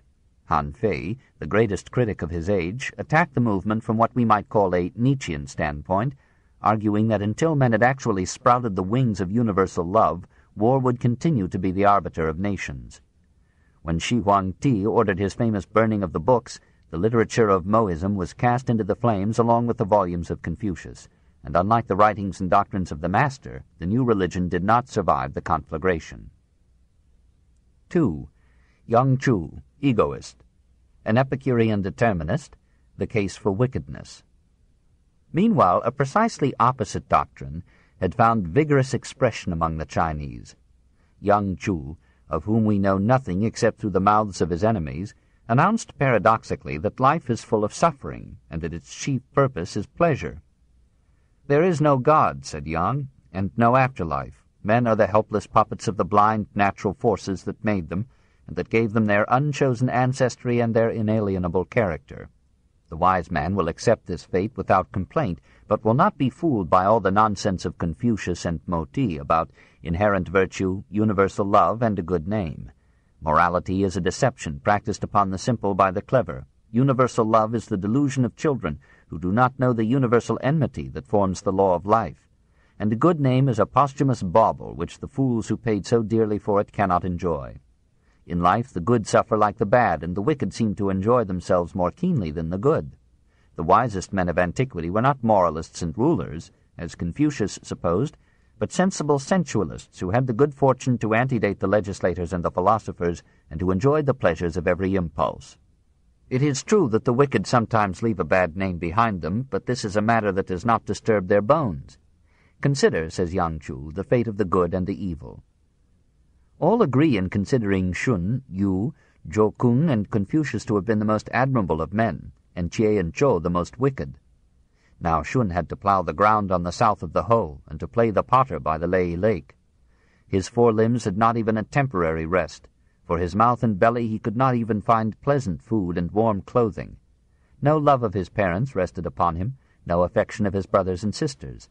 When Yao at length resigned to him the throne, he was advanced in age, his wisdom was decayed, his son, Shang Chun, proved without ability, and he had finally to resign the throne to Yu. Sorrowfully came he to his death. Of all mortals never was one whose life was so worn out and empoisoned as his. All the energies of Yu were spent on his labors with the land. A child was born to him, but he could not foster it.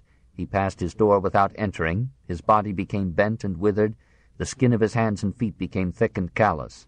When at length Shun resigned to him the throne, he lived in a low, mean house, though his sacrificial apron and cap were elegant. Sorrowfully came he to his death. Of all mortals never was one whose life was so saddened and embittered as his. Confucius understood the ways of the ancient sovereigns and kings. He responded to the invitations of the princes of his time. The tree was cut down over him in Sung. The traces of his footsteps were removed in Wei. He was reduced to extremity in Shang and Zhou. He was surrounded in Chan and Ci. He was disgraced by Yang Hu. Sorrowfully came he to his death. Of all mortals never was one whose life was so agitated and hurried as his. These four sages during their lives had not a single day's joy. Since their death they have had a fame that will last through myriads of ages, but that fame is what no one who cares for what is real would choose. Celebrate them, they do not know it. Reward them, they do not know it. Their fame is no more to them than to the trunk of a tree or a clod of earth. On the other hand, Jie came into the accumulated wealth of many generations. To him belonged the honor of the royal seat. His wisdom was enough to enable him to set at defiance all below. His power was enough to shake the world. He indulged the pleasures to which his eyes and ears prompted him. He carried out whatever it came into his thoughts to do. Brightly came he to his death. Of all mortals never was one whose life was so luxurious and dissipated as his. Zhou, Xin, came into the accumulated wealth of many generations. To him belonged the honor of the royal seat. His power enabled him to do whatever he would. He indulged his feelings in all his palaces. He gave the reins to his lusts through the long night. He never made himself bitter by the thought of propriety and righteousness. Brightly came he to his destruction. Of all mortals never was one whose life was as abandoned as his. These two villains, during their lives, had the joy of gratifying their desires. Since their death, they have had the evil fame of folly and tyranny. But the reality of enjoyment is what no fame can give. Reproach them, they do not know it. Praise them, they do not know it. Their ill fame is no more to them than the trunk of a tree or a clod of earth. How different all this is from Confucius. Again, we suspect that Time, who is a reactionary, has preserved for us the most respectable of Chinese thinkers, and has swallowed nearly all the rest in the limbo of forgotten souls. And perhaps Time is right. Humanity itself could not long survive if many were of Yan Chu's mind. The only answer to him is that society cannot exist if the individual does not cooperate with his followers in the give and take, the bear and forbear, of moral restraints. And a developed individual cannot exist without society. Our life depends upon those very limitations that constrain us. Some historians have found in the spread of such egoist philosophies part cause of that disintegration which marked Chinese society in the 4th and 3rd centuries before Christ. No wonder that Mencius, the Dr. Johnson of his age, raised his voice in scandalized protest against the Epicureanism of Yang Chu, as well as against the idealism of Moti. The words of Yang Chu and Moti fill the world. If you listen to people's discourses about it, you will find that they have adopted the views of the one or the other. Now Yang's principle is each for himself, which does not acknowledge the claims of the sovereign. Mo's principle is to love all equally, which does not acknowledge the peculiar affection due to a father. To acknowledge neither king nor father is to be in the state of a beast. If their principles are not stopped and the principles of Confucius set forth, their perverse speaking will delude the people and stop up the path of benevolence and righteousness. I am alarmed by these things and address myself to the defense of the doctrines of the former sages and to oppose Yang and Mo. I drive away their licentious expressions, so that such perverse speakers may not be able to show themselves. When sages shall rise up again, they will not change my words. 3. Mencius, mentor of princes. A model mother, a philosopher among kings. Are men by nature good? Single tax, Mencius and the communists, the profit motive, the right of revolution. Mencius, destined to be second in fame to Confucius alone in the rich annals of Chinese philosophy, belonged to the ancient family of Mang. His name, Mang Ko, was changed by an imperial decree to Mang Tse, that is, Mang the master or philosopher, and the Latin-trained scholars of Europe transformed him into Mencius, as they had changed Kung Fu Tse into Confucius. We know the mother of Mencius almost as intimately as we know him, for Chinese historians, who have made her famous as a model of maternity, recount many pretty stories of her. Thrice, we are told, she changed her residence on his account, once because they lived near a cemetery and the boy began to behave like an undertaker, another time because they lived near a slaughterhouse and the boy imitated too well the cries of the slain animals, and again because they lived near a marketplace and the boy began to act the part of a tradesman. Finally, she found a home near a school and was satisfied. When the boy neglected his studies, she cut through in his presence the thread of her shuttle, and when he asked why she did so destructive a thing, she explained that she was but imitating his own negligence and the lack of continuity in his studies and his development. He became an assiduous student, married, resisted the temptation to divorce his wife, opened a school of philosophy, gathered a famous collection of students about him, and received invitations from various princes to come and discuss with them his theories of government. He hesitated to leave his mother in her old age, but she sent him off with a speech that endeared her to all Chinese males, and may have been composed by one of them. It does not belong to a woman to determine anything of herself, but she is subject to the rule of the 3 obediences. When young, she has to obey her parents.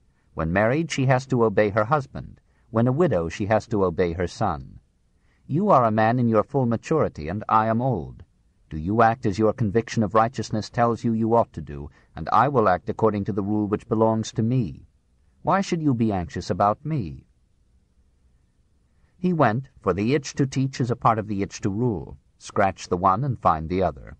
Like Voltaire, Mencius preferred monarchy to democracy, on the ground that in democracy it is necessary to educate all if the government is to succeed, while under monarchy it is only required that the philosopher should bring one man, the king, to wisdom, in order to produce the perfect state. Correct what is wrong in the prince's mind. Once rectify the prince, and the kingdom will be settled. He went first to Qi, and tried to rectify its Prince Xuan. He accepted an honorary office, but refused the salary that went with it, and soon finding that the prince was not interested in philosophy, he withdrew to the small principality of Tang, whose ruler became a sincere but ineffectual pupil. Mencius returned to Qi, and proved his growth in wisdom and understanding by accepting a lucrative office from Prince Xuan. When, during these comfortable years, his mother died, he buried her with such pomp that his pupils were scandalized. He explained to them that it was only a sign of his filial devotion. Some years later, Xuan set out upon a war of conquest, and, resenting Mencius's untimely pacifism, terminated his employment. Hearing that the Prince of Sung had expressed his intention of ruling like a philosopher, Mencius journeyed to his court, but found that the report had been exaggerated. Like the men invited to an ancient wedding feast, the various princes had many excuses for not being rectified. "I have an infirmity," one of them said. "I love valor." "I have an infirmity," said another. "I am fond of wealth." Mencius retired from public life, and gave his declining years to the instruction of students and the composition of a work in which he described his conversations with the royalty of his time. We cannot tell to what extent these should be classed with those of Walter Savage Landor, nor do we know whether this composition was the work of Mencius himself, or of his pupils, or of neither, or of both. We can only say that the Book of Mencius is one of the most highly honored of China's philosophical classics. His doctrine is as severely secular as that of Confucius. There is little here about logic or epistemology or metaphysics. The Confucians left such subtleties to the followers of Lao Tse, and confined themselves to moral and political speculation. What interests Mencius is the charting of the good life and the establishment of government by good men. His basic claim is that men are by nature good, and that the social problem arises not out of the nature of men, but out of the wickedness of governments. Hence philosophers must become kings, or the kings of this world must become philosophers. Now, if your majesty will institute a government whose action will be benevolent, this will cause all the officers in the kingdom to wish to stand in your majesty's court, and all the farmers to wish to plough in your majesty's fields, and all the merchants to wish to store their goods in your majesty's marketplaces, and all traveling strangers to wish to make their tours on your majesty's roads, and all throughout the kingdom who feel aggrieved by their rulers to wish to come and complain to your majesty. And when they are so bent, who will be able to keep them back? The king said, I am stupid, and not able to advance to this. The good ruler would war not against other countries, but against the common enemy, poverty, for it is out of poverty and ignorance that crime and disorder come. To punish men for crimes committed as the result of a lack of opportunities offered them for employment is a dastardly trap to set for the people. A government is responsible for the welfare of its people and should regulate economic processes accordingly.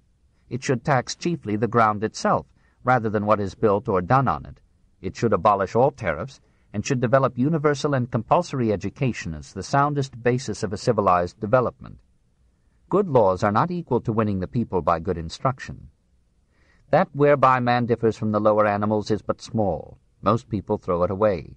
Only superior men preserve it.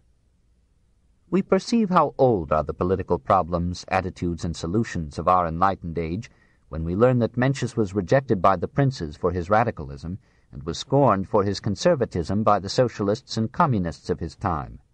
When the shrike-tongued barbarian of the South, Shu Xing, raised the flag of the proletarian dictatorship, demanding that working men should be made the heads of the state, the magistrates, said Shu, should be laboring men, and many of the learned, then as now, flocked to the new standard, Mencius rejected the idea scornfully and argued that government should be in the hands of educated men. But he denounced the profit motive in human society and rebuked Sun Kang for proposing to win the kings to pacifism by persuading them, in modern style, of the unprofitableness of war. Your aim is great, but your argument is not good. If you, starting from the point of profit, offer your persuasive counsels to the kings of Qin and Qi, and if those kings are pleased with the consideration of profit so as to stop the movements of their armies, then all belonging to those armies will rejoice in the cessation of war, and will find their pleasures in the pursuit of profit. Ministers will serve the sovereign for the profit of which they cherish the thought. Sons will serve their fathers, and younger brothers will serve their elder brothers from the same consideration.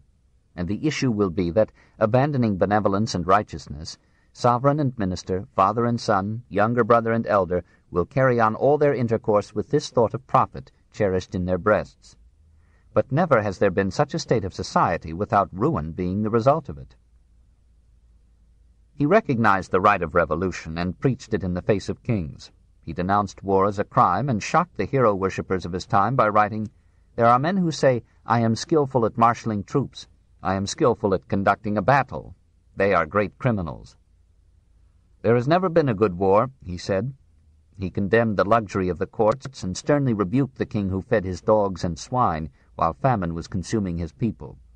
When a king argued that he could not prevent famine, Mencius told him that he should resign. The people, he taught, are the most important element in a nation. The sovereign is the lightest. And the people have the right to depose their rulers, even, now and then, to kill them. The King Xuan asked about the high ministers. Mencius answered, "If the princes have great faults, they ought to remonstrate with him, and if he do not listen to them after they have done so again and again, they ought to dethrone him." Mencius proceeded, "Suppose that the chief criminal judge could not regulate the officers under him. How would you deal with him?" The king said, "Dismiss him." Mencius again said, "If within the four borders of your kingdom there is not good government, what is to be done?" The king looked to the right and left and spoke of other matters.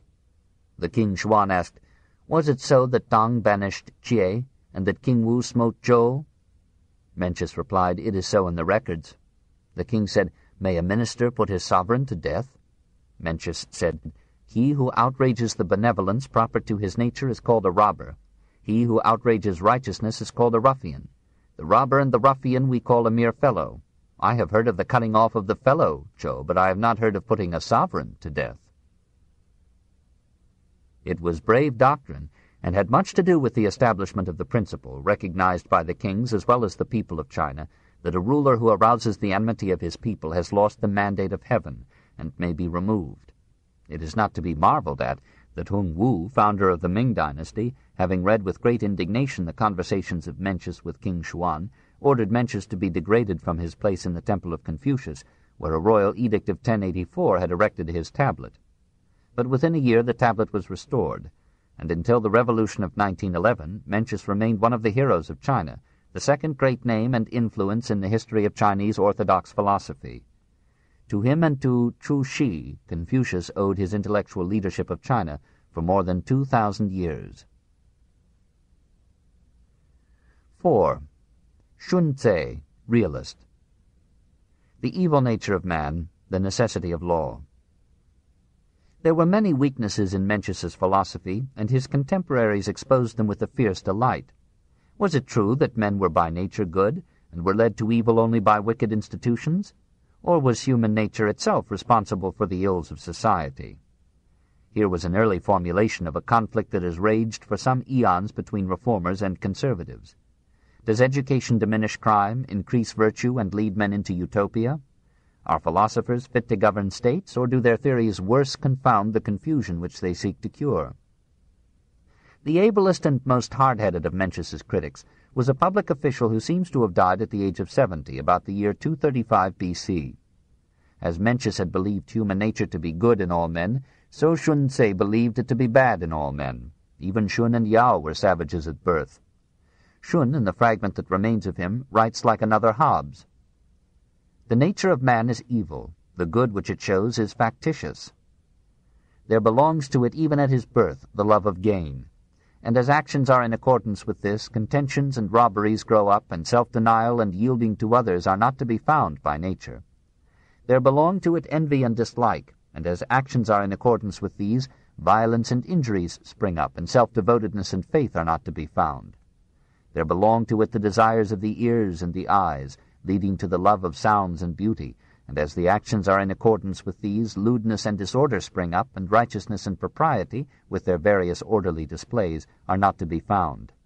It thus appears that to follow man's nature and yield obedience to its feelings will assuredly conduct to contentions and robberies, to the violation of the duties belonging to everyone's lot, and the confounding of all distinctions, till the issue will be a state of savagery, and that there must be the influence of teachers and laws, and the guidance of propriety and righteousness, from which will spring self-denial, yielding to others, and an observance of the well-ordered regulations of conduct, till the issue will be a state of good government.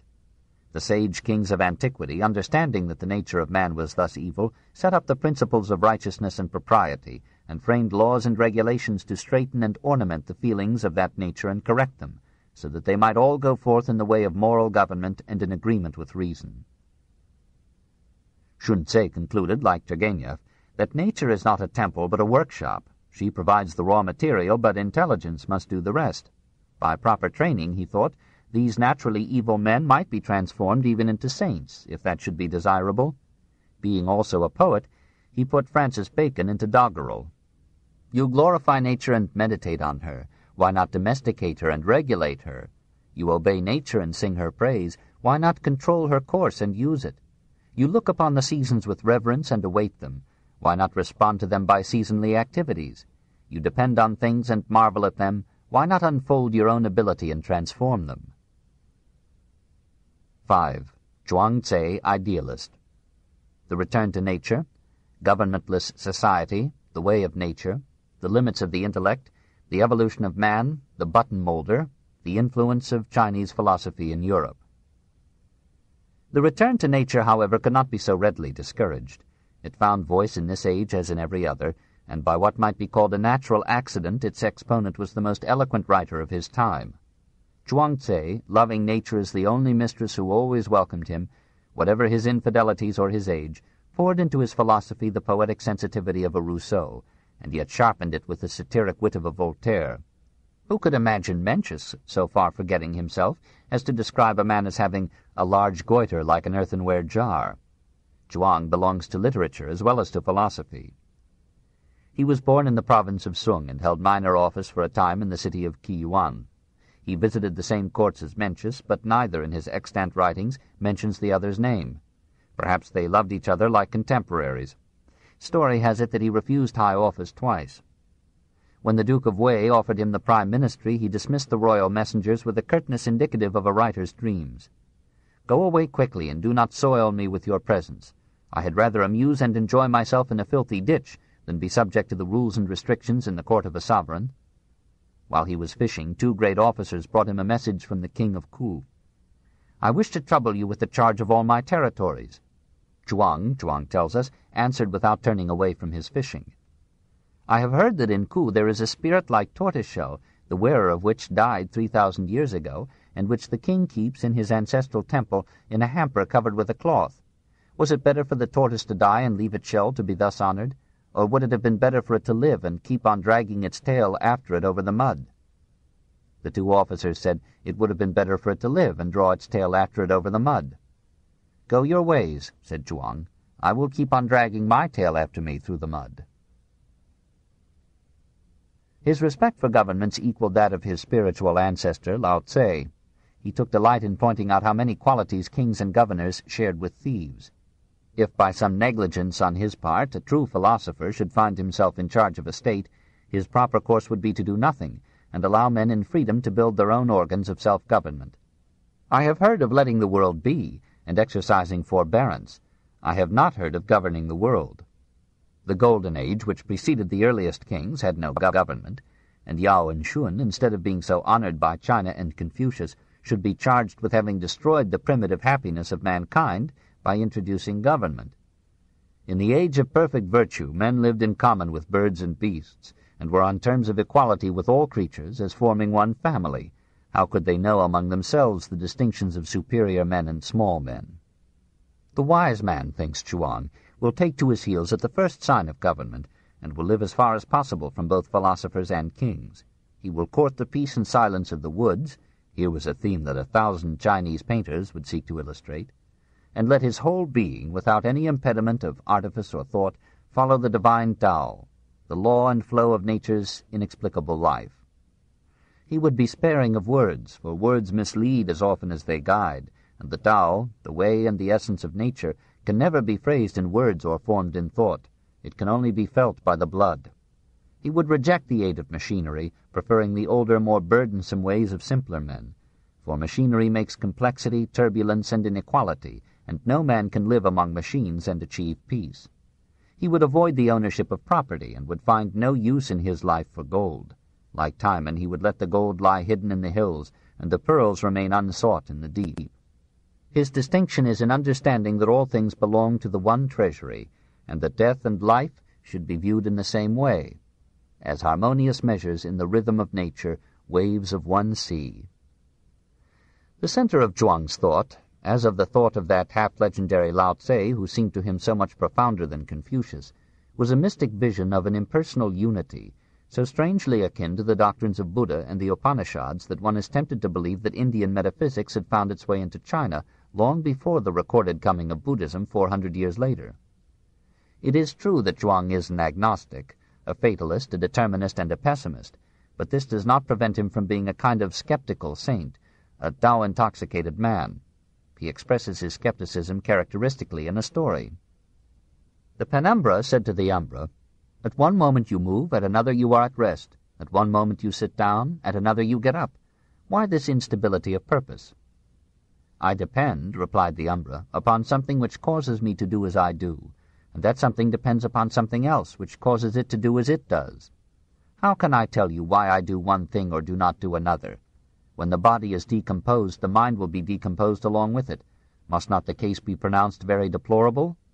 The change, the rise and dissolution of all things continually goes on, but we do not know who it is that maintains and continues the process. How do we know when any one begins? How do we know when he will end? We have simply to wait for it, and nothing more. In an eclipse, the penumbra is the partly illuminated space between the umbra, the complete shadow, and the light. Perhaps in Chuang's allegory, the complete shadow is the body, interrogated by the partly illuminated mind. These problems, Chuang suspects, are due less to the nature of things than to the limits of our thought. It is not to be wondered at that the effort of our imprisoned brains to understand the cosmos of which they are such minute particles should end in contradictions, antinomies, and befuddlement. This attempt to explain the whole in terms of the part has been a gigantic immodesty, forgivable only on the ground of the amusement which it has caused. For humor, like philosophy, is a view of the part in terms of the whole, and neither is possible without the other. The intellect, says Chuang Tze, can never avail to understand ultimate things, or any profound thing, such as the growth of a child. Disputation is a proof of not seeing clearly, and in order to understand the Tao, one must sternly suppress one's knowledge. We have to forget our theories and feel the fact. Education is of no help towards such understanding. Submersion in the flow of nature is all important. What is the Tao that the rare and favored mystic sees? It is inexpressible in words. Weakly and with contradictions we describe it as the unity of all things, their quiet flow from origin to fulfillment, and the law that governs that flow. Before there were heaven and earth, from of old it was, securely existing. In that cosmic unity all contradictions are resolved, all distinctions fade, all opposites meet. Within it and from its standpoint there is no good or bad, no white or black, no beautiful or ugly, no great or small. If one only knows that the universe is but as small as a tare seed, and the tip of a hair is as large as a mountain, then one may be said to have seen the relativity of things. In that vague entirety no form is permanent, and none so unique that it cannot pass into another in the leisurely cycle of evolution. The seeds of things are multitudinous and minute. On the surface of the water they form a membranous texture. When they reach to where the land and water join, they become the lichens that form the clothes of frogs and oysters. Coming to life on mounds and heights, they become the plantain, and receiving manure appear as crow's feet. The roots of the crow's foot become grubs, and its leaves butterflies. This butterfly is changed into an insect and comes to life under a furnace. Then it has the form of a moth. The mother, after 1,000 days, becomes a bird. The yin-shi united with the bamboo produces the king-ning. This the panther the horse, and the horse the man. Man then enters into the great machinery of evolution, from which all things come forth, and which they enter at death. It is not as clear as Darwin, but it will serve. In this endless cycle man himself may pass into other forms. His present shape is transient, and from the viewpoint of eternity may be only superficially real, part of Maya's deceptive veil of indifference. Once upon a time I, Chuang Tze, dreamt I was a butterfly, fluttering hither and thither, to all intents and purposes a butterfly. I was conscious only of following my fancies as a butterfly, and was unconscious of my individuality as a man. Suddenly I awoke, and there I lay myself again. Now I do not know whether I was then a man dreaming that I was a butterfly, or whether I am now a butterfly dreaming that I am a man. Death is therefore only a change of form, possibly for the better. It is, as Ibsen was to say, the great button-moulder who fuses us again in the furnace of change. Tse Lai fell ill and lay gasping at the point of death, while his wife and children stood around him weeping. Li went to ask for him and said to them, "Hush, get out of the way. Do not disturb him in his process of transformation." Then, leaning against the door, he spoke to the dying man. Tse Lai said, "A man's relations with the yin and the yang is more than that to his parents. If they are hastening my death, and I do not obey, I shall be considered unruly. There is the great mass of nature that makes me carry this body, labor with this life, relax in old age, and rest in death. Therefore that which has taken care of my birth is that which will take care of my death. Here is a great founder casting his metal. If the metal dancing up and down should say, 'I must be made into a moye,' a famous old sword, the great founder would surely consider this metal an evil one. So, if merely because one has once assumed the human form, one insists on being a man and a man only, the author of transformation will be sure to consider this one an evil being. Let us now regard heaven and earth as a great melting pot, and the author of transformation as a great founder, and wherever we go shall we not be at home? Quiet is our sleep, and calm is our awakening." When Chuang himself was about to die, his disciples prepared for him a ceremonious funeral, but he bade them desist. "With heaven and earth for my coffin and shell, with the sun, moon, and stars as my burial regalia, and with all creation to escort me to the grave, are not my funeral paraphernalia ready to hand?" The disciples protested that unburied he would be eaten by the carrion birds of the air, to which Chuang answered with the smiling irony of all his words, "Above ground I shall be food for kites, below I shall be food for mole crickets and ants. Why rob one to feed the other?" If we have spoken at such length of the ancient philosophers of China, it is partly because the insoluble problems of human life and destiny irresistibly attract the inquisitive mind, and partly because the lore of her philosophers is the most precious portion of China's gift to the world. Long ago, in 1697, the cosmic-minded Leibniz, after studying Chinese philosophy, appealed for the mingling and cross-fertilization of East and West. "The condition of affairs among ourselves," he wrote, in terms which have been useful to every generation, "is such that in view of the inordinate lengths to which the corruption of morals has advanced, I think it almost necessary that Chinese missionaries should be sent to us to teach us the aim and practice of national theology. For I believe that if a wise man were to be appointed judge of the goodness of peoples, he would award the golden apple to the Chinese." He begged Peter the Great to build a land route to China, and he promoted the foundation of societies in Moscow and Berlin for the opening up of China and the interchange of civilizations between China and Europe. In 1721, Christian Wolff made an attempt in this direction by lecturing at Halle on the practical philosophy of the Chinese. He was accused of atheism and dismissed, but when Frederick mounted the throne he called him to Prussia and restored him to honor. The Enlightenment took up Chinese philosophy at the same time that it carved out Chinese gardens and adorned its homes with chinoiserie. The physiocrats seem to have been influenced by Lao Tse and Chuang Tse in their doctrine of laissez-faire, and Rousseau at times talked so like the old master that we at once correlate him with Lao Tse and Chuang, as we should correlate Voltaire with Confucius and Mencius, if these had been blessed with wit. "I have read the books of Confucius with attention," said Voltaire. "I have made extracts from them. I have found in them nothing but the purest morality, without the slightest tinge of charlatanism." Goethe, in 1770, recorded his resolution to read the philosophical classics of China, and when the guns of half the world resounded at Leipzig 43 years later, the old sage paid no attention to them, being absorbed in Chinese literature. May this brief and superficial introduction lead the reader on to study the Chinese philosophers themselves, as Goethe studied them, and Voltaire and Tolstoy. Chapter 24. The Age of the Poets. 1. China's Bismarck. The Period of Contending States. The Suicide of Chu Ping. Shi Huangti unifies China. The Great Wall. The Burning of the Books. The Failure of Shi Huangti. Presumably Confucius died an unhappy man, for philosophers love unity, and the nation that he had sought to unite under some powerful dynasty persisted in chaos, corruption, and division. When the great unifier finally appeared and succeeded, by his military and administrative genius, in welding the states of China into one, he ordered that all existing copies of Confucius's books should be burned. We may judge the atmosphere of this period of the contending states from the story of Chu Ping. Having risen to promise as a poet and to high place as an official, he found himself suddenly dismissed. He retired to the countryside and contemplated life and death beside a quiet brook. "Tell me," he asked an oracle, "whether I should steadily pursue the path of truth and loyalty, or follow in the wake of a corrupt generation. Should I work in the fields with spade and hoe, or seek advancement in the retinue of a grandee? Should I court danger with outspoken words, or fawn in false tones upon the rich and great?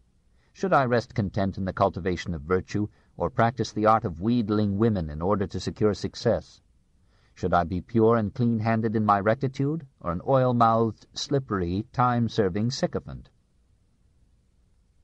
He dodged the dilemma by drowning himself, circa 350 B.C., and until our own day the Chinese people celebrated his fame annually in the Dragon Boat Festival, during which they searched for his body in every stream.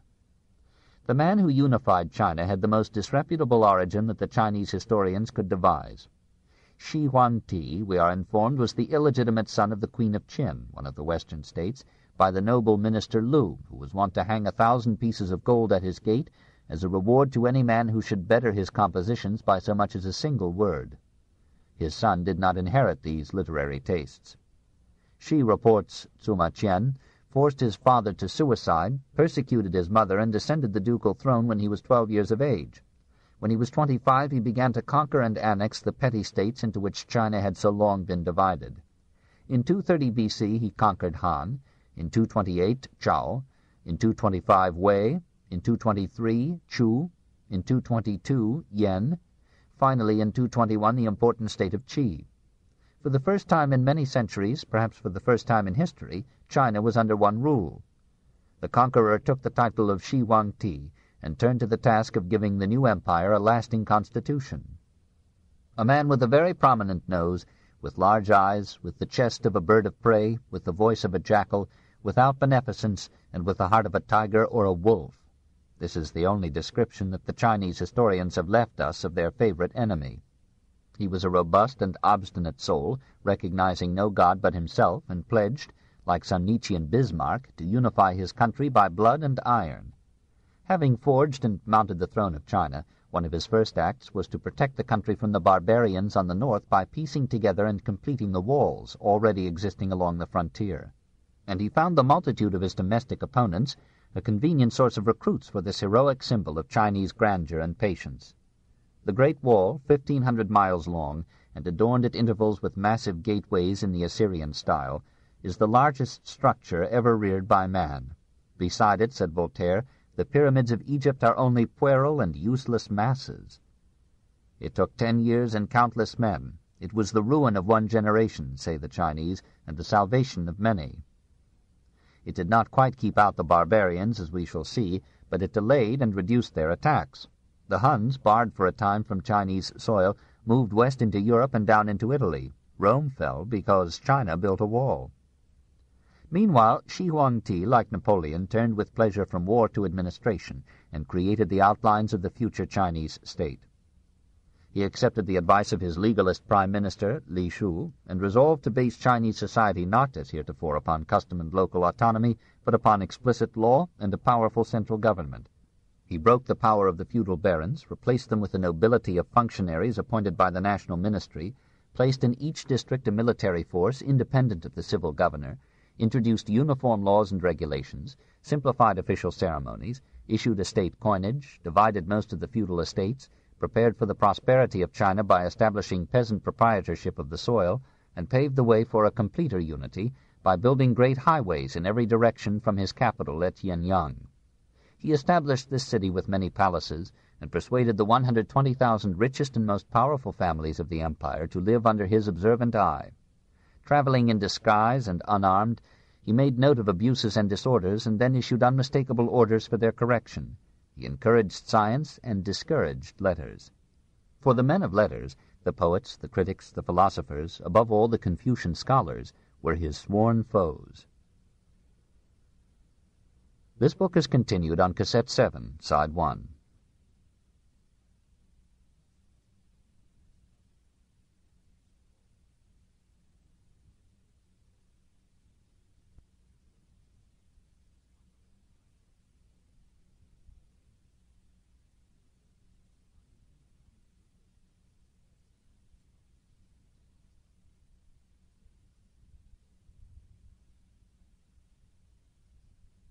The Story of Civilization, Volume 1, Our Oriental Heritage, Part 2, by Will Durant, continued, Cassette 7, Side 1. For the men of letters, the poets, the critics, the philosophers, above all the Confucian scholars, were his sworn foes. They fretted under his dictatorial authority, and saw in the establishment of one supreme government an end to that variety and liberty of thought and life which had made literature flourish amid the wars and divisions of the Zhou dynasty. When they protested to Shi Huangti against his ignoring of ancient ceremonies, he sent them curtly about their business. A commission of mandarins, or official scholars, brought to him their unanimous suggestion that he should restore the feudal system by giving fiefs to his relatives, and they added, "For a person in any matter not to model himself on antiquity and yet to achieve duration, that to our knowledge has never happened." The Prime Minister, Li Shu, who was at that time engaged in reforming the Chinese script and establishing it approximately in the form which it retained till our own time, met these criticisms with an historic speech that did no service to Chinese letters. The 5 sovereigns did not repeat each other's actions, the 3 royal dynasties did not imitate each other, for the times had changed. Now your Majesty has for the first time accomplished a great work and has founded a glory which will last for 10,000 generations. The stupid mandarins are incapable of understanding this. In ancient days, China was divided up and troubled. There was no one who could unify her. That is why all the nobles flourished. In their discourses, the mandarins all talk of the ancient days in order to blacken the present. They encourage the people to forge calumnies. This being so, if they are not opposed among the upper classes, the position of the sovereign will be depreciated, while among the lower classes, associations will flourish. I suggest that the official histories, with the exception of the memoirs of Qin, be all burnt, and that those who attempt to hide the Shi Qing, the Shu Qing, and the discourses of the 100 schools be forced to bring them to the authorities to be burnt. The emperor liked the idea considerably, and issued the order. The books of the historians were everywhere brought to the flames, so that the weight of the past should be removed from the present, and the history of China might begin with Shi Huang Ti. Scientific books and the works of Mencius seem to have been accepted from the conflagration, and many of the forbidden books were preserved in the imperial library, where they might be consulted by such students as had obtained official permission. Since books were then written on strips of bamboo fastened with swivel pins, and a volume might be of some weight, the scholars who sought to evade the order were put to many difficulties. A number of them were detected. Tradition says that many of them were sent to labor on the Great Wall, and that 460 were put to death. Nevertheless, some of the literati memorized the complete works of Confucius, and passed them on by word of mouth to equal memories. Soon after the emperor's death, these volumes were freely circulated again, though many errors presumably had crept into their texts. The only permanent result was to lend an aroma of sanctity to the proscribed literature, and to make Shi Huang Ti unpopular with the Chinese historians. For generations the people expressed their judgment of him by befouling his grave. The destruction of powerful families and of freedom in writing and speech left Shi almost friendless in his declining years. Attempts were made to assassinate him. He discovered them in time and slew the assailants with his own hand. He sat on his throne with a sword across his knees, and let no man know in what room of his many palaces he would sleep. Like Alexander, he sought to strengthen his dynasty by spreading the notion that he was a god. But as the comparison limped, he, like Alexander, failed. He decreed that his dynastic successors should number themselves from him as first emperor, down to the 10,000th of their line. But the line ended with his son. In his old age, if we credit the historians who hated him, he became superstitious and went to much expense to find an elixir of immortality. When he died, his body was brought back secretly to his capital, and to conceal its smell it was convoyed by a caravan of decaying fish. Several hundred maidens, we are told, were buried alive to keep him company, and his successor, grateful for his death, lavished art and money upon the tomb. The roof was studded with constellations, and a map of the empire was traced in quicksilver on the floor of bronze. Machines were erected in the vault for the automatic slaughter of intruders, and huge candles were lit in the hope that they would, for an indefinite period, illuminate the doings of the dead emperor and his queens. The workmen who brought the coffin into the tomb were buried alive with their burden, lest they should live to reveal the secret passage to the grave. 2. Experiments in socialism. Chaos and poverty, the Han Dynasty, the reforms of Wu Ti, the income tax, the planned economy of Wang Mang, its overthrow, the Tatar invasion.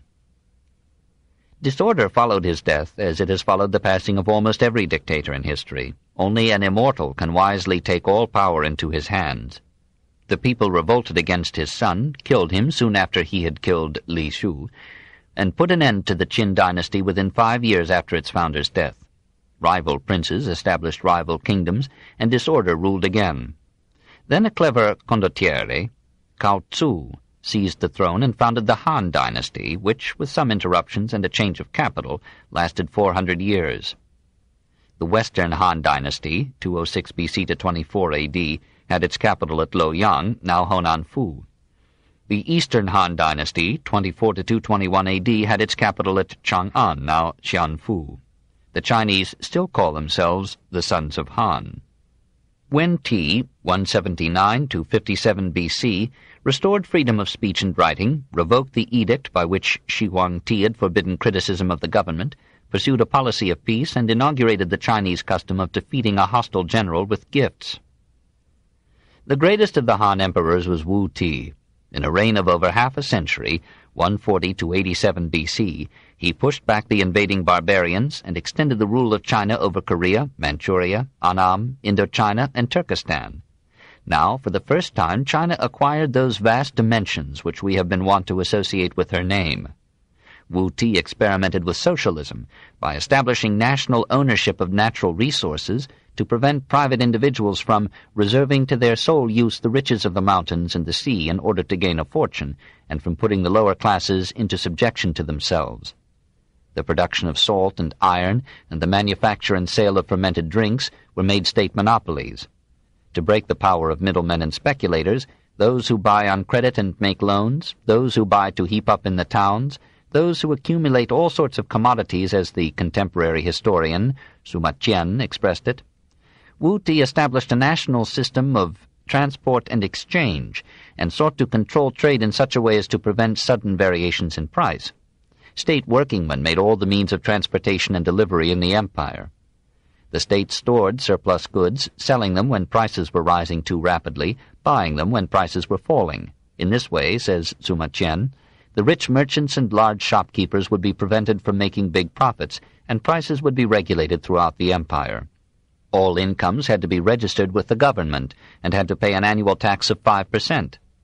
In order to facilitate the purchase and consumption of commodities, the emperor enlarged the supply of currency by issuing coins of silver alloyed with tin. Great public works were undertaken in order to provide employment for the millions whom private industry had failed to maintain. Bridges were flung across China's streams, and innumerable canals were cut to bind the rivers and irrigate the fields. The situation, says Granite, was revolutionary. If the Emperor Wu had had some kindred spirit, he might have been able to profit by this and create in a new order of society the Chinese state. But the Emperor only saw the most urgent needs. He seems only to have thought of using varied expedients from day to day, rejected when they had yielded sufficient to appear worn out, and new men, sacrificed as soon as they had succeeded well enough to assume a dangerous air of authority. The restlessness of the despot and the short vision of the imperial lawmakers made China miss the rarest opportunity she had had to become a compact and organized state. For a time the new system flourished. Trade grew in amount, variety, and extent, and bound China even with the distant nations of the Near East. The capital, though young, increased in population and wealth, and the coffers of the government were swollen with revenue. Scholarship flourished, poetry abounded, and Chinese pottery began to be beautiful. In the imperial library, there were 3,123 volumes on the classics, 2,705 on philosophy, 1,318 on poetry, 2,568 on mathematics, 868 on medicine, 790 on war. Only those who had passed the state examinations were eligible to public office, and these examinations were open to all. China had never prospered so before. A combination of natural misfortunes with human deviltry put an end to this brave experiment. Floods alternated with droughts and raised prices beyond control. Harassed by the high cost of food and clothing, the people began to clamor for a return to the good old days of an idealized past, and proposed that the inventor of the new system should be boiled alive. Businessmen protested that state control had diminished healthy initiative and competition, and they objected to paying, for the support of these experiments, the high taxes levied upon them by the government. Women entered the court, acquired a secret influence over important functionaries, and became an element in a wave of official corruption that spread far and wide after the death of the emperor. Counterfeiters imitated the new currency so successfully that it had to be withdrawn. The business of exploiting the weak was resumed under a new management, and for a century the reforms of Wu Ti were forgotten or reviled. At the beginning of our era, 84 years after Wu Ti's death, another reformer ascended the throne of China, first as regent, then as emperor. Wang Mang was of the highest type of Chinese gentleman. Unless there is truth in the rumor circulated on the death of the boy emperor in the year 5 A.D., that Wang Mang's family had poisoned him. Though rich, he lived temperately, even frugally, and scattered his income among his friends and the poor. Absorbed in the vital struggle to reorganize the economic and political life of his country, He found time, nevertheless, not only to patronize literature and scholarship, but to become an accomplished scholar himself. On his accession to power, he surrounded himself not with the usual politicians, but with men trained in letters and philosophy. To these men his enemies attributed his failure, and his friends attributed his success. Shocked by the development of slavery in the large estates of China, Wang Mang, at the very outset of his reign, abolished both the slavery and the estates by nationalizing the land. He divided the soil into equal tracts and distributed it among the peasants, and to prevent the renewed concentration of wealth, he forbade the sale or purchase of land. He continued the state monopolies of salt and iron, and added to them state ownership of mines and state control of the traffic in wine. Like Wu Ti, he tried to protect the cultivator and the consumer against the merchant by fixing the prices of commodities. The state bought agricultural surpluses in time of plenty and sold them in time of dearth. Loans were made by the government at low rates of interest for any productive enterprise. Wang had conceived his policies in economic terms and had forgotten the nature of man. He worked long hours, day and night, to devise schemes that would make the nation rich and happy, and he was heartbroken to find that social disorder mounted during his reign. Natural calamities like drought and flood continued to disrupt his planned economy, and all the groups whose greeds had been clipped by his reforms united to plot his fall. Revolts broke out, apparently among the people, but probably financed from above, and while Wang, bewildered by such ingratitude, struggled to control these insurrections, subject peoples weakened his prestige by throwing off the Chinese yoke, and the Xiongnu barbarians overran the northern provinces. The rich Liu family put itself at the head of a general rebellion, captured Chang'an, slew Wang Mang, and annulled his reforms. Everything was as before. The Han line ended in a succession of weak emperors and was followed by a chaos of petty dynasties and divided states. Despite the Great Wall, the Tatars poured down into China and conquered large areas of the north. And as the Huns broke down the organization of the Roman Empire and helped to plunge Europe into a dark age for 100 years, so the inroads of these kindred Tatars disordered the life of China and put an end for a while to the growth of civilization. We may judge the strength of the Chinese stock, character, and culture from the fact that this disturbance was much briefer and less profound than that which ruined Rome. After an interlude of war and chaos, and racial mixture with the invaders, Chinese civilization recovered and enjoyed a brilliant resurrection. The very blood of the Tatars served perhaps to reinvigorate a nation already old. The Chinese accepted the conquerors, married them, civilized them, and advanced to the zenith of their history. 3. The Glory of Tang. The New Dynasty. Tai Tsung's method of reducing crime. An Age of Prosperity. The Brilliant Emperor. The Romance of Yang Kui-fei. The Rebellion of An Lushan. The great age of China owed its coming partly to this new biological mixture, partly to the spiritual stimulation derived from the advent of Buddhism, partly to the genius of one of China's greatest emperors, Tai Tsung, 627 to 650 A.D. At the age of 21 he was raised to the throne by the abdication of his father, a second Cao Tzu, who had established the Tang dynasty 9 years before. He began unprepossessingly by murdering the brothers who threatened to displace him, and then he exercised his military abilities by pushing back the invading barbarians into their native haunts and reconquering those neighboring territories which had thrown off Chinese rule after the fall of the Han. Suddenly he grew tired of war, and returning to his capital, Chang'an, gave himself to the ways of peace. He read and reread the works of Confucius and had them published in a resplendent format, saying, "By using a mirror of brass you may see to adjust your cap. By using antiquity as a mirror, you may learn to foresee the rise and fall of empires." He refused all luxuries and sent away the 3,000 ladies who had been chosen to entertain him. When his ministers recommended severe laws for the repression of crime, he told them, "If I diminish expenses, lighten the taxes, employ only honest officials, so that the people have clothing enough, this will do more to abolish robbery than the employment of the severest punishments." One day he visited the jails of Chang'an and saw 290 men who had been condemned to die. He sent them out to till the fields, relying solely on their word of honor that they would return. Every man came back, and Tai Tsung was so well pleased that he set them all free. He laid it down then that no emperor should ratify a death sentence until he had fasted 3 days. He made his capital so beautiful that tourists flocked to it from India and Europe.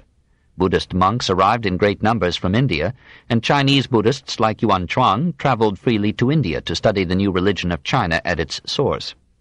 Missionaries came to Chang'an to preach Zoroastrianism and Nestorian Christianity. The emperor, like Akbar, welcomed them, gave them protection and freedom, and exempted their temples from taxation at a time when Europe was sunk in poverty, intellectual darkness, and theological strife. He himself remained, without dogma or prejudice, a simple Confucian. When he died, says a brilliant historian, the grief of the people knew no bounds, and even the foreign envoys cut themselves with knives and lancets and sprinkled the dead emperor's bier with their self-shed blood. He had paved the way for China's most creative age. Rich with 50 years of comparative peace and stable government, she began to export her surplus of corn, rice, silk, and spices, and spent her profits on unparalleled luxury. Her lakes were filled with carved and painted pleasure boats, her rivers and canals were picturesque with commerce, and from her harbors ships sailed to distant ports on the Indian Ocean and the Persian Gulf. Never before had China known such wealth. Never had she enjoyed such abundant food, such comfortable houses, such exquisite clothing. While silk was selling in Europe for its weight in gold, it was a routine article of dress for half the population of the larger cities of China, and fur coats were more frequent in 8th century Chang'an than in 20th century New York. One village near the capital had silk factories employing 100,000 men. "What hospitality!" exclaimed Li Po. "What squandering of money! Red jade cups and rare dainty food on tables inlaid with green gems." Statues were carved out of rubies, and pretentious corpses were buried on beds of pearl. The great race was suddenly enamored of beauty, and lavished honors on those who could create it. At this age, says a Chinese critic, whoever was a man was a poet. Emperors promoted poets and painters to high office, and Sir John Manville, the assumed name of a French physician who in the 14th century composed a volume of travels, mostly imaginary, occasionally illuminating, always fascinating, would have it that no one dared to address the emperor save it be minstrels that sing and tell jests. In the 18th century of our era, Manchu emperors ordered an anthology to be prepared of the Tang poets. The result was 30 volumes containing 48,900 poems by 2,300 poets. So much had survived the criticism of time. The imperial library had grown to 54,000 volumes. At this time, says Murdoch, China undoubtedly stood in the very forefront of civilization. She was then the most powerful, the most enlightened, the most progressive, and the best-governed empire on the face of the globe. It was the most polished epoch that the world had ever seen.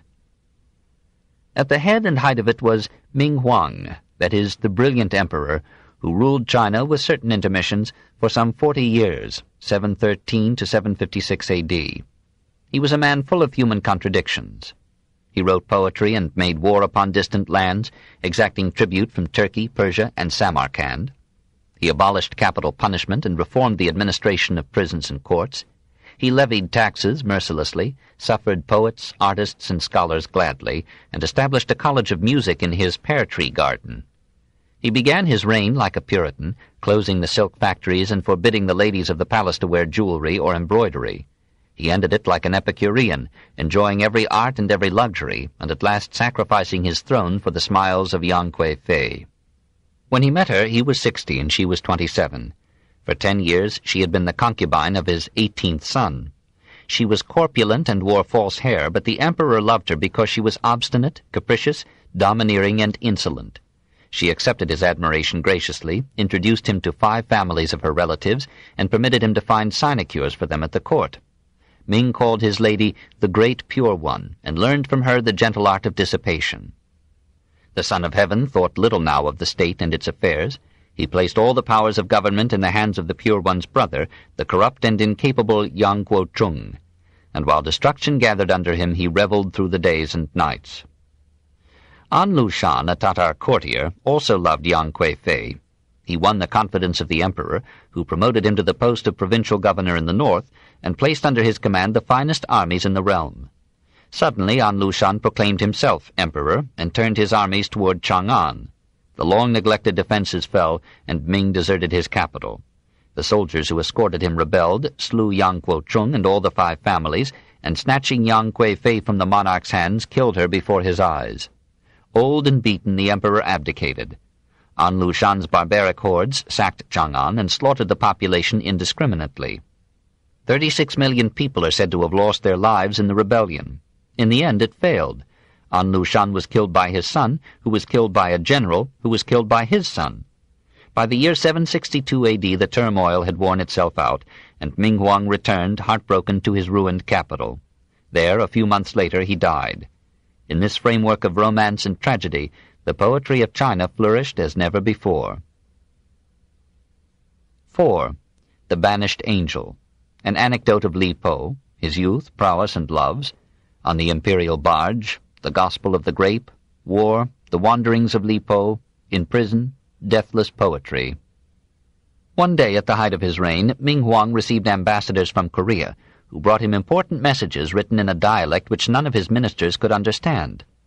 "What?" exclaimed the emperor. "Among so many magistrates, so many scholars and warriors, cannot there be found a single one who knows enough to relieve us of vexation in this affair?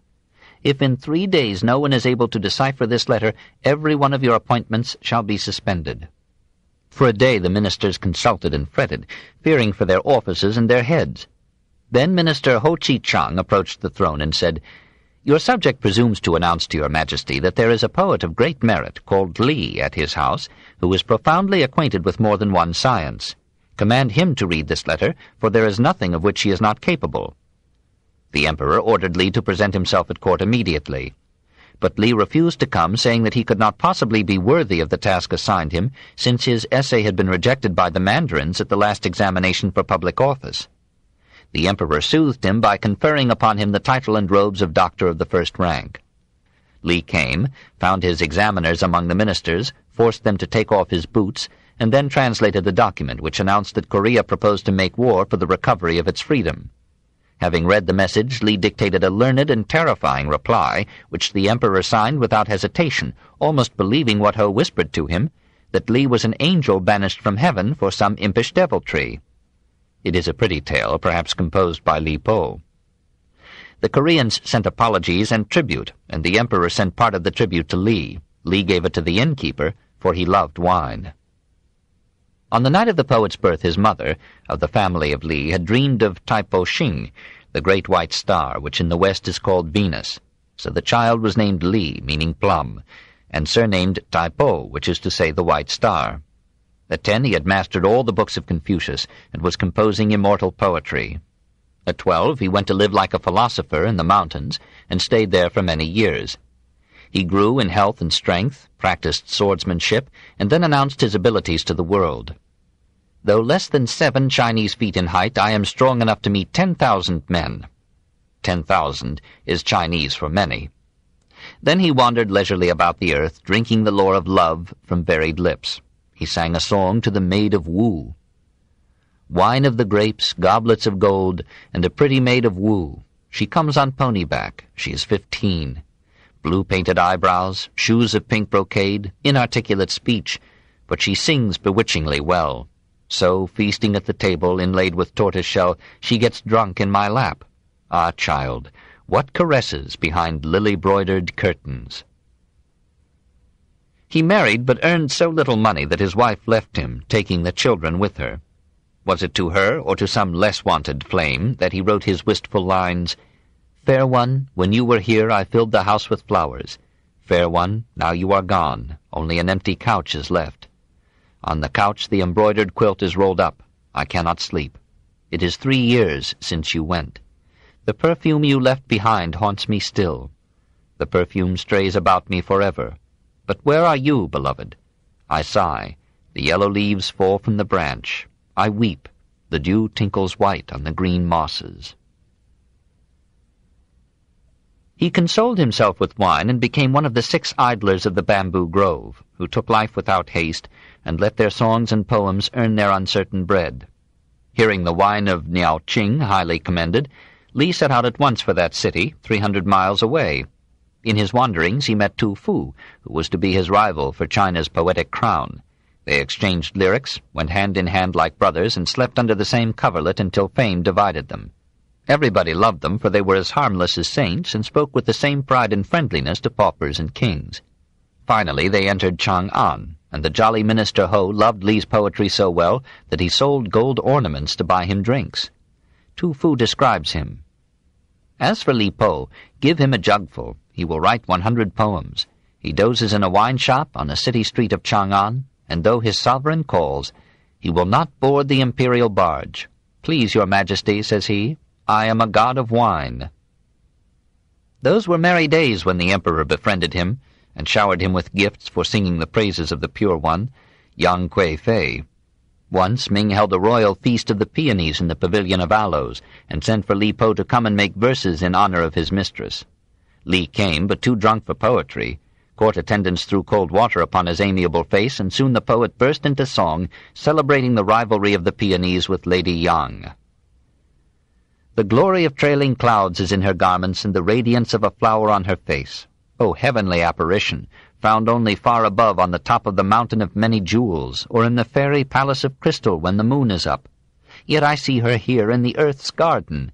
The spring wind softly sweeps the balustrade, and the dewdrops glisten thickly. Vanquished are the endless longings of love, borne into the heart on the winds of spring. Who would not have been pleased to be the object of such a song? And yet the Lady Yang was persuaded that the poet had subtly satirized her, and from that moment she bred suspicion of him in the heart of the king. He presented Li Po with a purse and let him go. Once again the poet took to the open road and consoled himself with wine. He joined those 8 immortals of the wine cup, whose drinkings were the talk of Chang'an.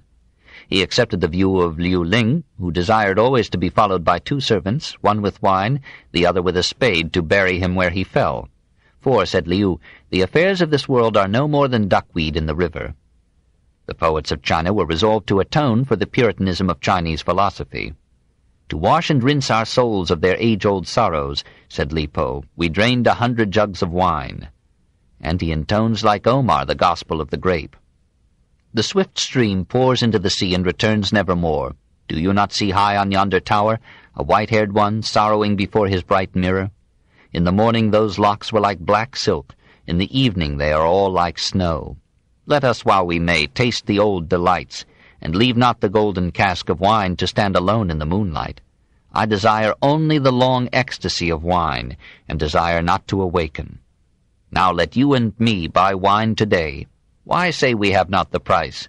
My horse, spotted with fine flowers, my fur coat worth 1,000 pieces of gold, these I will take out and call my boy to barter them for sweet wine, and with you twain let me forget the sorrow of 10,000 ages. What were these sorrows? The agony of despised love? Hardly, for though the Chinese take love as much to heart as we do, their poets do not so frequently intone its pains. It was war and exile, An Lushan and the taking of the capital, the flight of the emperor and the death of Yang, the return of Ming Huang to his desolated halls that gave Li the taste of human tragedy. There is no end to war, he mourns, and then his heart goes out to the women who have lost their husbands to Mars. 'Tis December. Lo, the pensive maid of Yu Chao.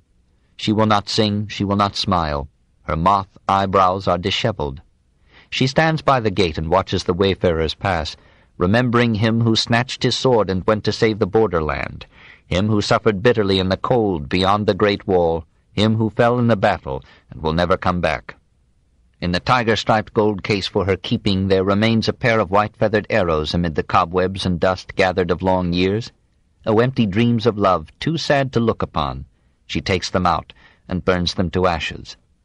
By building a dam one may stop the flow of the Yellow River, but who can assuage the grief of her heart when it snows and the north wind blows?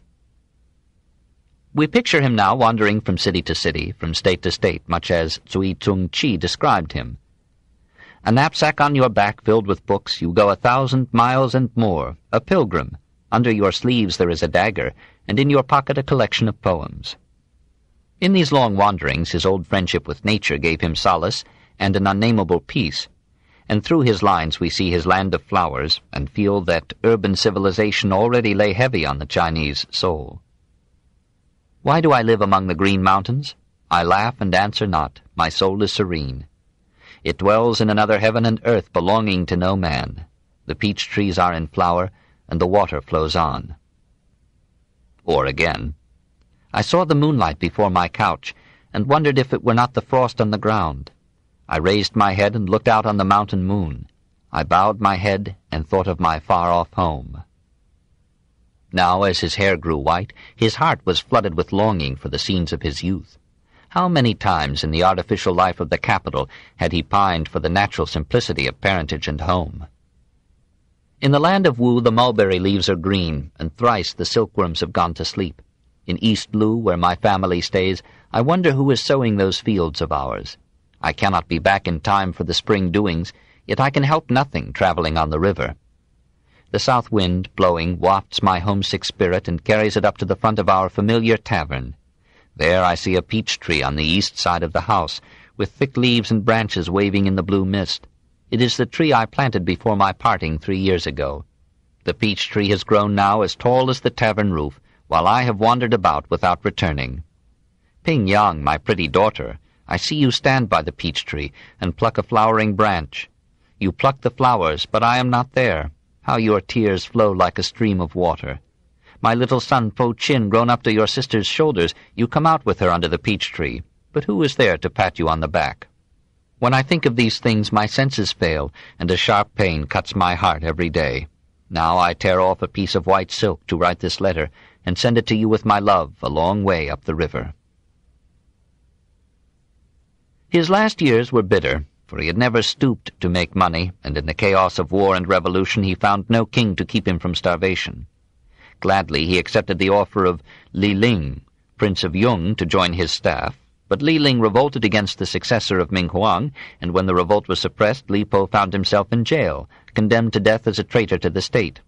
Then Guo Ziyi, the general who had put down the rebellion of An Lushan, begged that Li Po's life might be ransomed by the forfeit of his own rank and title.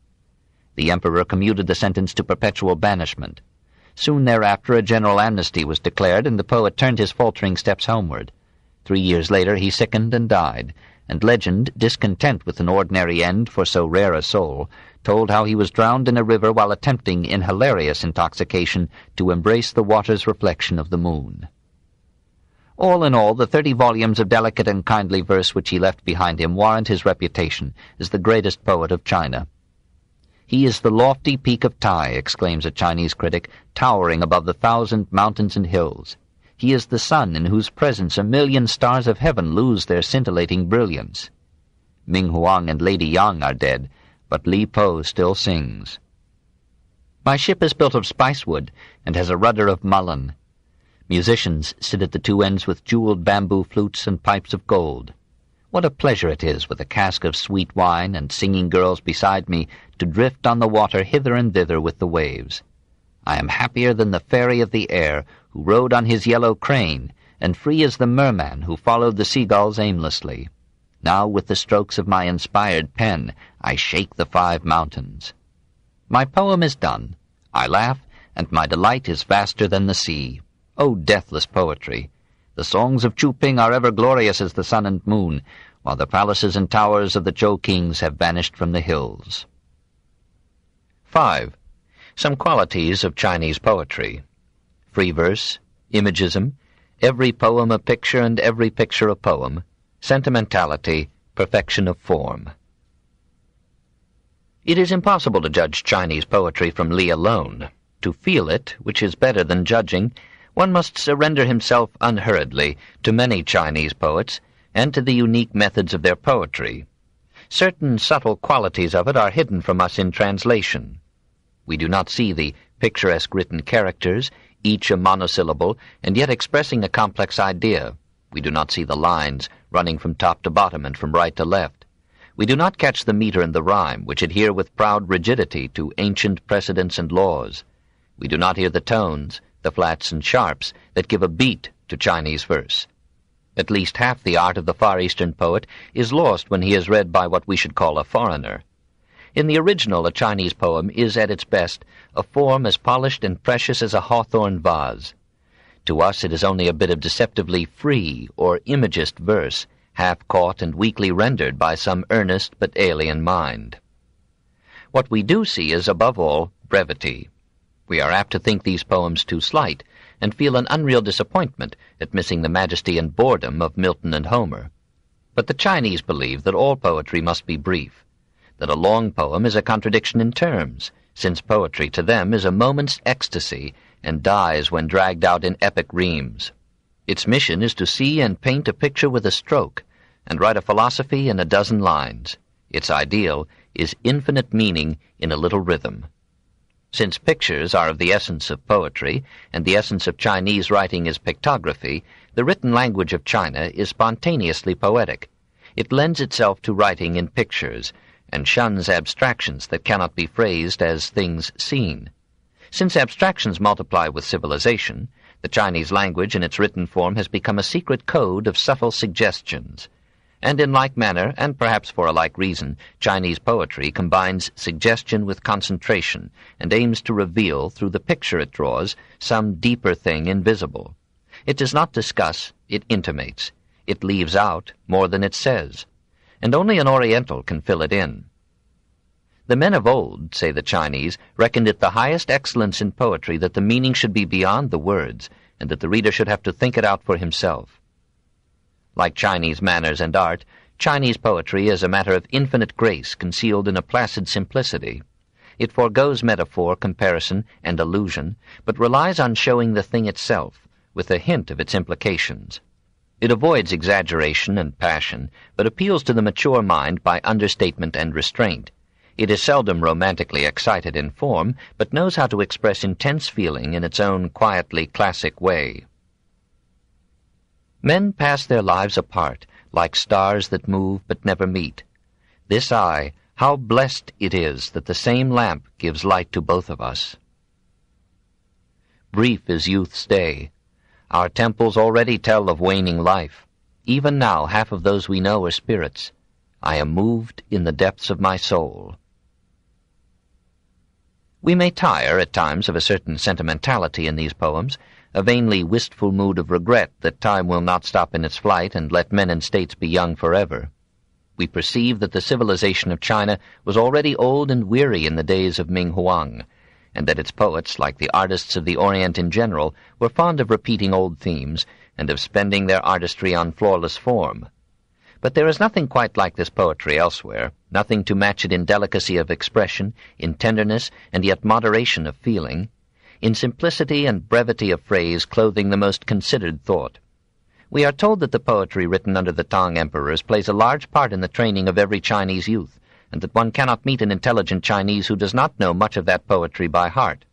If this is so, then Li Po and Tu Fu are part of the answer that we must give to the question why almost every educated Chinese is an artist and a philosopher. 6. Tu Fu. Dao Qian, Fu Chui, Poems for Malaria, Tu Fu and Li Po, A Vision of War, Prosperous Days, Destitution, Death. Li Po is the Keats of China, but there are other singers almost as fondly cherished by his countrymen. There is the simple and stoic Dao Qian, who left a government position because, as he said, he was unable any longer to crook the hinges of his back for 5 pecks of rice a day, that is, kowtow for his salary, from the Chinese ko dou, to knock the head on the ground in homage. Like many another public man disgusted with the commercialism of official life, he went to live in the woods, seeking there length of years and depth of wine, and finding the same solace and delight in the streams and mountains of China that her painters would later express on silk. I pluck chrysanthemums under the eastern hedge, then gaze at the distant summer hills. The mountain air is fresh at the dawn of day. The flying birds 2 by 2 return. In these things there lies a deep meaning. Yet when we would express it, words suddenly fail us. What folly to spend one's life like a dropped leaf, snared under the dust of streets. But for 13 years it was so I lived. For a long time I have lived in a cage. Now I have returned, for one must return to fulfill one's nature. Po Chui took the other road, choosing public office and life in the capital. He rose from place to place until he was governor of the great city of Hangzhou and president of the Board of War. Nevertheless, he lived to the age of 72, wrote 4,000 poems, and tasted nature to his heart's content in interludes of exile. He knew the secret of mingling solitude with crowds and repose with an active life. He made not too many friends, being, as he said, of middling accomplishment in calligraphy, painting, chess, and gambling, which tend to bring men together in pleasurable intercourse. He liked to talk with simple people, and story has it that he would read his poems to an old peasant woman and simplify anything that she could not understand. Hence he became the best-loved of the Chinese poets among the common people. His poetry was inscribed everywhere, on the walls of schools and temples and the cabins of ships. "You must not think," said a sing-song girl to a captain whom she was entertaining, "that I am an ordinary dancing girl. I can recite Master Poe's Everlasting Wrong." The most famous of China's many renditions of the infatuation of Ming Huang with Yang Kui-fei, her death in revolution and Ming's misery in restoration. The poem is not quite everlasting, but too long for quotation here. We have kept for the last the profound and lovable Tu Fu. English writers on Chinese literature, says Arthur Waley, are fond of announcing that Li Daipo is China's greatest poet. The Chinese themselves, however, award this place to Tu Fu. We first hear of him at Chang'an. He had come up to take the examinations for office and had failed. He was not dismayed, even though his failure had been specifically in the subject of poetry. He announced to the public that his poems were a good cure for malarial fever, and seems to have tried the cure himself. Ming Huang read some of his verses, gave him personally another examination, marked him successful, and appointed him secretary to General Zhua. Emboldened, and forgetting for a moment his wife and children in their distant village, Tu Fu settled down in the capital, exchanged songs with Li Po, and studied the taverns, paying for his wine with poetry. He writes of Li, "I love my lord as younger brother loves elder brother. In autumn, exhilarated by wine, we sleep under a single quilt. Hand in hand, we daily walk together." Those were the days of the love of Ming for Yang Kui-fei. Tu celebrated it like the other poets, but when revolution burst forth and rival ambitions drenched China in blood, he turned his muse to sadder themes and pictured the human side of war. This book is continued at this point on the other side of this cassette. Please reverse or turn the cassette over now. The Story of Civilization, Volume 1, Our Oriental Heritage, Part 2, by Will Durant. Continued, Cassette 7, Side 2. Those were the days of the love of Ming for Yang Kui-fei.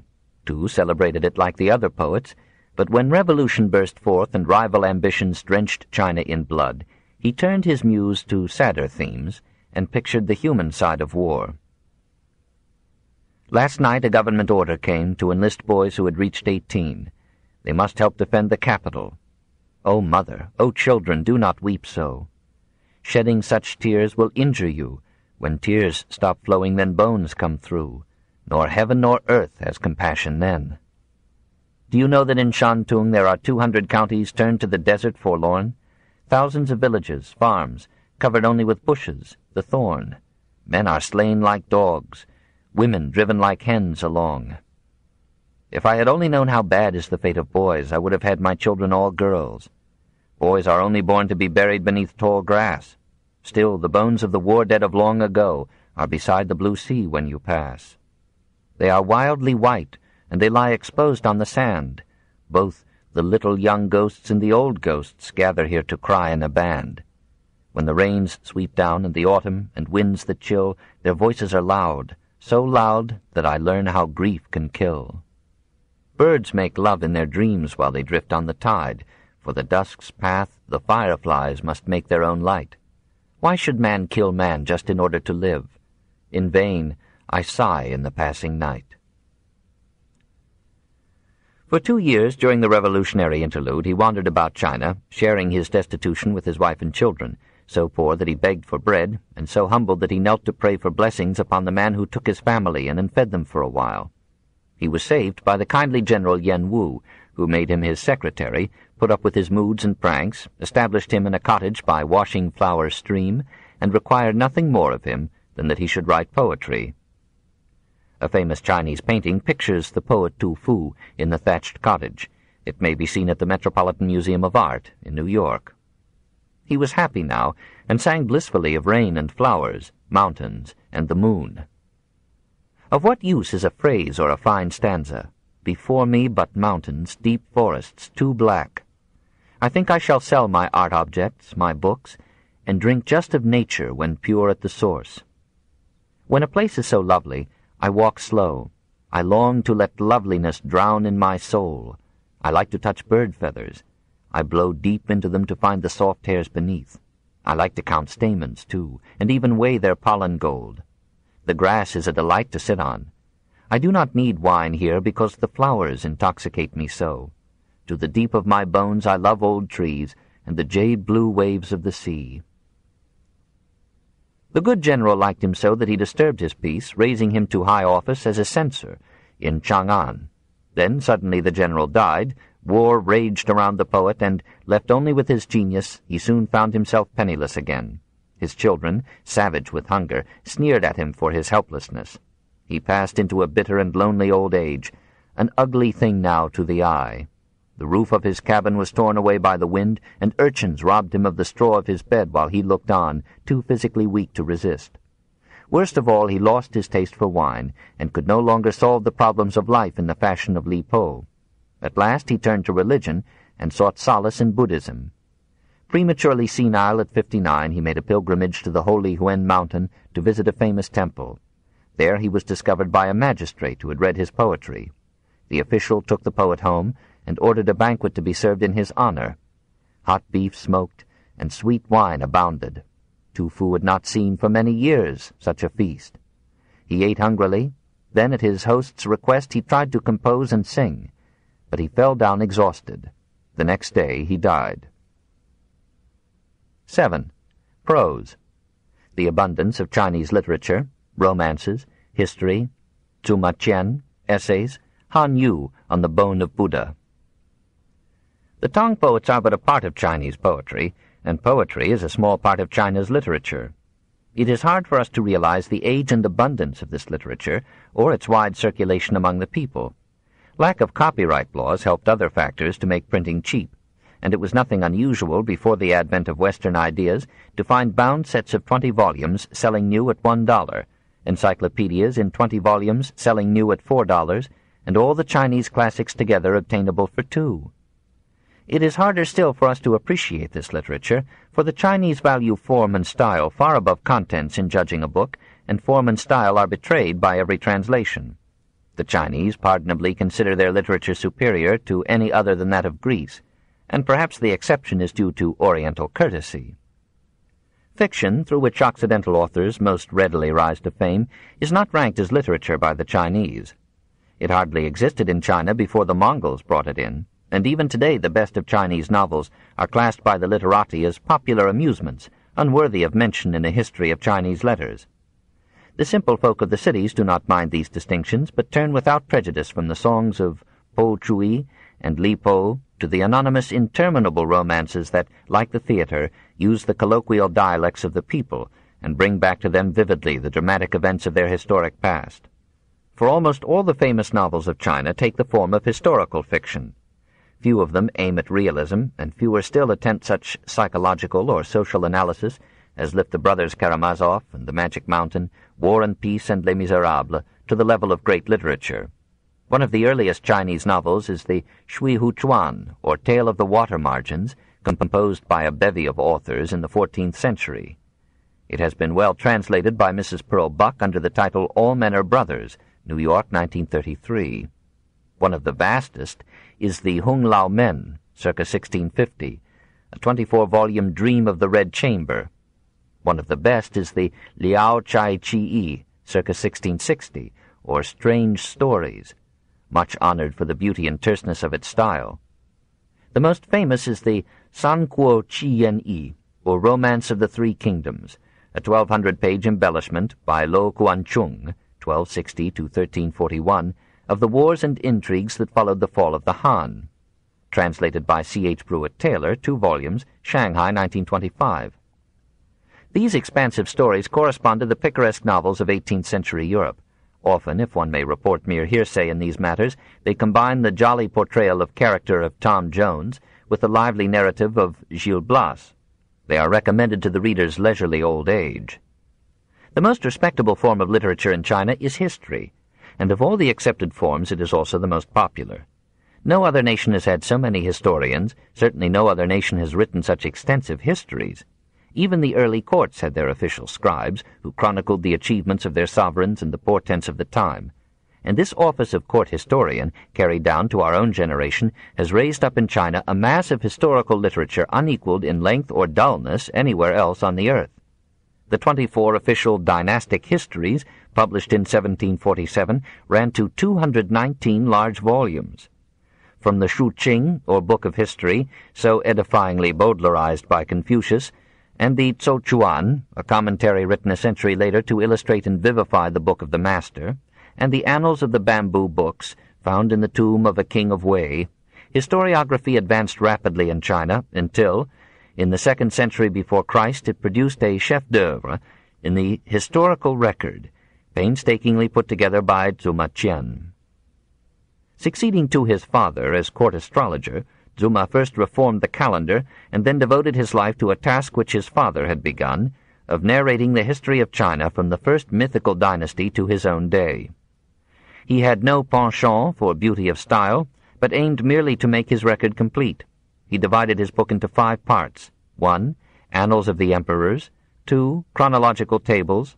3. 8 chapters on rites, music, the pitch pipes, the calendar, astrology, imperial sacrifices, watercourses, and political economy. 4. Annals of the feudal nobles. And 5. Biographies of eminent men. The whole covered a period of nearly 3,000 years, and took the form of 526,000 Chinese characters, patiently scratched upon bamboo tablets with a style. Then Zuma Qian, having given his life to his book, sent his volumes to his emperor and the world, with this modest preface. Your servant's physical strength is now relaxed. His eyes are short-sighted and dim. Of his teeth but a few remain. His memory is so impaired that the events of the moment are forgotten as he turns away from them, his energies having been wholly exhausted in production of this book.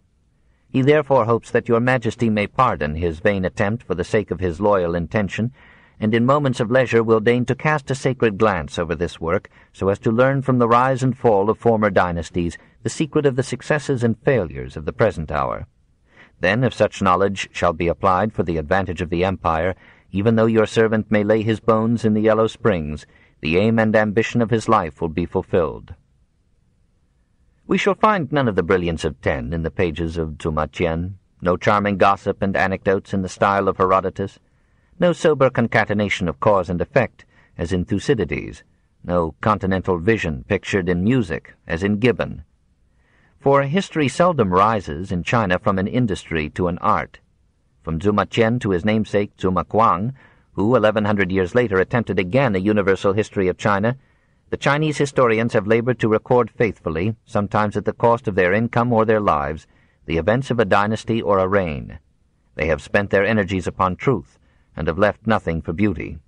Perhaps they were right, and history should be a science rather than an art. Perhaps the facts of the past are obscured when they come to us in the purple of Gibbon or the sermons of Carlyle. But we too have dull historians, and can match any nation in volumes dedicated to record and gather dust. Livelier is the Chinese essay, for here art is not forbidden, and eloquence has loose rein. Famous beyond the rest in this field is the great Han Yu, whose books are so valued that tradition requires the reader to wash his hands in rosewater before touching them. Born among the humblest, Han Yu reached to the highest ranks in the service of the state, and fell from grace only because he protested too intelligibly against the imperial concessions to Buddhism. To Han, the new religion was merely a Hindu superstition, and it offended him to his Confucian soul that the emperor should lend his sanction to the intoxication of his people with this enervating dream. Therefore he submitted in 803 A.D. a memorial to the emperor, from which these lines may serve as an example of Chinese prose discolored even by honest translation. Your servant has now heard that instructions have been issued to the priestly community to proceed to Fengxiang and receive a bone of Buddha, and that from a high tower your Majesty will view its introduction into the imperial palace. Also that orders have been sent to the various temples, commanding that the relic be received with the proper ceremonies. Now, foolish though your servant may be, he is well aware that your Majesty does not do this in the vain hope of deriving advantages therefrom, but that in the fullness of our present plenty, and in the joy which reigns in the heart of all, there is a desire to fall in with the wishes of the people in the celebration at the capital of this delusive mummery. For how could the wisdom of your Majesty stoop to participate in such ridiculous beliefs? Still, the people are slow of perception and easily beguiled, and should they behold your Majesty thus earnestly worshipping at the feet of Buddha, they would cry out, "See, the Son of Heaven, the All-Wise, is a fervent believer. Who are we, his people, that we should spare our bodies?" Then would ensue a scorching of heads and burning of fingers. Crowds would collect together, and tearing off their clothes and scattering their money, would spend their time from morn to eve in imitation of your Majesty's example. The result would be that by and by, young and old, seized with the same enthusiasm, would totally neglect the business of their lives. And should your Majesty not prohibit it, they would be found flocking to the temples, ready to cut off an arm or slice their bodies as an offering to the god. Thus would our traditions and customs be seriously injured, and ourselves become a laughing-stock on the face of the earth. Therefore your servant, overwhelmed with shame for the censors, implores your Majesty that these bones be handed over for destruction by fire and water, whereby the root of this great evil may be exterminated for all time, and the people know how much the wisdom of your Majesty surpasses that of ordinary men. The glory of such a deed will be beyond all praise, and should the Lord Buddha have power to avenge this insult by the infliction of some misfortune, then let the vials of his wrath be poured out upon the person of your servant, who now calls heaven to witness that he will not repent him of his oath. In a conflict between superstition and philosophy, one may safely wager on the victory of superstition, for the world wisely prefers happiness to wisdom. Han was exiled to a village in Kuangtung, where the people were still simple barbarians. He did not complain, but set himself, after the teaching of Confucius, to civilize them with his example, and he succeeded so well that his picture today often bears the legend, "Wherever he passed, he purified." He was finally recalled to the capital, served his state well, and died loaded with honors. His memorial tablet was placed in the temple of Confucius, a place usually reserved for the disciples or greatest exponents of the master, because he had defended the doctrines of Confucianism so recklessly against the invasion of a once noble but now corrupted faith. 8.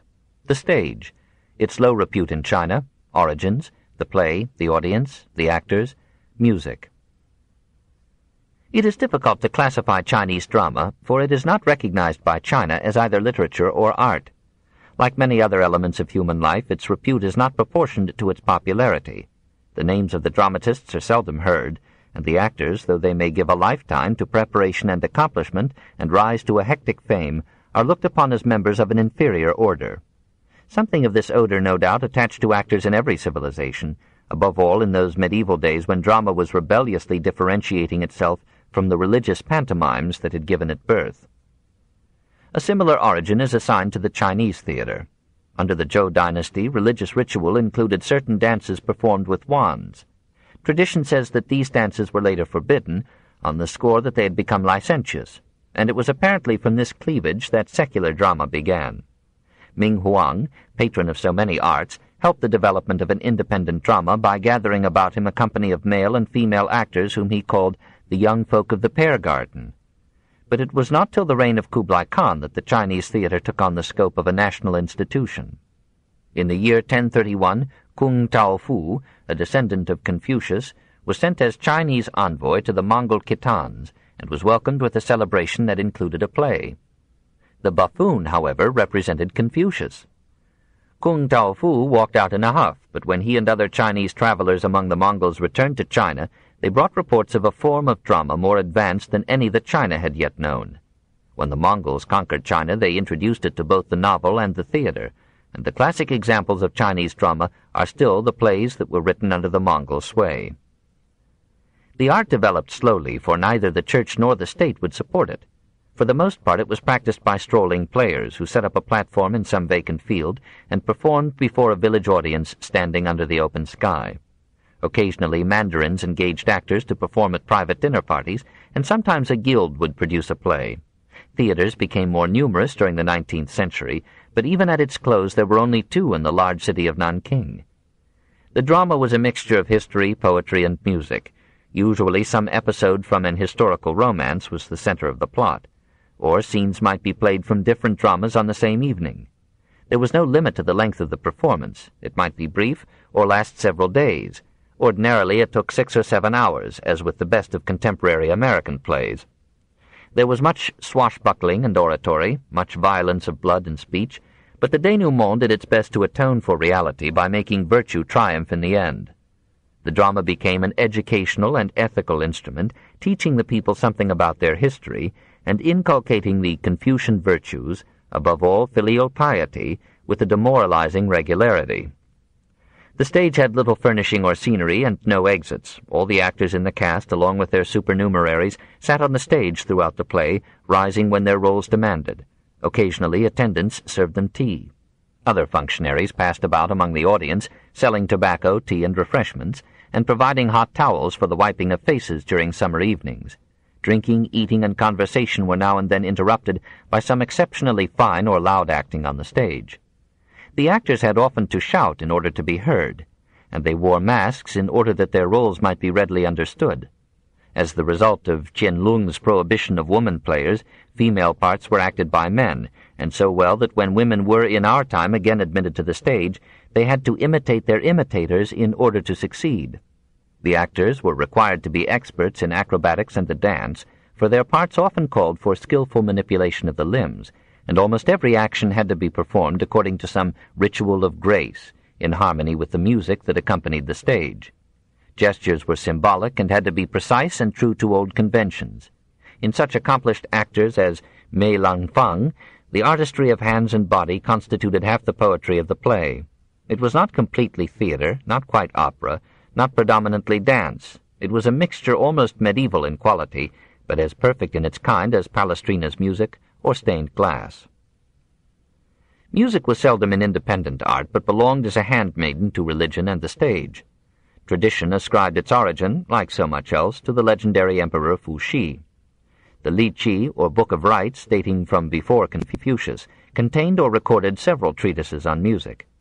And the Zhou Chuan, a century after Confucius, described eloquently the music to which the Odes of Wei were sung. Already, by Kung Fu Tse's time, musical standards were ancient, and innovations were disturbing quiet souls. The sage complained of the lascivious airs that were in his day supplanting the supposedly moral tunes of the past. Greco-Bactrian and Mongolian influences entered and left their mark upon the simple Chinese scale. The Chinese knew of the division of the octave into 12 semitones, but they preferred to write their music in a pentatonic scale, corresponding roughly to our F, G, A, C, and D. To these whole tones they gave the names Emperor, Prime Minister, Subject People, State Affairs, and Picture of the Universe. Harmony was understood, but was seldom used except for tuning instruments. The latter included such wind instruments as flutes, trumpets, oboes, whistles, and gourds, such stringed instruments as viols and lutes, and such percussion instruments as tambourines and drums, bells and gongs, cymbals and castanets, and musical plates of agate or jade. The effects were as weird and startling to an Occidental ear as the sonata appassionata might seem to the Chinese. Nevertheless, they lifted Confucius to a vegetarian ecstasy, and brought to many hearers that escape from the strife of wills and ideas which comes with the surrender to music well composed. The sages, said Han Yu, taught man music in order to dissipate the melancholy of his soul. They agreed with Nietzsche that life without music would be a mistake. Chapter 25. The Age of the Artists. 1. The Sung Renaissance. 1. The Socialism of Wang Anshi. The Sung Dynasty, a radical premier, his cure for unemployment, the regulation of industry, codes of wages and prices, the nationalization of commerce, state insurance against unemployment, poverty, and old age, examinations for public office, the defeat of Wang Anshi. The Tang dynasty never recovered from the revolution of An Lushan. The emperors who followed Ming Huang were unable to restore the imperial authority throughout the empire, and after a century of senile debility the dynasty came to an end. 5 dynasties followed in 53 years, but they were as feeble as they were brief. As always in such cases, a strong and brutal hand was needed to re-establish order.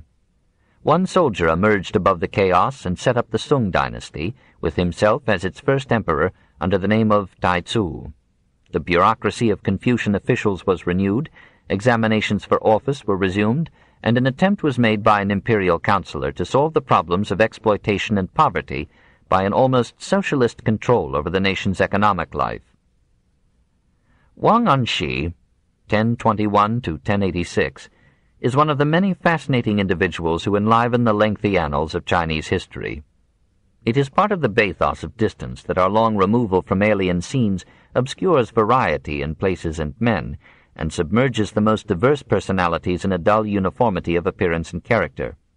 But even in the judgment of his enemies, whose very number distinguished him, Wang stood out as a man different from the rest, absorbed conscientiously in the enterprise of government, devoted recklessly to the welfare of the people, leaving himself no time for the care of his person or his clothes, rivaling the great scholars of his age in learning and style, and fighting with mad courage the rich and powerful conservatives of his age.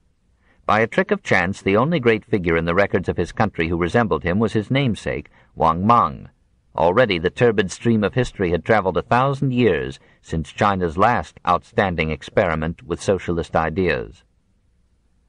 On receiving the highest office in the command of the emperor, Wang Anshi laid it down as a general principle that the government must hold itself responsible for the welfare of all its citizens. The state, he said, should take the entire management of commerce, industry, and agriculture into its own hands, with a view to succoring the working classes and preventing them from being ground into the dust by the rich. He began by abolishing the forced labor that had from time immemorial been exacted from the Chinese people by the government, and had often taken men from the fields at the very time when the sowing or the harvesting needed them, and nevertheless he carried out great engineering works for the prevention of floods. He rescued the peasants from the money-lenders who had enslaved them, and lent them, at what were then low rates of interest, funds for the planting of their crops. To the unemployed, he gave free seed and other aid in setting up homesteads, on condition that they would repay the state out of the yield of their land. Boards were appointed in every district to regulate the wages of labor and the prices of the necessaries of life. Commerce was nationalized. The produce of each locality was bought by the government, part of it was stored for future local needs, and the rest was transported to be sold in state depots throughout the realm. A budget system was established.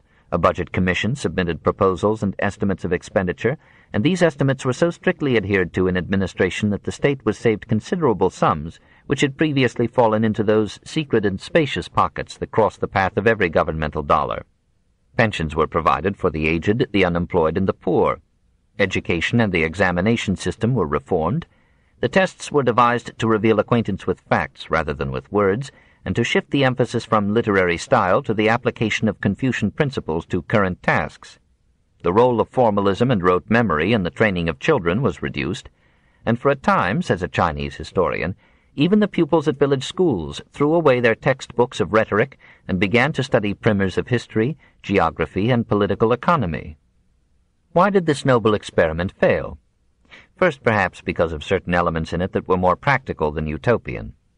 Though most of the taxes were taken from the incomes of the rich, part of the heavy revenue needed for the enlarged expenses of the state was secured by appropriating a portion of the produce of every field. Soon the poor joined with the rich in complaining that taxes were too high. Men are always readier to extend governmental functions than to pay for them.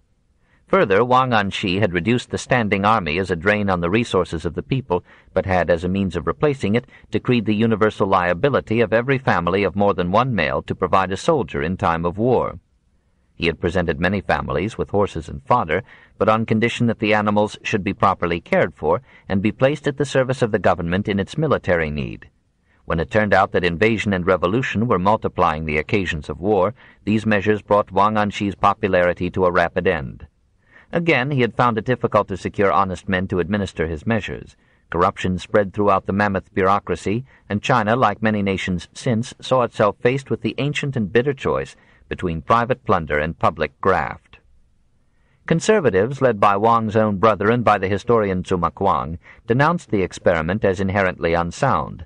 They argued that human corruptibility and incompetence made governmental control of industry impracticable, and that the best form of government was a laissez-faire which would rely on the natural economic impulses of men for the production of services and goods.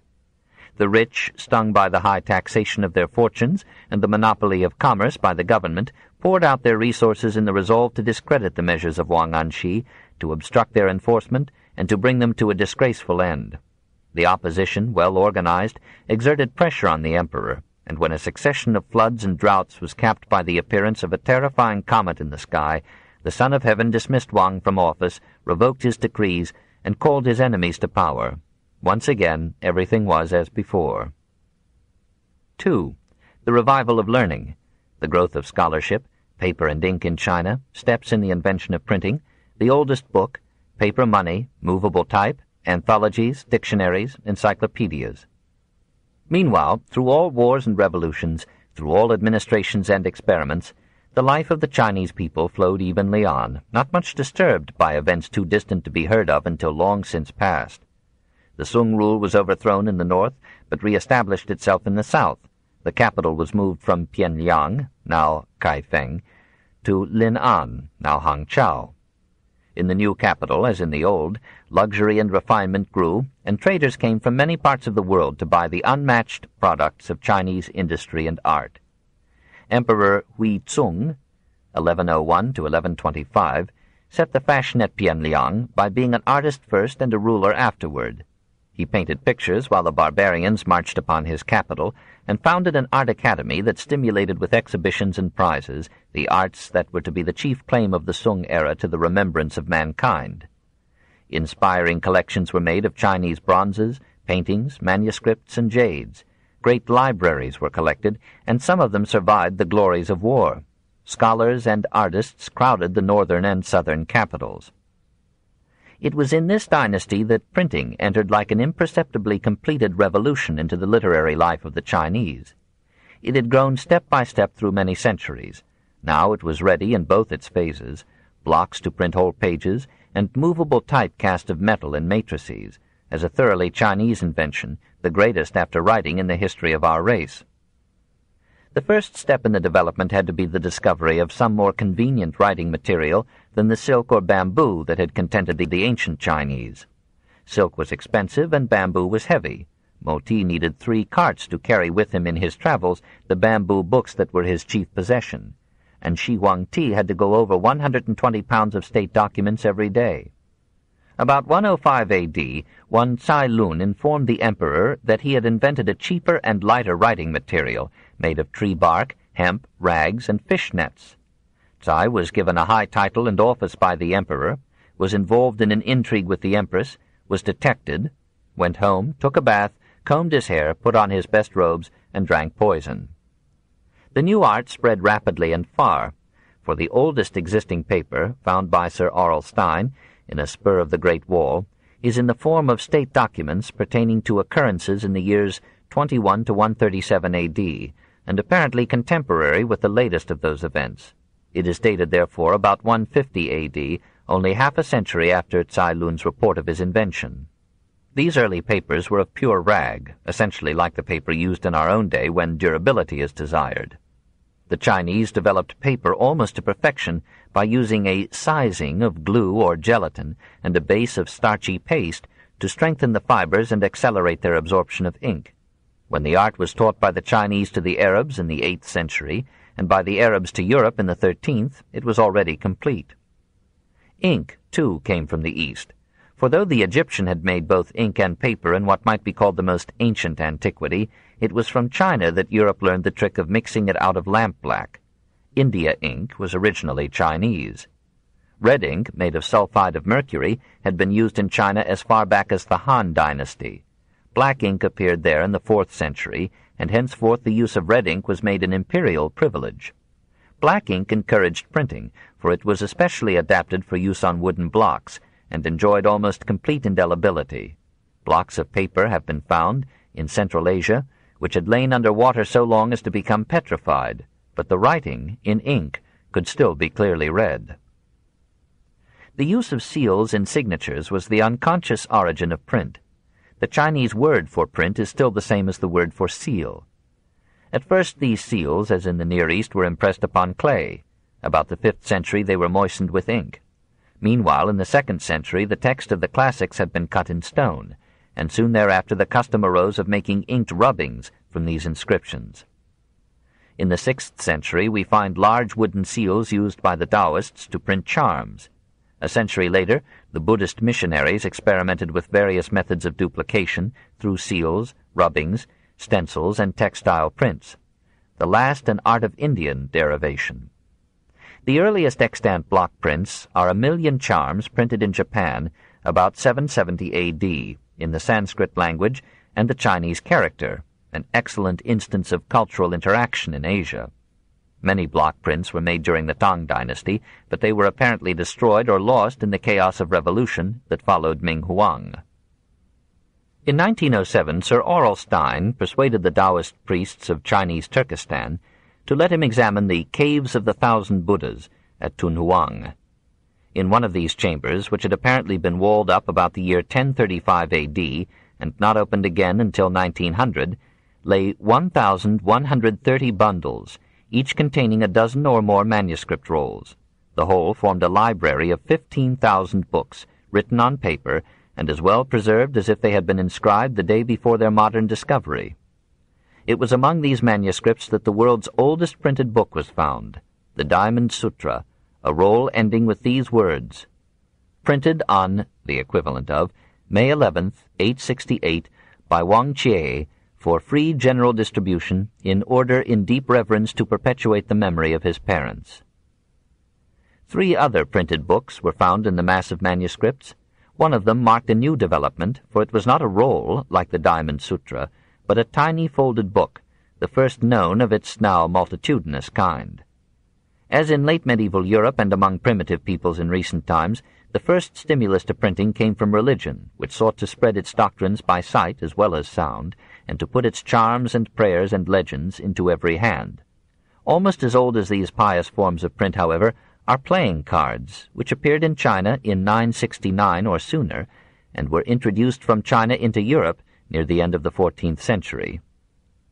These early volumes had been printed with wooden blocks. In a Chinese letter written about 870 A.D., we find the oldest known mention of such work.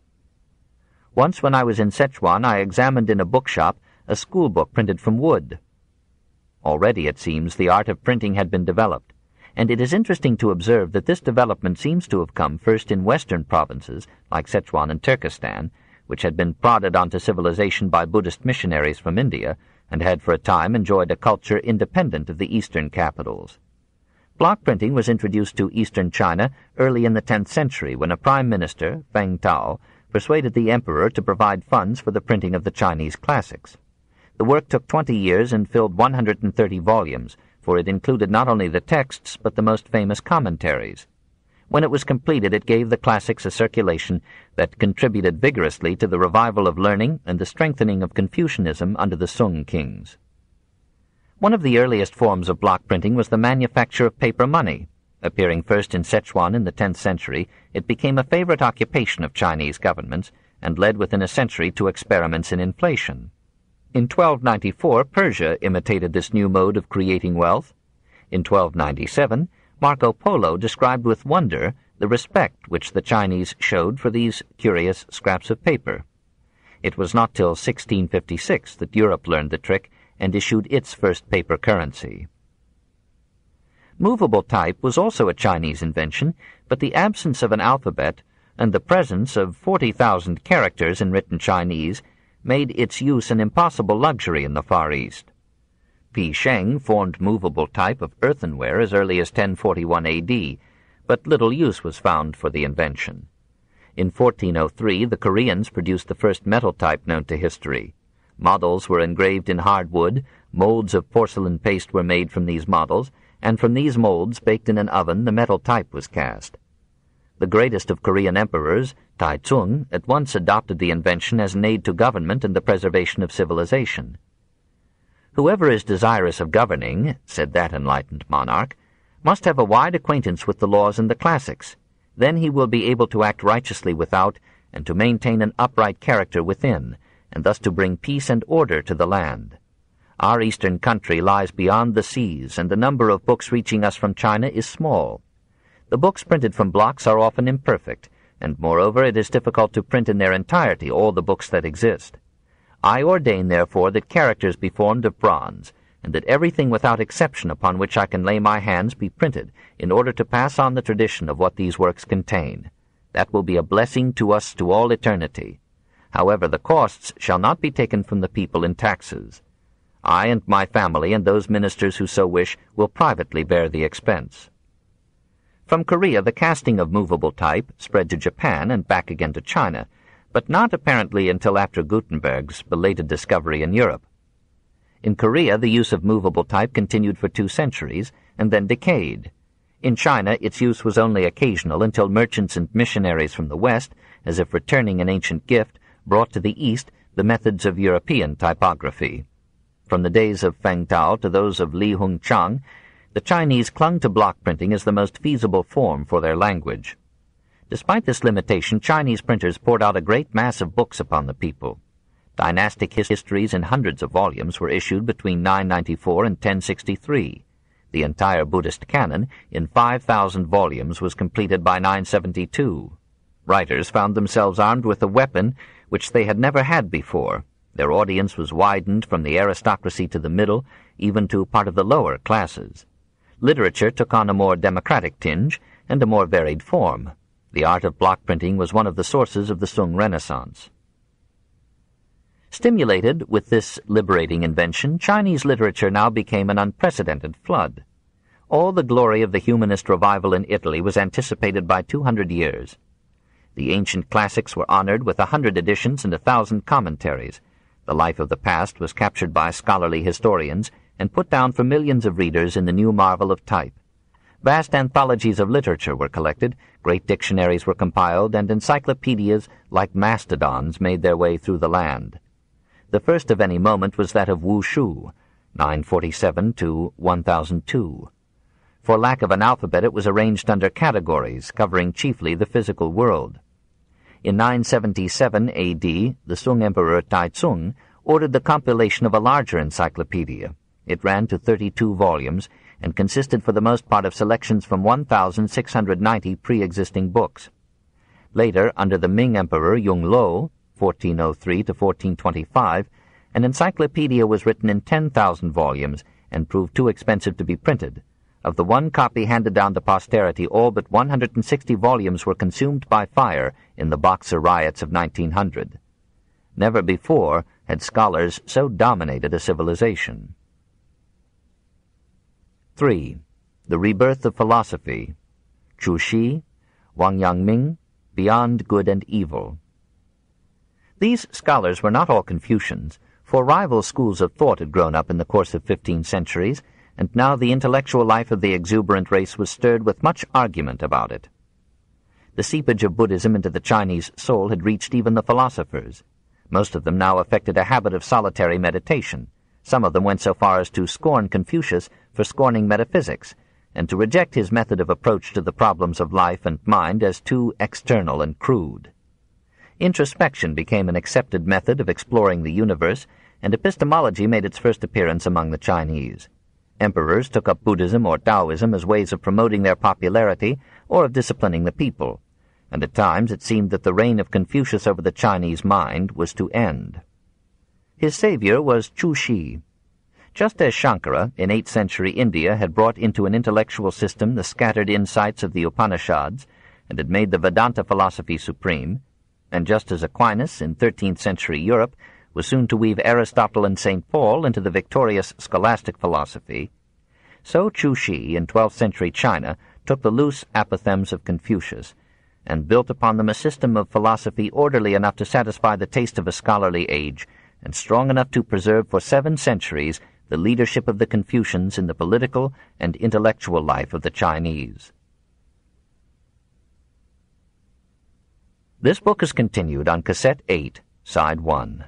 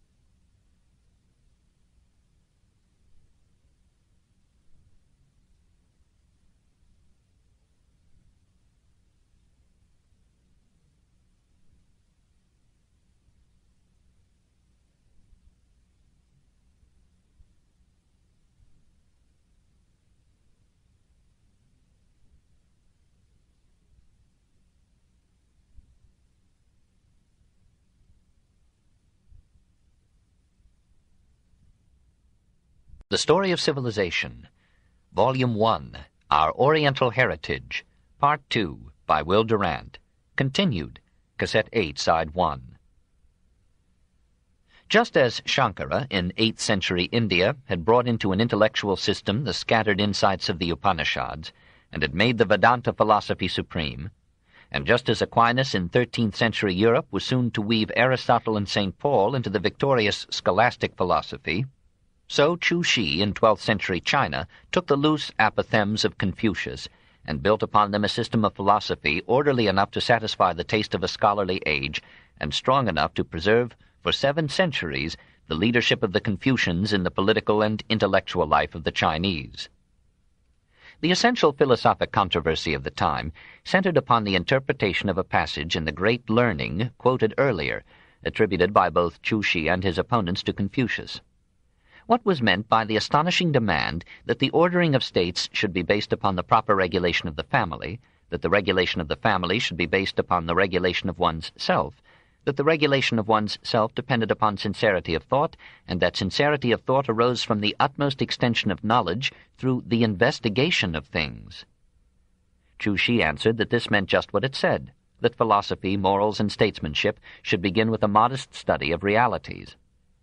He accepted without protest the positivistic bent of the master's mind, and though he labored over the problems of ontology at greater length than Confucius might have approved, he arrived at a strange combination of atheism and piety which might have interested the sage of Shantung. Like the Book of Changes, which has always dominated the metaphysics of the Chinese, Chu Shi recognized a certain strident dualism in reality, everywhere the yang and the yin, activity and passivity, motion and rest, mingled like male and female principles, working on the 5 elements of water, fire, earth, metal, and wood to produce the phenomena of creation. And everywhere Li and Qi, law and matter, equally external, cooperated to govern all things and gave them form. But over all these forms and combining them was Tai Chi, the absolute, the impersonal law of laws, or structure of the world.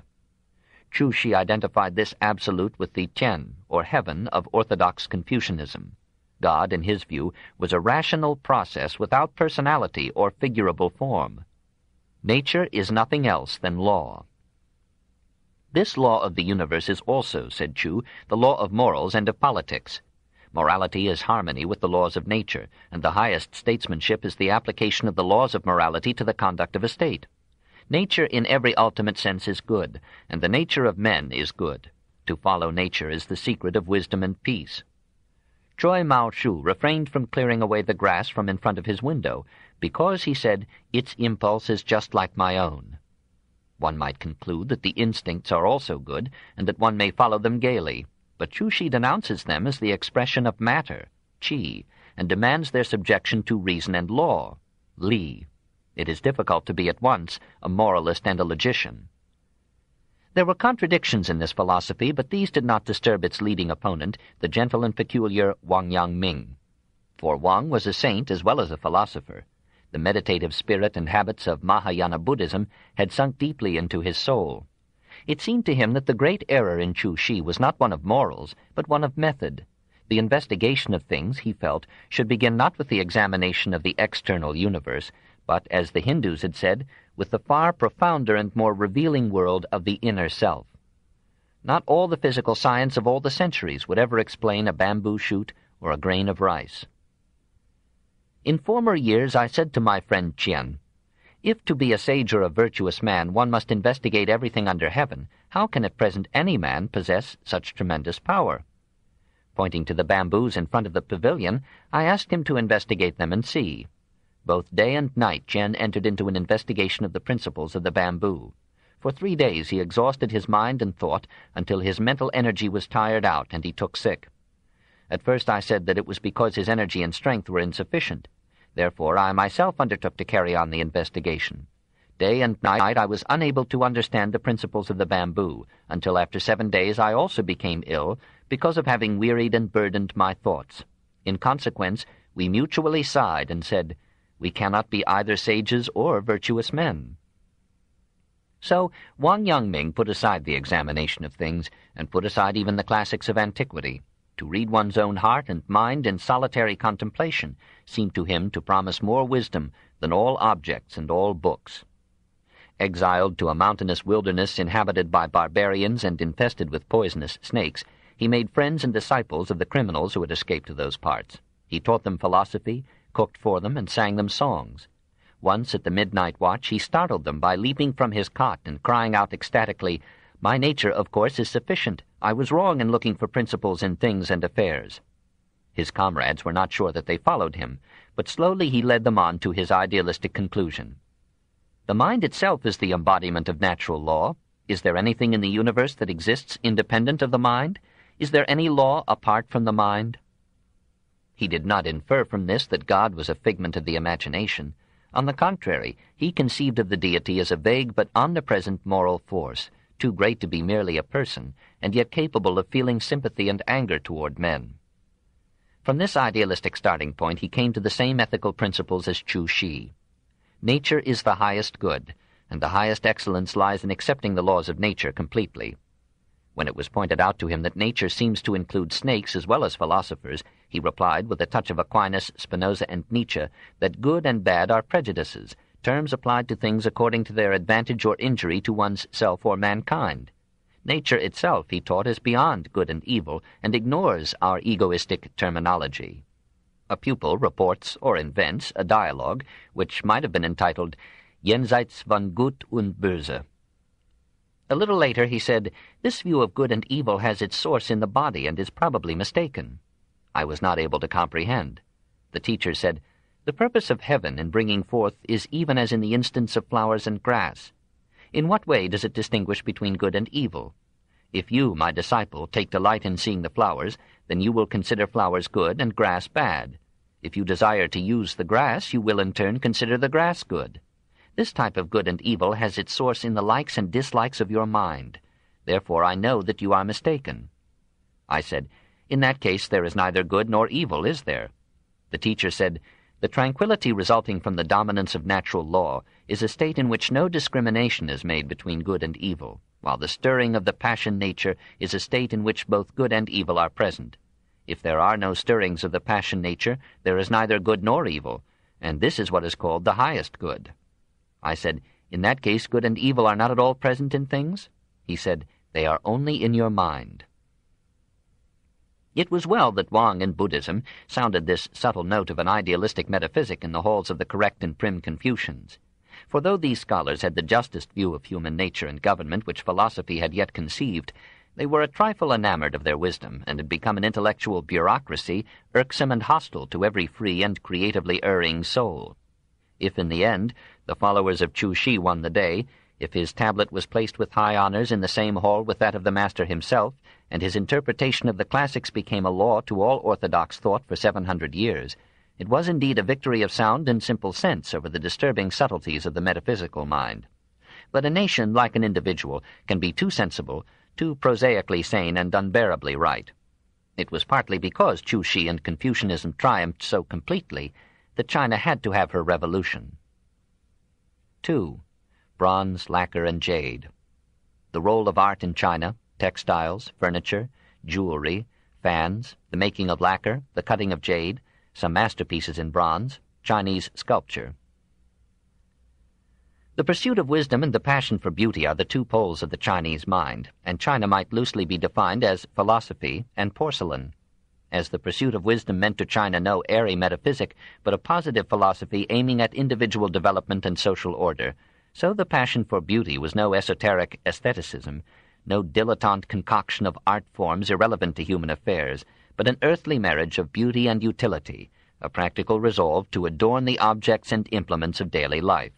Until it began to yield its own ideals to Western influence, China refused to recognize any distinction between the artist and the artisan, or between the artisan and the worker. Nearly all industry was manufacture, and all manufacture was handicraft. Industry, like art, was the expression of personality in things.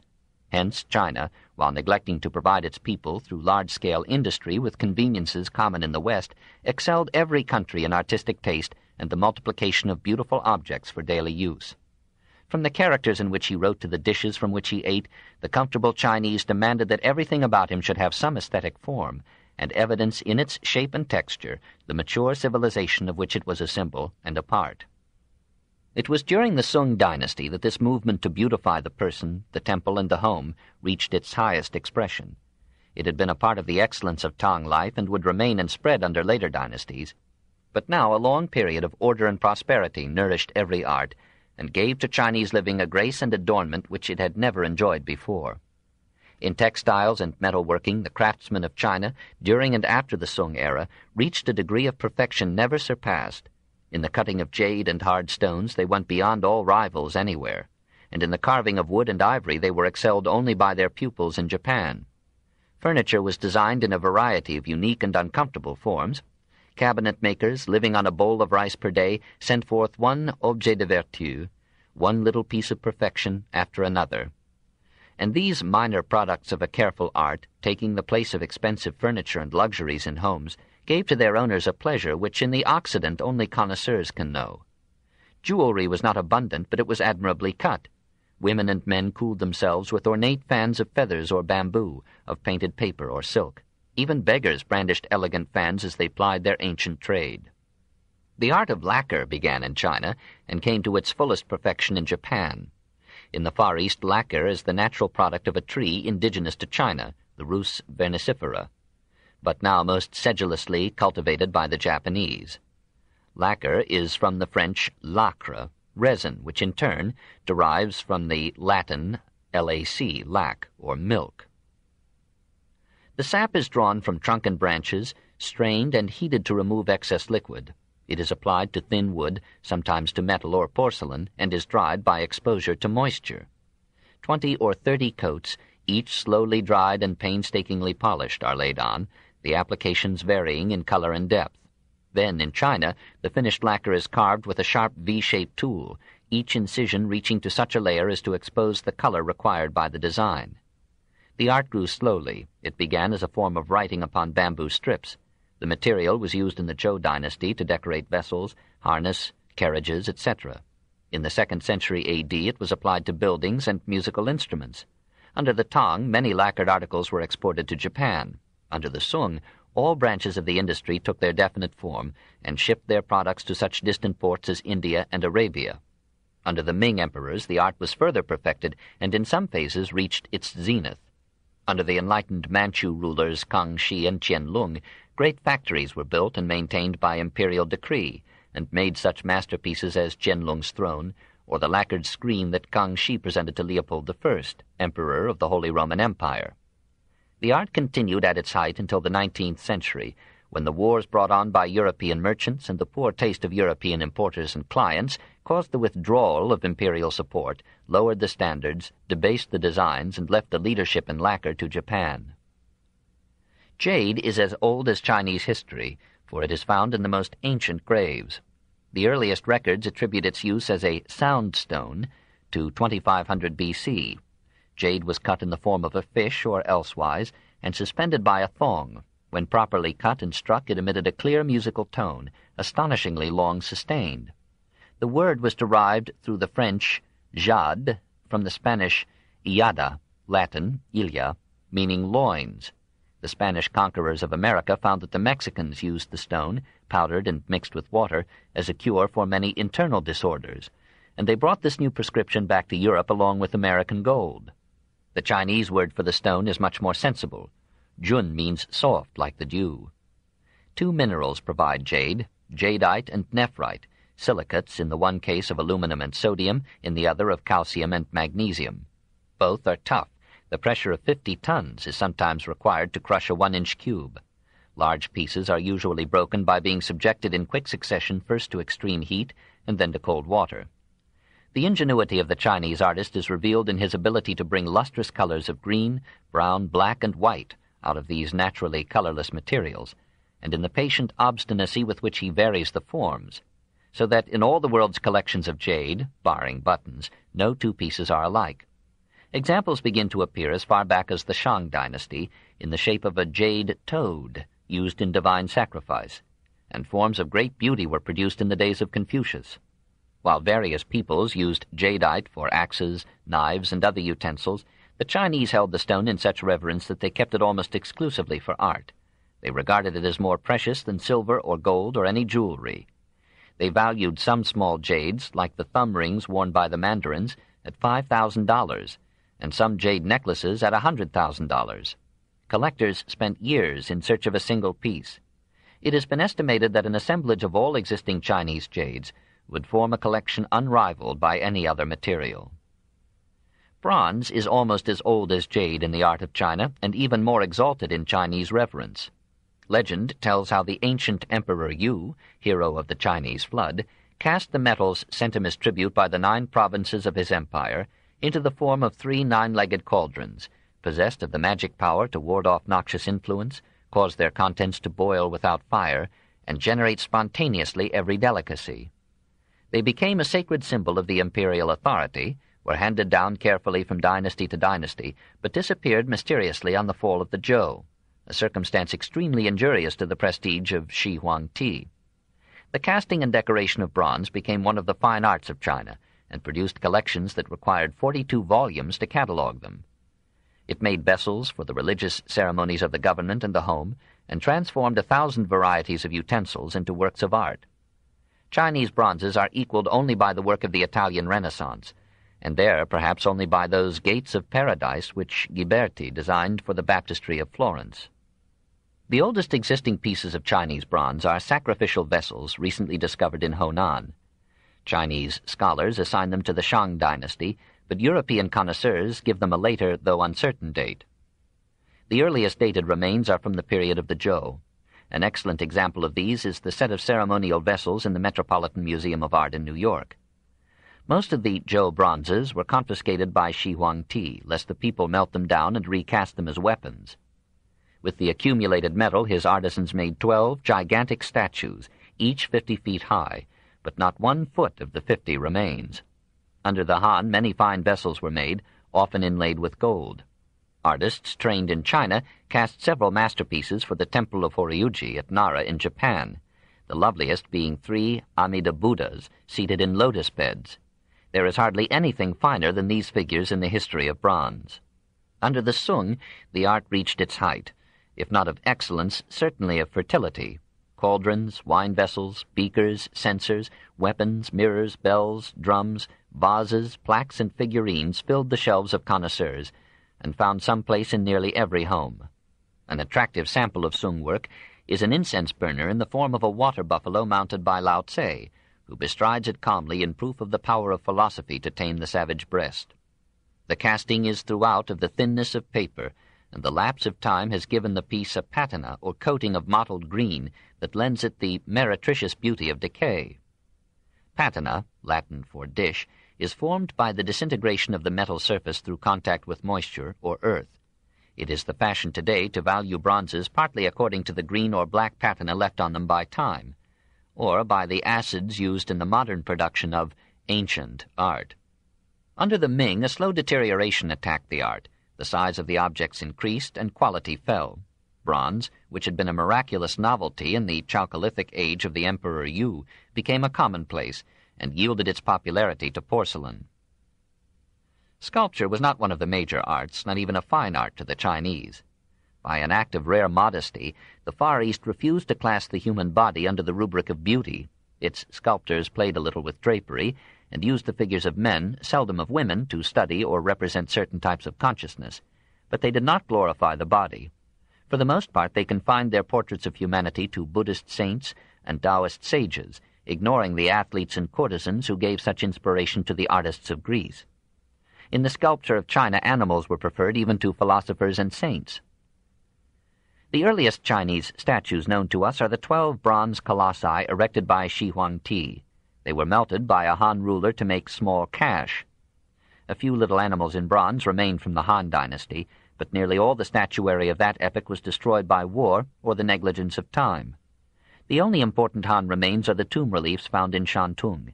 Here again the human figures are rare, the scenes being dominated by animals carved in thin relief.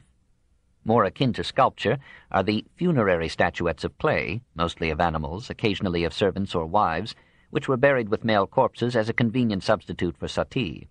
Here and there, animals in the round survive from this period, like the marble tiger, all muscle and watchfulness, that guarded the temple of Xiangfu, or the snarling bears in the Gardner collection at Boston, or the winged and goitrous lions of the Nanking tombs. These animals, and the proud horses of the tomb reliefs, show a mixture of Greco-Bactrian, Assyrian, and Scythian influences. There is nothing about them distinctively Chinese. Meanwhile, another influence was entering China in the form of Buddhist theology and art. It made a home for itself, first in Turkestan, and built there a civilization from which Stein and Pelliot have unearthed many tons of ruined statuary. Some of it seems equal to Hindu-Buddhist art at its best. The Chinese took over those Buddhist forms without much alteration and produced Buddhas as fair as any in Gandhara or India. The earliest of these appear in the Yunkan cave temples of Shanxi, circa 490 A.D. Among the best are the figures in the Lungmen grottos of Honan. Outside these grottos stand several colossi, of which the most unique is the graceful Bodhisattva, and the most imposing is the Vairochana Buddha, circa 672 A.D., destroyed at the base but still instructively serene. Farther east in Shantung, many cave temples have been found whose walls are carved with mythology in Hindu fashion, with here and there a powerful bodhisattva like that in the cave of Yunmen, circa 600 A.D. The Tang dynasty continued the Buddhist tradition in sculpture and carried it to perfection in the seated stone Buddha, circa 639, found in the province of Shenxi. The later dynasties produced in clay some massive lohans, disciples of the gentle Buddha who have the stern faces of financiers, and some very beautiful figures of the Mahayana deity Kuan Yin, almost in the process of turning from a god into a goddess. After the Tang dynasty, sculpture lost its religious inspiration and took on a secular, occasionally a sensuous character. Moralists complained, as in Renaissance Italy, that the artists were making saints as graceful and supple as women, and Buddhist priests laid down severe iconographic rules, forbidding the individualization of character or the accentuation of the body. Probably the strong moral bent of the Chinese impeded the development of sculpture. When the religious motif lost its impelling force and the attractiveness of physical beauty was not allowed to take its place, sculpture in China decayed. Religion destroyed what it could no longer inspire. Towards the end of the Tang, the fount of sculptural creation began to run dry. The Sung produced only a few extant pieces of distinction. The Mongols gave their energies to war. The Mings excelled for a passing moment in bizarrerie and such colossi as the stone monsters that stand before the tombs of the Mings. Sculpture, choked by religious restrictions, gave up the ghost and left the field of Chinese art to porcelain and painting. 3. Pagodas and palaces. Chinese architecture, the porcelain tower of Nanking, the jade pagoda of Peking, the temple of Confucius, the temple and altar of heaven, the palaces of Kublai Khan, a Chinese home, the interior, color and form. Architecture, too, has been a minor art in China. Such master builders as have labored there have hardly left a name behind them, and seem to have been less admired than the great potters. Large structures have been rare in China, even in honoring the gods. Old buildings are seldom found, and only a few pagodas date back beyond the 16th century. Sung architects issued in 1103 A.D. 8 handsomely illustrated volumes on the method of architecture, but the masterpieces that they pictured were all of wood, and not a fragment of them survives. Drawings in the National Library at Paris, purporting to represent the dwellings and temples of Confucius's time, show that through its long history of over 23 centuries, Chinese architecture has been content with the same designs and the same modest proportions. Perhaps the very sensitivity of the Chinese in matters of art and taste made them forego structures that might have seemed immodest and grandiose, and perhaps their superiority in intellect has somewhat hindered the scope of their imagination. Above all, Chinese architecture suffered from the absence of 3 institutions present in almost every other great nation of antiquity: an hereditary aristocracy, a powerful priesthood, and a strong and wealthy central government. These are the forces that in the past have paid for the larger works of art, for the temples and palaces, the masses and operas, the great frescoes and sculptured tombs. And China was fortunate and unique. She had none of these institutions. For a time the Buddhist faith captured the Chinese soul, and sufficient of China's income to build the great temples whose ruins have been so lately discovered in Turkestan. Buddhist temples of a certain middling majesty survive throughout China, but they suffer severely when compared with the religious architecture of India. pleasant natural approaches lead to them, usually up winding inclines marked by ornate gateways called pai-lus, and apparently derived from the rails of the Hindu topes. Sometimes the entrance is spiritually barred by hideous images designed, in one sense or another, to frighten foreign devils away. One of the best of the Chinese Buddhist shrines is the Temple of the Sleeping Buddha, near the Summer Palace outside Peking. Ferguson called it the finest architectural achievement in China. More characteristic of the Far East are the pagodas that dominate the landscape of almost every Chinese town. Their origin in name and fact is in much dispute. The word may be taken from the Hindu-Persian term Butgada, house of idols. The form may be indigenous to China, as some think, or may be derived from the spire that crowned some Hindu topes. Like the Buddhism that inspired them, these graceful edifices took over some of the superstitions of popular Taoism and became centers not only of religious ceremony but of geomantic divination. That is, the discovery of the future by the study of lines and clefts in the earth. Communities erected pagodas in the belief that such structures could ward off wind and flood, propitiate evil spirits, and attract prosperity. Usually they took the form of octagonal brick towers rising on a stone foundation to 5, 7, 9, or 13 stories, because even stories were unlucky. The oldest standing pagoda is at Sung Yue-su, built in 523 A.D. on the sacred mountain of Sungshan in Honan. One of the loveliest is the pagoda of the Summer Palace. The most spectacular are the Jade Pagoda at Peking and the Flask Pagoda at Wu Taishan.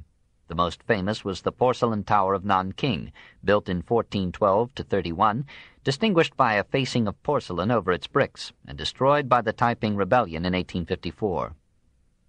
The fairest temples of China are those dedicated to the official faith at Peking. The Temple of Confucius is guarded by a magnificent pai-lu, most delicately carved, but the temple itself is a monument to philosophy rather than to art. Built in the 13th century, it has been remodeled and restored many times since. On a wooden stand in an open niche is the tablet of the soul of the most holy ancestral teacher Confucius, and over the main altar is the dedication to the master and model of 10,000 generations.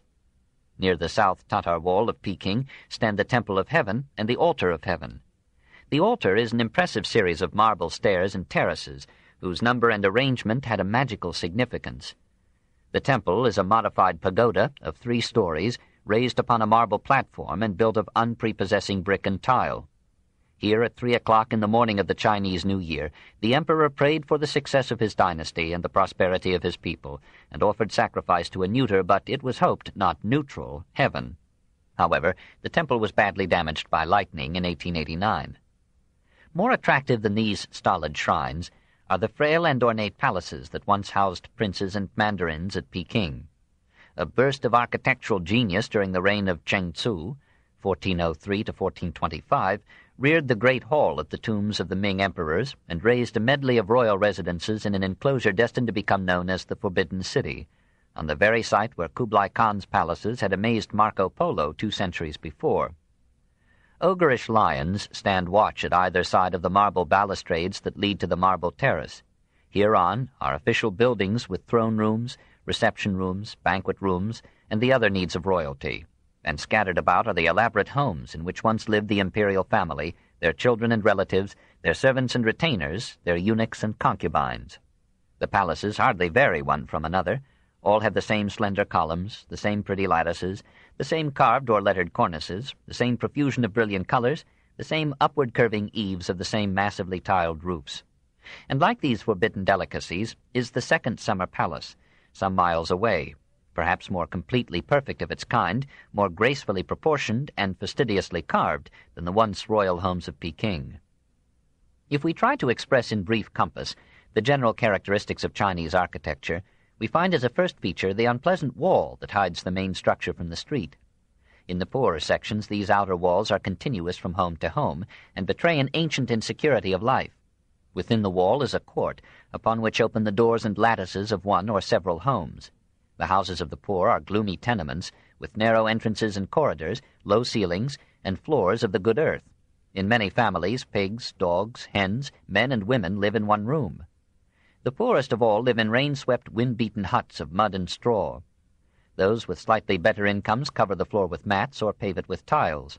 The well-to-do adorn the inner court with shrubs and flowers and pools, or surround their mansions with gardens in which nature's wild variety and playful sports find assiduous representation. Here are no primrose paths, no avenues of tulip beds, no squares or circles or octagons of grass or flowers. Instead, precarious footways wind casually through rock-laid gullies over devious rivulets, and among trees whose trunks or limbs have been taught to take strange shapes to satisfy sophisticated souls. Here and there dainty pavilions, half hidden by the foliage, offer the wanderer rest. The home itself is not an imposing affair, even when it is a palace. It is never more than 1 story in height, and if many rooms are needed, the tendency is to raise new edifices rather than to enlarge the old. Hence, a palatial dwelling is seldom one united structure. It is a group of buildings of which the more important follow in a line from the entrance to the enclosure, while the secondary buildings are placed at either side. The favorite materials are wood and brick. Stone rarely rises above the foundation terrace. Brick is usually confined to the outer walls, earthen tiles provide the roof, and wood builds the decorative columns and the inner walls. Above the brightly colored walls, an ornamental cornice runs. Neither the walls nor the columns support the roof. This, heavy though it is, rests only upon the posts that form part of the wooden frame. The roof is the major part of a Chinese temple or home. Built of glazed tiles, yellow if covering imperial heads, otherwise green, purple, red, or blue, the roof makes a pretty picture in a natural surrounding, and even in the chaos of city streets. Perhaps the projecting bamboos of ancient tent tops gave the Far Eastern roof its graceful upward curve at the eaves, but more probably this celebrated form arose merely from the desire of the Chinese builder to protect his structure from rain. For there were few windows in China. Korean paper or pretty lattices took their place, and lattices would not keep out the rain. The main doorway is not at the gable end, but on the southern facade. Within the ornamented portal is usually a screen or wall barring the visitor from an immediate view of the interior, and offering some discouragement to evil spirits who must travel in a straight line. The hall and rooms are dim, for most of the daylight is kept out by the latticed openings and the projecting eaves. There are seldom any arrangements for ventilation, and the only heat supplied is from portable braziers, or brick beds built over a smoky fire. There are no chimneys and no flues. Rich and poor suffer from cold and go to bed fully clothed. "Are you cold?" the traveler asks the Chinese, and the answer is often, "Of course." The ceiling may be hung with gaudy paper lanterns, the walls may be adorned with calligraphic scrolls or ink sketches, or silk hangings skillfully embroidered and painted with rural scenes. The furniture is usually of heavy wood, stained to an ebony black, and luxuriantly carved. The lighter pieces may be of brilliant lacquer. The Chinese are the only Oriental nation that sits on chairs, and even they prefer to recline or squat. On a special table or shelf are the vessels used to offer sacrifice to the ancestral dead. In the rear are the apartments of the women.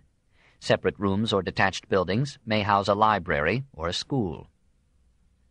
The general impression left by Chinese architecture upon the foreign and untechnical observer is one of charming frailty.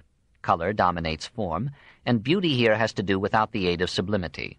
The Chinese temple or palace seeks not to dominate nature, but to cooperate with it in that perfect harmony of the whole which depends upon the modesty of the parts. Those qualities that give a structure strength, security, and permanence are absent here, as if the builders feared that earthquakes would stultify their pains. These buildings hardly belong to the same art as that which raised its monuments at Karnak and Persepolis, and on the Acropolis. They are not architecture as we of the Occident have known it, but rather the carving of wood, the glazing of pottery, and the sculpture of stone. They harmonize better with porcelain and jade than with the ponderous edifices that a mixture of engineering and architecture gave to India, Mesopotamia, or Rome. If we do not ask of them the grandeur and the solidity which their makers may never have cared to give them, if we accept them willingly as architectural cameos, expressing the most delicate of tastes in the most fragile of structural forms, then they take their place as a natural and appropriate variety of Chinese art, and among the most gracious shapes ever fashioned by men. 4. Painting. 1. Masters of Chinese painting. Ku Kai-chi, the greatest painter, wit and fool. Han Yu's miniature. The classic and the romantic schools. Wang Wei. Wu Dao-tse. Wei Tsung, the artist emperor. Masters of the Sung age. The Occident has been forgivably slow in acquainting itself with Chinese painting, for almost every aspect and method of the art in the East differed from its practice in the West. First, the paintings of the Far East were never on canvas. Occasionally they were wall frescoes, as in the period of Buddhist influence. Sometimes, as in later days, they were on paper, but for the most part they were on silk, and the frailty of this material shortened the life of every masterpiece, and left the history of the art with mere memories and records of accomplishment. Further, the paintings had an air of thinness and slightness. Most of them were in watercolor and lacked the full-bodied and sensuous tints of European pictures in oil. The Chinese tried oil painting, but seemed to have abandoned it as too coarse and heavy a method for their subtle purposes. To them, painting, at least in its earliest forms, was a branch of calligraphy or beautiful penmanship. The brush which they used for writing served them also for painting, and many of their chefs-d'oeuvre were drawn simply with brush and ink. Though writing is in its origin a form of drawing or painting, the Chinese classify painting as a form of writing, and consider calligraphy or beautiful writing as a major art. Specimens of fine writing are hung on the walls in Chinese and Japanese homes, and devotees of the art have pursued its masterpieces as modern collectors roam over continents to find a picture or a vase.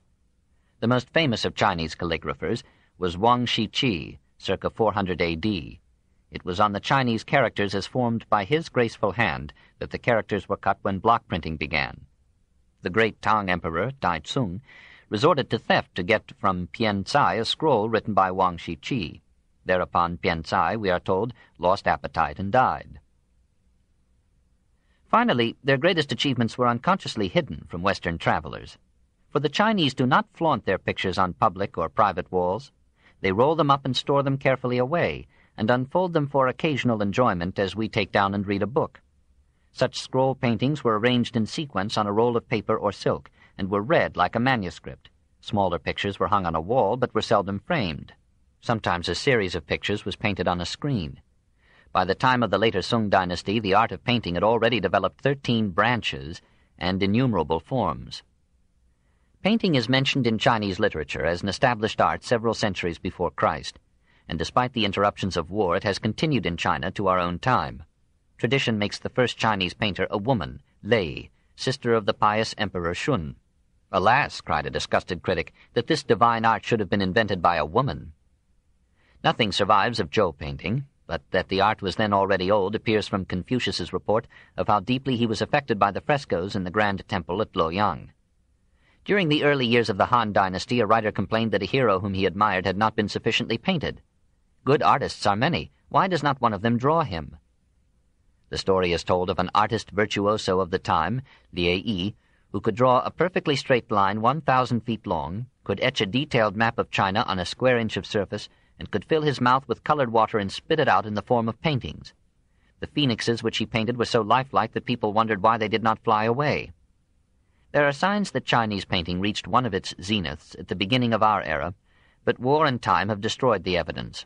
From the days when the Qin warriors sacked Luoyang, circa 249 B.C., burning whatever they could not use, down to the Boxer Uprising in 1900, when the soldiers of Tung Chou employed the silk pictures of the imperial collection for wrapping purposes, the victories of art and war have alternated in their ancient conflict. Destruction always certain, but creation never still. As Christianity transformed Mediterranean culture and art in the 3rd and 4th centuries after Christ, so Buddhism in the same centuries effected a theological and aesthetic revolution in the life of China. While Confucianism retained its political power, Buddhism, mingling with Taoism, became the dominating force in art and brought to the Chinese a stimulating contact with Hindu motives, symbols, methods, and forms. The greatest genius of the Chinese Buddhist school of painting was Ku Kai-chi, a man of such unique and positive personality that a web of anecdote or legend has meshed him in. He loved the girl next door and offered her his hand, but she, not knowing how famous he was to be, refused him. He painted her form upon a wall and stuck a thorn into the heart, whereupon the girl began to die. He approached her again, and she yielded. He removed the thorn from his picture, and forthwith the girl grew well. When the Buddhists tried to raise money to build a temple at Nanking, he promised to fund 1 million cash. All China laughed at the offer, for Ku was as poor as an artist. "Give me the use of a wall," he asked. Having found a wall and secured privacy, he painted there the Buddhist saint Vimalakirti. When it was finished, he sent for the priests, and explained to them how they might raise the 1 million cash. "On the first day you must charge 100,000 cash for admission, to see the picture. On the second day 50,000. On the third day let visitors subscribe what they please." They did as he told them, and took in 1 million cash. Ku painted a long series of Buddhist pictures, and many others, but nothing certainly his has come down to our day. The British Museum assigns to him a faded but lovely scroll of 5 pictures illustrating model family life.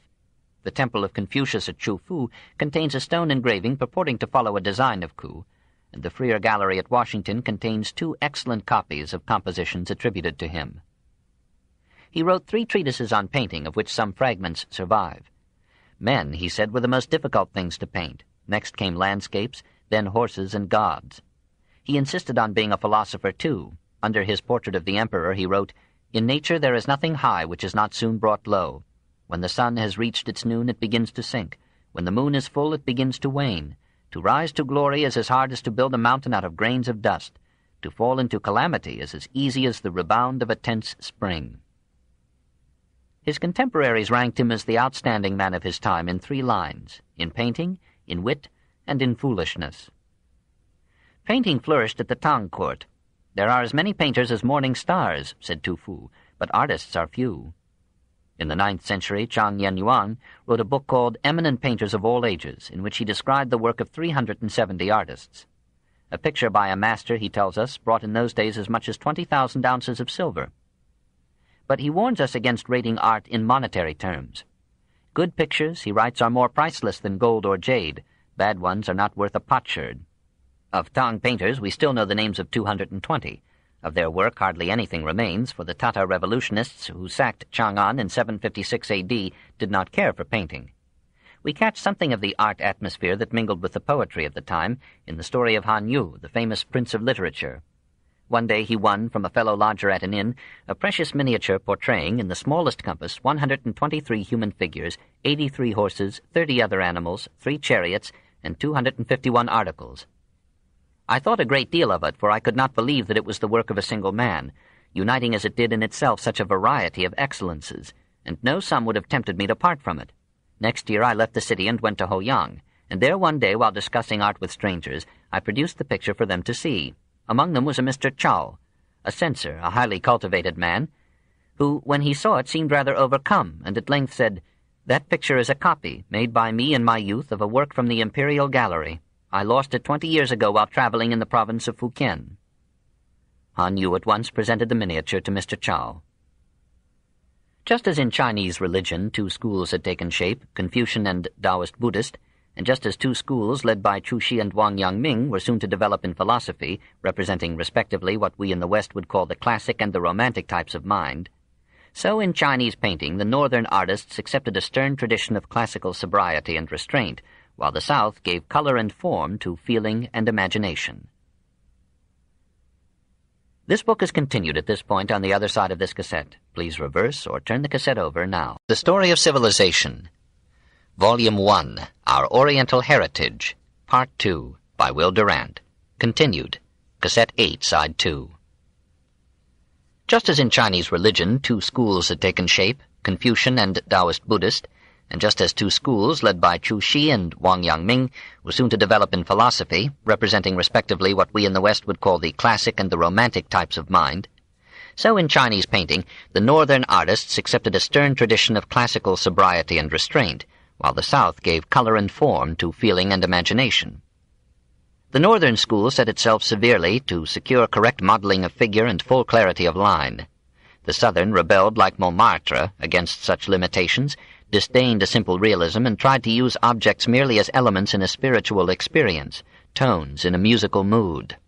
Li Su-shun, painting at the court of Ming Huang, found time, amid the fluctuations of political power and lonely exile, to establish the northern school. He painted some of the first Chinese landscapes, and achieved a degree of realism carried down in many a tale. The emperor said he could hear at night the splash of the water that Li had painted upon an imperial screen, and a fish leaped to life out of another of his pictures and was later found in a pool. Every nation tells such stories of its painters. The southern school sprouted out of the natural innovations of art and the genius of Wang Wei. In his impressionist style, a landscape became merely the symbol of a mood. A poet as well as a painter, Wang sought to bind the 2 arts by making the picture express a poem. It was of him that men first used the now trite phrase so applicable to nearly all Chinese poetry and painting: every poem is a picture, and every picture is a poem. In many cases the poem is inscribed upon the picture and is itself a calligraphic work of art. Tung Chi Chang, we are told, spent his whole life searching for a genuine Wang Wei. The greatest painter of the Tang epoch, and by common consent of all the Far East, rose above distinctions of school and belonged rather to the Buddhist tradition of Chinese art.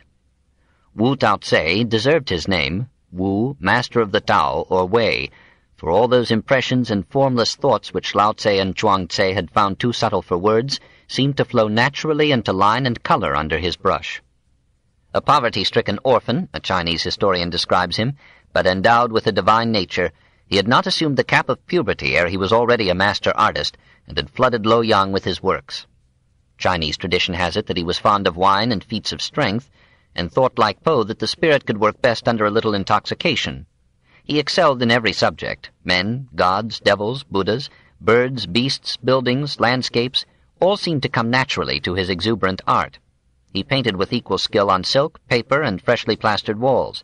He made 300 frescoes for Buddhist edifices, and one of these, containing more than 1,000 figures, became as famous in China as the Last Judgment or the Last Supper in Europe. 93 of his paintings were in the Imperial Gallery in the 12th century, 400 years after his death, but none remains anywhere today. His Buddhas, we are told, fathomed the mysteries of life and death. His picture of purgatory frightened some of the butchers and fishmongers of China into abandoning their scandalously un-Buddhistic trades. His representation of Ming Huang's dream convinced the emperor that Wu had had an identical vision. When the monarch sent Wu to sketch the scenery along the Jialing River in Sichuan, he was piqued to see the artist return without having sketched a line. "I have it all in my heart," said Wu, and isolating himself in a room off the palace, he threw off, we are assured, 100 miles of landscape. When General Pei wished his portrait painted, Wu asked him not to pose, but to do a sword dance, after which the artist painted a picture that contemporaries felt constrained to ascribe to divine inspiration. So great was his reputation that when he was finishing some Buddhist figures at the Xingshan Temple, the whole of Chang'an came to see him add the finishing touches. Surrounded by this assemblage, says a Chinese historian of the 9th century, he executed the halos with so violent a rush and swirl that it seemed as though a whirlwind possessed his hand, and all who saw it cried that some god was helping him. The lazy will always attribute genius to some inspiration that comes for mere waiting. When Wu had lived long enough, says a pretty tale, he painted a vast landscape, stepped into the mouth of a cave pictured in it, and was never seen again. Never had art known such mastery and delicacy of line. Under the Sung emperors, painting became a passion with the Chinese. Emancipating itself from subserviency to Buddhist themes, it poured forth an unprecedented number and variety of pictures. The Sung Emperor Huizong was himself not the least of 800 known painters of the day. In a role which is one of the treasures of the Museum of Fine Arts in Boston, he portrayed with astonishing simplicity and clarity the stages through which women carried the preparation of silk. He founded an art museum richer in masterpieces than any collection that China has ever again known. He elevated the Painting Academy from a mere department of the Literary College into an independent institution of the highest rank, substituted art tests for some of the literary exercises traditionally used in the examinations for political office, and raised men to the ministry for their excellence in art as often as for their skill in statesmanship. The Tatars, hearing of all this, invaded China, deposed the emperor, sacked the capital, and destroyed nearly all of the paintings in the Imperial Museum, whose catalogue had filled 20 volumes. The artist-emperor was carried away by the invaders and died in captivity and disgrace. Greater than this royal painter were Kuo Shi and Li Lungmian. For tall pines, huge trees, swirling streams, beetling crags, steep precipices, mountain peaks, now lovely in the rising mist, now lost in an obscuring pall, with all their 1,000, 10,000 shapes, critics allow that Kuo Shi strode across his generation. The Freer Gallery at Washington has a landscape on the Huang Ho, uncertainly attributed to Kuo Shi. Li Lungmian was an artist, a scholar, a successful official, and a gentleman, honored by the Chinese as the perfect type of Chinese culture at its richest. He passed from the profession of calligraphy to sketching and painting, and rarely used anything but ink. He gloried in the strict traditions of the northern school, and spent himself upon accuracy and delicacy of line. He painted horses so well that when 6 that he had painted died, it was charged that his picture had stolen their vital principle from them. A Buddhist priest warned him that he would become a horse if he painted horses so often and so intently. He accepted the counsel of the monk and painted 500 lohans. We may judge of his repute by the fact that Huizong's Imperial Gallery, when it was sacked, contained 107 works by Li Lungmian. Other masters crowded the Sung scene. Mi Fei, an eccentric genius who was forever washing his hands or changing his clothes when he was not collecting old masters, or transforming landscape painting with his method of blobs, daubs of ink laid on with the guidance of any contour line. A landscape attributed to Mi Fei may be seen in room E11 of the Metropolitan Museum of Art. Xia Kuei, whose long roll of scenes from the Yangtze, its modest sources, its passage through less and gorges, its gaping mouth filled with merchant ships and sampans, has led many students to rank him at the head of all landscape painters of Orient and Occident. Ma Yuan, whose delicate landscapes and distant vistas adorn the Boston Museum of Fine Arts. Particularly striking is the Lady Ling Chao standing in the snow. The lady, a Buddhist mystic of the 8th century, is quite still in meditation, like Socrates in the snow at Plataea. The world, the artist seems to say, is nothing except to a mind, and that mind can ignore it for a while. Liang Kai, with his stately portrait of Li Po, Mu Chi, with his terrible tiger, his careless starling, and his morose but gentle Kuan Yin, and others whose names strike no familiar chords in Occidental memories, but are the tokens of a mind rich in the heritage of the East. The Sung culture, says Fenollosa, was the ripest expression of Chinese genius. When we try to estimate the quality of Chinese painting in the heyday of Tang and Sung, we are in the position of future historians who may try to write of the Italian Renaissance, when all the works of Raphael, Leonardo, and Michelangelo have been lost. After the ravages of barbaric hosts had destroyed the masterpieces of Chinese painting and interrupted for centuries the continuity of Chinese development, painting seems to have lost heart. And though the later dynasties, native and alien, produced many artists of delicacy or power, none could rank with the men who had known paradise for a time at the courts of Ming Huang and Hui Tsung.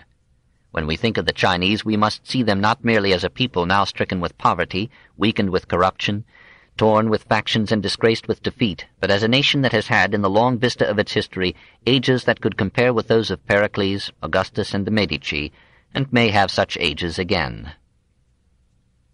2. Qualities of Chinese painting. The rejection of perspective, of realism, line as nobler than color, form as rhythm, representation by suggestion, conventions and restrictions, sincerity of Chinese art. What is it that distinguishes Chinese painting and makes it so completely different from every other school of painting in history except its own pupils in Japan? First, of course, its scroll or screen form. But this is an external matter. Far more intrinsic and fundamental is the Chinese scorn of perspective and shadow. When 2 European painters accepted the invitation of the Emperor Kangxi to come and paint decorations for his palaces, their work was rejected because they had made the farther columns in their pictures shorter than the nearer ones. Nothing could be more false and artificial, argued the Chinese, than to represent distances where obviously there were none. Neither party could understand the prejudice of the other, for the Europeans had been taught to look at a scene from a level with it, while the Chinese artists were accustomed to visualize it as seen from above. Shadows, too, seemed to the Chinese to be out of place in a form of art which, as they understood it, aimed not to imitate reality, but to give pleasure, convey moods, and suggest ideas through the medium of perfect form. The form was everything in these paintings, and it was sought not in warmth or splendor of color, but in rhythm and accuracy of line. In the early paintings, color was sternly excluded, and in the masters it was rare. Black ink and a brush were enough, for a color had nothing to do with form. Form, as the artist-theorist Xie Ho said, is rhythm. First, in the sense that a Chinese painting is the visible record of a rhythmic gesture, a dance executed by the hand. And again in the sense that a significant form reveals the rhythm of the spirit, the essence and quiet movement of reality. Finally, the body of rhythm is line, not as describing the actual contours of things, but as building forms that, through suggestion or symbol, express the soul. The skill of execution, as distinct from the power of perception, feeling, and imagination, lies in Chinese painting almost entirely in accuracy and delicacy of line. The painter must observe with patient care, possess intense feeling under strict control, conceive his purpose clearly, and then, without the possibility of correction, transfer to the silk with a few continuous and easeful strokes his representative imagination. The art of line reached its apex in China and Japan, as the art of color touched its zenith in Venice and the Netherlands. Chinese painting never cared for realism, but sought rather to suggest than to describe. It left truth to science, and gave itself to beauty. A branch emerging nowhence, and bearing a few leaves or blossoms against a clear sky, was sufficient subject for the greatest master. His handling and proportion of the empty background were tests of his courage and his skill. One of the subjects proposed to candidates for admission to Wei Tsung's Painting Academy may serve to illustrate the Chinese emphasis on indirect suggestion as against explicit representation. The contestants were asked to illustrate by paintings a line of poetry. The hoof of his steed comes back heavily charged with the scent of the trampled flowers. The successful competitor was an artist who painted a rider with a cluster of butterflies following at the horse's heels. As the form was everything, the subject might be anything. Men were rarely the center or essence of the picture. When they appeared, they were almost always old and nearly all alike. The Chinese painter, though he was never visibly a pessimist, seldom looked at the world through the eyes of youth. Portraits were painted, but indifferently well. The artist was not interested in individuals. He loved flowers and animals, apparently far more than men, and spent himself upon them recklessly. Wei Tsung, with an empire at his command, gave half his life to painting birds and flowers. Sometimes the flowers or the animals were symbols, like the lotus or the dragon, but for the most part they were drawn for their own sake, because the charm and mystery of life appeared as completely in them as in a man. The horse was especially loved, and artists like Han Kang did hardly anything else but paint one form after another of that living embodiment of artistic line. It is true that painting suffered in China, first from religious conventions and then from academic restrictions, that the copying and imitation of old masters became a retarding fetish in the training of students, and that the artist was in many matters confined to a given number of permitted ways of fashioning his material. "In my young days," said an eminent Sung critic, "I praised the master whose pictures I liked, but as my judgment matured I praised myself for liking what the masters had chosen to have me like." It is astonishing how much vitality remained in this art, despite its conventions and canons. It was here, as Hume thought it had been with the censored writers of the French Enlightenment. The very limitations from which the artist suffered compelled him to be brilliant. What saved the Chinese painters from stagnation was the sincerity of their feeling for nature. Taoism had taught it to them, and Buddhism had made it stronger by teaching them that man and nature are one in the flow and change and unity of life. As the poets found in nature a retreat from urban strife, and the philosophers sought in it a model of morals and a guide to life, so the painters brooded by solitary streams and lost themselves in deeply wooded hills, feeling that in these speechless and lasting things the nameless spirit had expressed itself more clearly than in the turbulent career and thought of men. Landscape painting was called simply shan sui, that is, mountains and water. Nature, which is so cruel in China, lavishing death with cold and flood, was accepted stoically as the supreme god of the Chinese, and received from them not merely religious sacrifice, but the worship of their philosophy, their literature, and their art. Let it serve as an indication of the age and depth of culture in China, that 1,000 years before Claude Lorraine, Rousseau, Wordsworth, and Chateaubriand, the Chinese made nature a passion, and created a school of landscape painting whose work throughout the Far East became one of the sovereign expressions of mankind. 5. Porcelain. The ceramic art, the making of porcelain, its early history, céladons, enamels, the skill of Hao Shi Chiu, cloisonné, the age of Kangxi, of Qianlong. As we approach the most distinct art of China, in which her leadership of the world is least open to dispute, we find ourselves harassed by our tendency to class pottery as an industry. To us, accustomed to think of China in terms of the kitchen, a pottery is a place where china is made. It is a factory like any other, and its products do not arouse exalted associations. But to the Chinese, pottery was a major art. It pleased their practical and yet aesthetic souls by combining beauty with use. It gave to their greatest national institution, the drinking of tea, utensils as lovely to the fingertips as to the eye, and it adorned their homes with shapes so fair that even the poorest families might live in the presence of perfection. Pottery is the sculpture of the Chinese. Pottery is, first, the industry that bakes clay into usable forms, second, the art that makes those forms beautiful, and third, the objects produced by that industry and that art. Porcelain is vitrified pottery. That is, it is clay so mixed with minerals that when exposed to fire it melts or fuses into a translucent but not transparent substance resembling glass. When porcelain was introduced into Europe, it was named after the porcellana, or cowrie shell, which in turn derived its name from its supposed resemblance to the rounded back of a porcella, or little hog.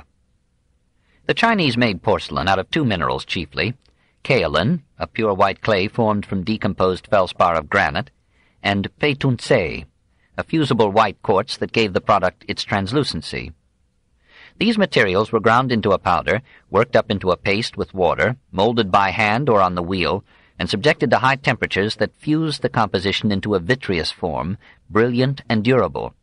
Sometimes the potters, not content with this simple white porcelain, covered the paste, that is, the vessel formed but not yet fired, with a glaze or coating of fine glass, and then placed the vessel in the kiln. Sometimes they applied the glaze after baking the paste into a biscuit, and then placed the vessel over the fire again. Usually the glaze was colored, but in many cases the paste was painted in color before applying a transparent glaze, or colors were painted on the fired glaze and fused upon it by refiring. These over-glaze colors, which we call enamels, were made of colored glass ground to powder and reduced to a liquid applicable with the painter's slender brush. Life-trained specialists painted the flowers, others the animals, others the landscapes, others the saints or sages who meditated among the mountains or rode upon strange beasts over the waves of the sea. Chinese pottery is as old as the Stone Age. Professor Anderson has found pottery in Honan and Kansu which can hardly be later in time than 3000 B.C., and the excellent form and finish of these vases assure us that even at this early date the industry had long since become an art. Some of the pieces resemble the pottery of Anao and suggest a Western origin for Chinese civilization. Far inferior to these Neolithic products are the fragments of funerary pottery unearthed in Honan and ascribed to the declining years of the Shang dynasty. No remains of artistic value appear again before the Han, when we find not only pottery but the first known use of glass in the Far East. The Egyptians had glazed pottery unknown centuries before Christ. The decorations on the earliest glazed pottery of China indicate that China had learned the glazing process from the Near East. Under the Tang emperors, the growing popularity of tea provided a creative stimulus for the ceramic art. Genius or accident revealed about the 9th century the possibility of producing a vessel vitrified not only on the glazed surface, as under the Han and in other civilizations before this age, but throughout, that is, true porcelain. In that century, a Moslem traveler, Suleiman, reported to his countrymen, "They have in China a very fine clay with which they make vases as transparent as glass. Water is seen through them." Excavations have recently discovered on a 9th century site at Samarra on the Tigris pieces of porcelain of Chinese manufacture. The next recorded appearance of the substance outside of China was about 1171, when Saladin sent 41 pieces of porcelain as a precious gift to the Sultan of Damascus. The manufacture of porcelain is not known to have begun in Europe before 1470. It is mentioned then as an art which the Venetians had learned from the Arabs in the course of the Crusades. Sung was the classic period of Chinese porcelain. Ceramists ascribed to it both the oldest extant wares and the best. Even the Ming potters of a later age, who sometimes equaled them, spoke of Sung pottery in reverential terms, and collectors treasured its masterpieces as beyond any price. The great factories at Qingtaichen, founded in the 6th century near rich deposits of the minerals used for making and coloring earthenware, were officially recognized by the imperial court, and began to pour out upon China an unprecedented stream of porcelain, plates, cups, bowls, vases, beakers, jars, bottles, ewers, boxes, chessboards, candlesticks, maps, even enameled and gold-inlaid porcelain hat racks. Now for the first time appeared those jade-green pieces known as céladons, a term applied to them by the French of the 17th century from the name of the hero of Durant's novel L'Astrée, who in the dramatization of the story was always dressed in green, which it has long been the highest ambition of the modern potter to produce and of the collector to acquire. From the Occidental point of view, the one is as hard as the other, for the Japanese, who have gathered in most of China's famous céladons, refuse to sell it at any price, and no later potter has been able to rival the perfection of Sung artistry in this field. Specimens of it were sent to Lorenzo de' Medici by the Sultan of Egypt in 1487. The Persians and the Turks valued it not only for its incredibly smooth texture and rich luster, but as a detector of poisons. The vessels would change color, they believed, whenever poisonous substances were placed in them. Pieces of céladon are handed down from generation to generation as priceless heirlooms in the families of connoisseurs. For almost 300 years, the workers of the Ming dynasty labored to keep the art of porcelain on the high level to which the Sung potters had raised it, and they did not fall far short of success. 500 kilns burned at Qingtaichen, and the imperial court alone used 96,000 pieces of chinaware to adorn its gardens, its tables, and its rooms. Now appeared the first good enamels, colors fired over the glaze. Yellow monochromes and eggshell blue and white porcelains reached perfection. The blue and white silver-mounted cup, named from the Emperor Wan Li, or Shensung, is one of the world's masterpieces of the potter's art. Among the experts of the Wan Li age was Hao Shi-Chu, who could make wine cups weighing less than 1/48th of an ounce. One day, says a Chinese historian, Hao called at the home of a high official and begged permission to examine a porcelain tripod owned by the statesman and numbered among the choicest of Sung wares. Hao felt the tripod carefully with his hands and secretly copied the form of its design on a paper concealed in his sleeve. 6 months later he visited the official again and said, "Your Excellency is the possessor of a tripod censer of white tingyao," the name given by the Chinese to an ivory-colored species of Sung porcelain. "Here is a similar one of mine." Tang, the official, compared the new tripod with his own and could detect no difference. Even the stand and cover of the tripod fitted Hao's completely. Hao smilingly admitted that his own piece was an imitation, and then sold it for 60 pieces of silver to Tang, who sold it for 1,500. It was under the Mings that Chinese cloisonné attained its highest excellence. Both the word and the art came from the outside, the word from the French cloison, partition, the art from the Near East of Byzantine days. The Chinese referred to its products occasionally as Kui Kuo Yao, wares of the devil's country. The art consists in cutting narrow strips of copper, silver, or gold, soldering them edgewise upon the lines of a design previously drawn upon a metal object, filling the spaces between the cloisons, or wire lines, with appropriately colored enamel, exposing the vessel repeatedly to fire, grinding the hardened surface with pumice stone, polishing it with charcoal, and gilding the visible edges of the cloison. The earliest known Chinese examples are some mirrors imported into Nara, Japan, about the middle of the 8th century. The oldest wares definitely marked belong to the end of the Mongol or Yuan dynasty. The best to the reign of the Ming Emperor Qingti. The last great period of Chinese cloisonné was under the great Manchu emperors of the 18th century. The factories at Qingtaichen were destroyed in the wars that ended the Ming dynasty and were not revived again until the accession of one of China's most enlightened rulers, Kangxi, who, quite as much as his contemporary Louis XIV, was every inch a king. The factories at Qingtaichen were rebuilt under his direction, and soon 3,000 furnaces were in operation. Never had China or any other country seen such an abundance of elegant pottery. The Kangxi workers thought their wares inferior to those of Ming, but modern connoisseurs do not agree with them. Old forms were imitated perfectly, and new forms were developed in rich diversity. By coating a paste with a glaze of a different tempo of fusibility, the Manchu potters produced the prickly surface of crackleware, and by blowing bubbles of paint upon the glaze they turned out soufflé wares covered with little circles of color. They mastered the art of monochrome, and issued peach bloom, coral, ruby, vermilion, sang de boeuf, and rose de berry reds, cucumber, apple, peacock, grass, and celadon greens, mazarin, azure, lilac, and turquoise, or kingfisher blues, and yellows and whites of such velvet texture that one could only describe them as smoothness made visible. They created ornate styles distinguished by French collectors as famille rose, famille verte, famille noire, and famille jaune.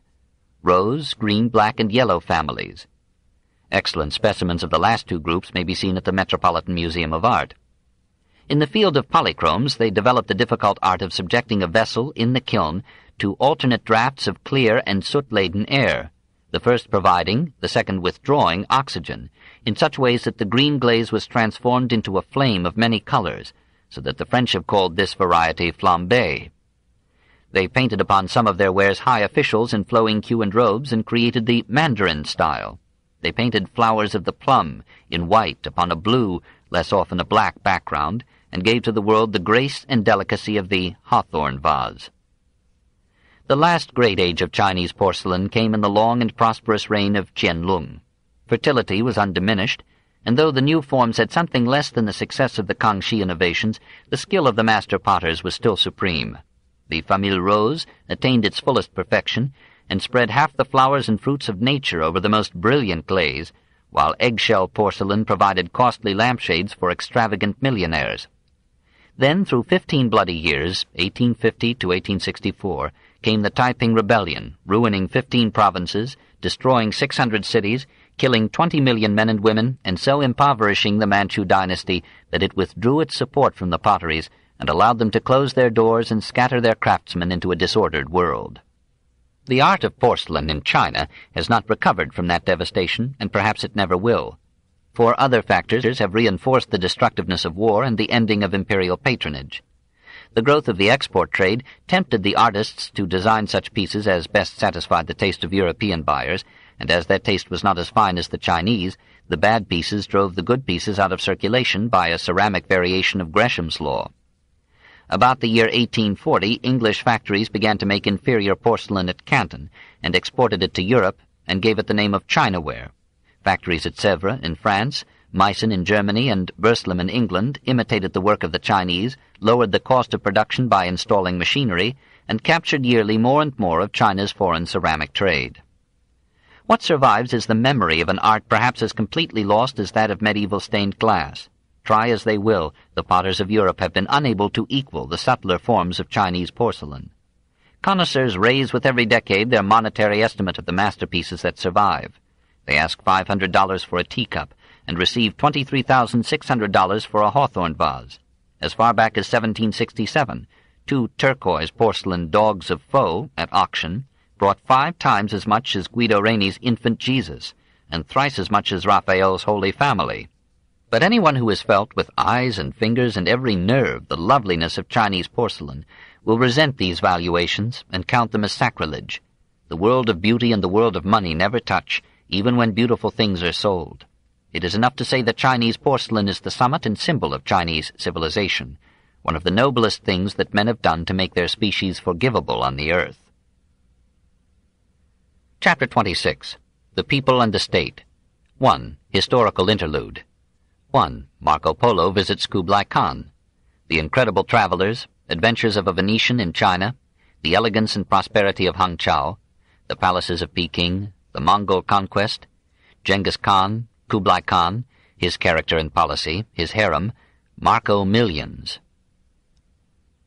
In the Golden Age of Venice, about the year 1295, 2 old men and a man of middle age, worn with hardship, laden with bundles, dressed in rags and covered with the dust of many roads, begged and then forced their way into the home from which they claimed they had set forth 26 years before. They had, they said, sailed many dangerous seas, scaled high mountains and plateaus, crossed bandit-ridden deserts, and passed 4 times through the Great Wall. They had stayed 20 years in Cathay, and had served the mightiest monarch in the world. They told of an empire vaster, of cities more populous, and of a ruler far richer than any known to Europe, of stones that were used for heating, of paper accepted in place of gold, and of nuts larger than a man's head, of nations where virginity was an impediment to marriage, and of others where strangers were entertained by the free use of the host's willing daughters and wives.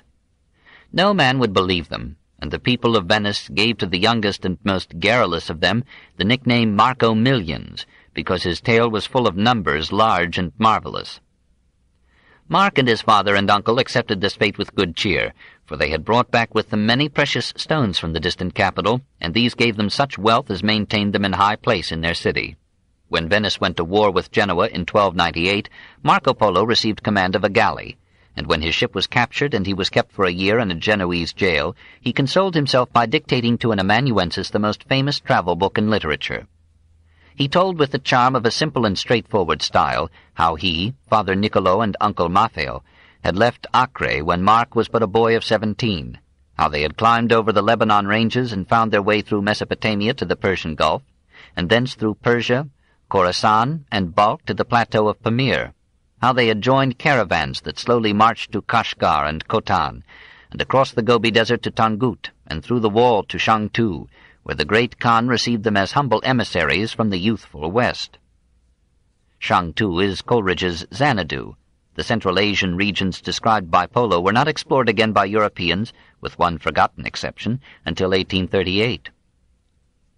They had not thought that they would stay in China beyond a year or two, but they found such lucrative service and commercial opportunities under Kublai that they remained almost a quarter of a century. Marco, above all, prospered, rising even to be governor of Hangzhou.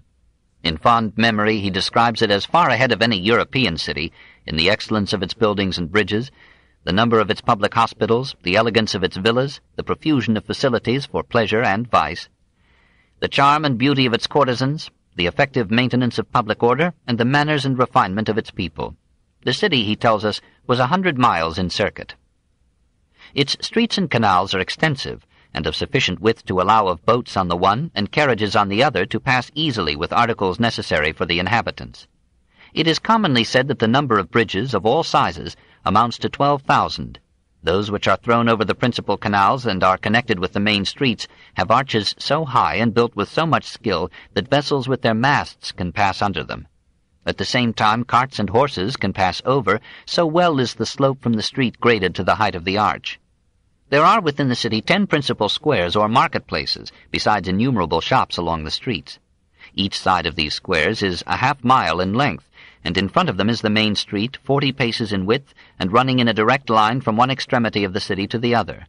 In a direction parallel to that of the main street runs a very large canal, on the nearer bank of which capacious warehouses are built of stone, for the accommodation of the merchants who arrive from India and other parts with their goods and effects.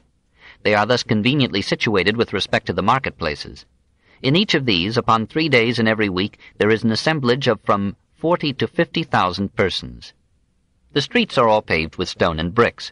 The main street of the city is paved to the width of 10 paces on each side, the intermediate part being filled up with small gravel and provided with arched drains for carrying off the rainwater that falls into the neighboring canals, so that it remains always dry. On this gravel, carriages continually pass and repass. They are of a long shape, covered at the top, have curtains and cushions of silk, and are capable of holding 6 persons.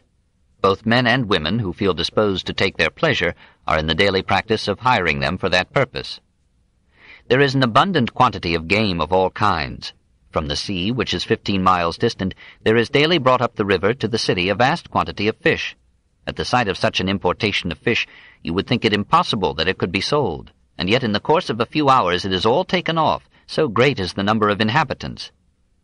The streets connected with the market squares are numerous, and in some of them are many cold baths, attended by servants of both sexes. The men and women who frequent them have from their childhood been accustomed at all times to wash in cold water, which they reckon conducive to health. At these bathing places, however, they have apartments provided with warm water for the use of strangers who cannot bear the shock of the cold. All are in the daily practice of washing their persons, and especially before their meals.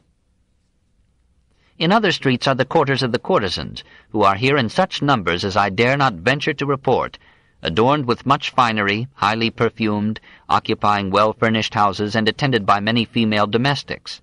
In other streets are the dwellings of the physicians and the astrologers. On each side of the principal street there are houses and mansions of great size. The men as well as the women have fair complexions and are handsome. The greater part of them are always clothed in silk. The women have much beauty, and are brought up with delicate and languid habits. The costliness of their dresses in silks and jewelry can scarcely be imagined. Peking, or as it was then called, Kambaluk, impressed Polo even more than Hangzhou. His millions failed him in describing its wealth and population. The 12 suburbs were yet more beautiful than the city, for there the business class had built many handsome homes. In the city proper there were numerous hotels and thousands of shops and booths. Food of all kinds abounded, and every day 1,000 loads of raw silk entered the gates to be turned into clothing for the inhabitants. Though the Khan had residences at Hangzhou, Shangtu, and other places, the most extensive of his palaces was at Peking. A marble wall surrounded it, and marble steps led up to it. The main building was so large that dinners could be served there to great multitudes of people. Marco admired the arrangement of the chambers, the delicate and transparent glazing of the windows, and the variety of colored tiles on the roof. He had never seen so opulent a city, or so magnificent a king. Doubtless the young Venetian learned to speak and read Chinese, and perhaps he learned from the official historians how Kublai and his Mongol ancestors had conquered China. The gradual drying up of the regions along the northwestern frontier into a desert land incapable of supporting its hardy population had sent the Mongols, that is, the brave, out on desperate raids to win new fields, and their successes had left them with such a taste and aptitude for war that they never stopped until nearly all Asia and parts of Europe had fallen before their arms. Story had it that their fiery leader, Genghis Khan, had been born with a clot of blood in the palm of his hand. From the age of 13 he began to weld the Mongol tribes into one, and terror was his instrument. He had prisoners nailed to a wooden ass, or chopped to pieces, or boiled in cauldrons, or flayed alive. When he received a letter from the Chinese Emperor Ningzong demanding his submission, he spat in the direction of the Dragon Throne and began at once his march across 1,200 miles of the Gobi Desert into the western provinces of China. 90 Chinese cities were so completely destroyed that horsemen could ride over the devastated areas in the dark without stumbling. For 5 years the Emperor of Mankind laid North China waste. Then, frightened by an unfavorable conjunction of planets, he turned back towards his native village and died of illness on the way. His successors, Ogadai, Mangu, and Kublai, continued the campaign with barbaric energy. And the Chinese, who had for centuries given themselves to culture and neglected the arts of war, died with individual heroism and national ignominy. At Juining Fu, a local Chinese ruler held out until all the aged and infirm had been killed and eaten by the besieged, all the able-bodied men had fallen, and only women remained to guard the walls. Then he set fire to the city and burned himself alive in his palace. The armies of Kublai swept down through China until they stood before the last retreat of the Sung dynasty, Canton. Unable to resist, the Chinese general Lu Xiufu took the boy emperor on his back and leaped to a double death with him in the sea. And it is said that 100,000 Chinese drowned themselves rather than yield to the Mongol conqueror. Kublai gave the imperial corpse an honorable burial and set himself to establish that Yuan, original, or Mongol dynasty which was to rule China for less than 100 years. Kublai himself was no barbarian. The chief exception to this statement was not his treacherous diplomacy, which was in the manner of his time, but his treatment of the patriot and scholar Wen Tianxian, who, out of loyalty to the Sung dynasty, refused to acknowledge Kublai's rule. He was imprisoned for 3 years, but would not yield. "My dungeon," he wrote in one of the most famous passages in Chinese literature, "is lighted by the will-o'-the-wisp alone. No breath of spring cheers the murky solitude in which I dwell. Exposed to mist and dew, I had many times thought to die, and yet through the seasons of 2 revolving years, disease hovered around me in vain. The dank, unhealthy soil to me became paradise itself. For there was that within me which misfortune could not steal away, and so I remained firm, gazing at the white clouds floating over my head, and bearing in my heart a sorrow boundless as the sky." At length Kublai summoned him into the imperial presence. "What is it that you want?" asked the monarch. "By the grace of the Sung emperor," answered Wen, "I became his majesty's minister. I cannot serve 2 masters. I only ask to die." Kublai consented, and as Wen awaited the sword of the executioner upon his neck, he made obeisance toward the south, as though the Sung emperor were still reigning in the southern capital, Nanking. Nevertheless, Kublai had the grace to recognize the civilized superiority of the Chinese, and to merge the customs of his own people into theirs. Of necessity, he abandoned the system of examinations for public office, since that system would have given him a completely Chinese bureaucracy. He restricted most higher offices to his Mongol followers, and tried for a time to introduce the Mongol alphabet. But for the greater part he and his people accepted the culture of China, and were soon transformed by it into Chinese. He tolerated the various religions philosophically, and flirted with Christianity as an instrument of pacification and rule.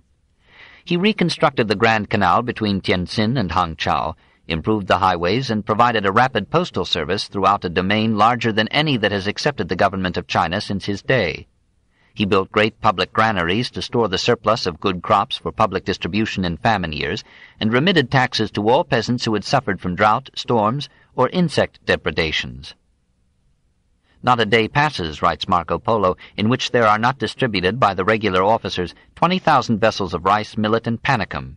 By reasons of this admirable and astonishing liberality which the great Khan exercises towards the poor, the people all adore him." He organized a system of state care for aged scholars, orphans, and the infirm. He patronized munificently education, letters, and the arts. Under him the calendar was revised, and the Imperial Academy was opened. At Peking he reared a new capital, whose splendor and population were the marvel of visitors from other lands. Great palaces were built, and architecture flourished as never in China before.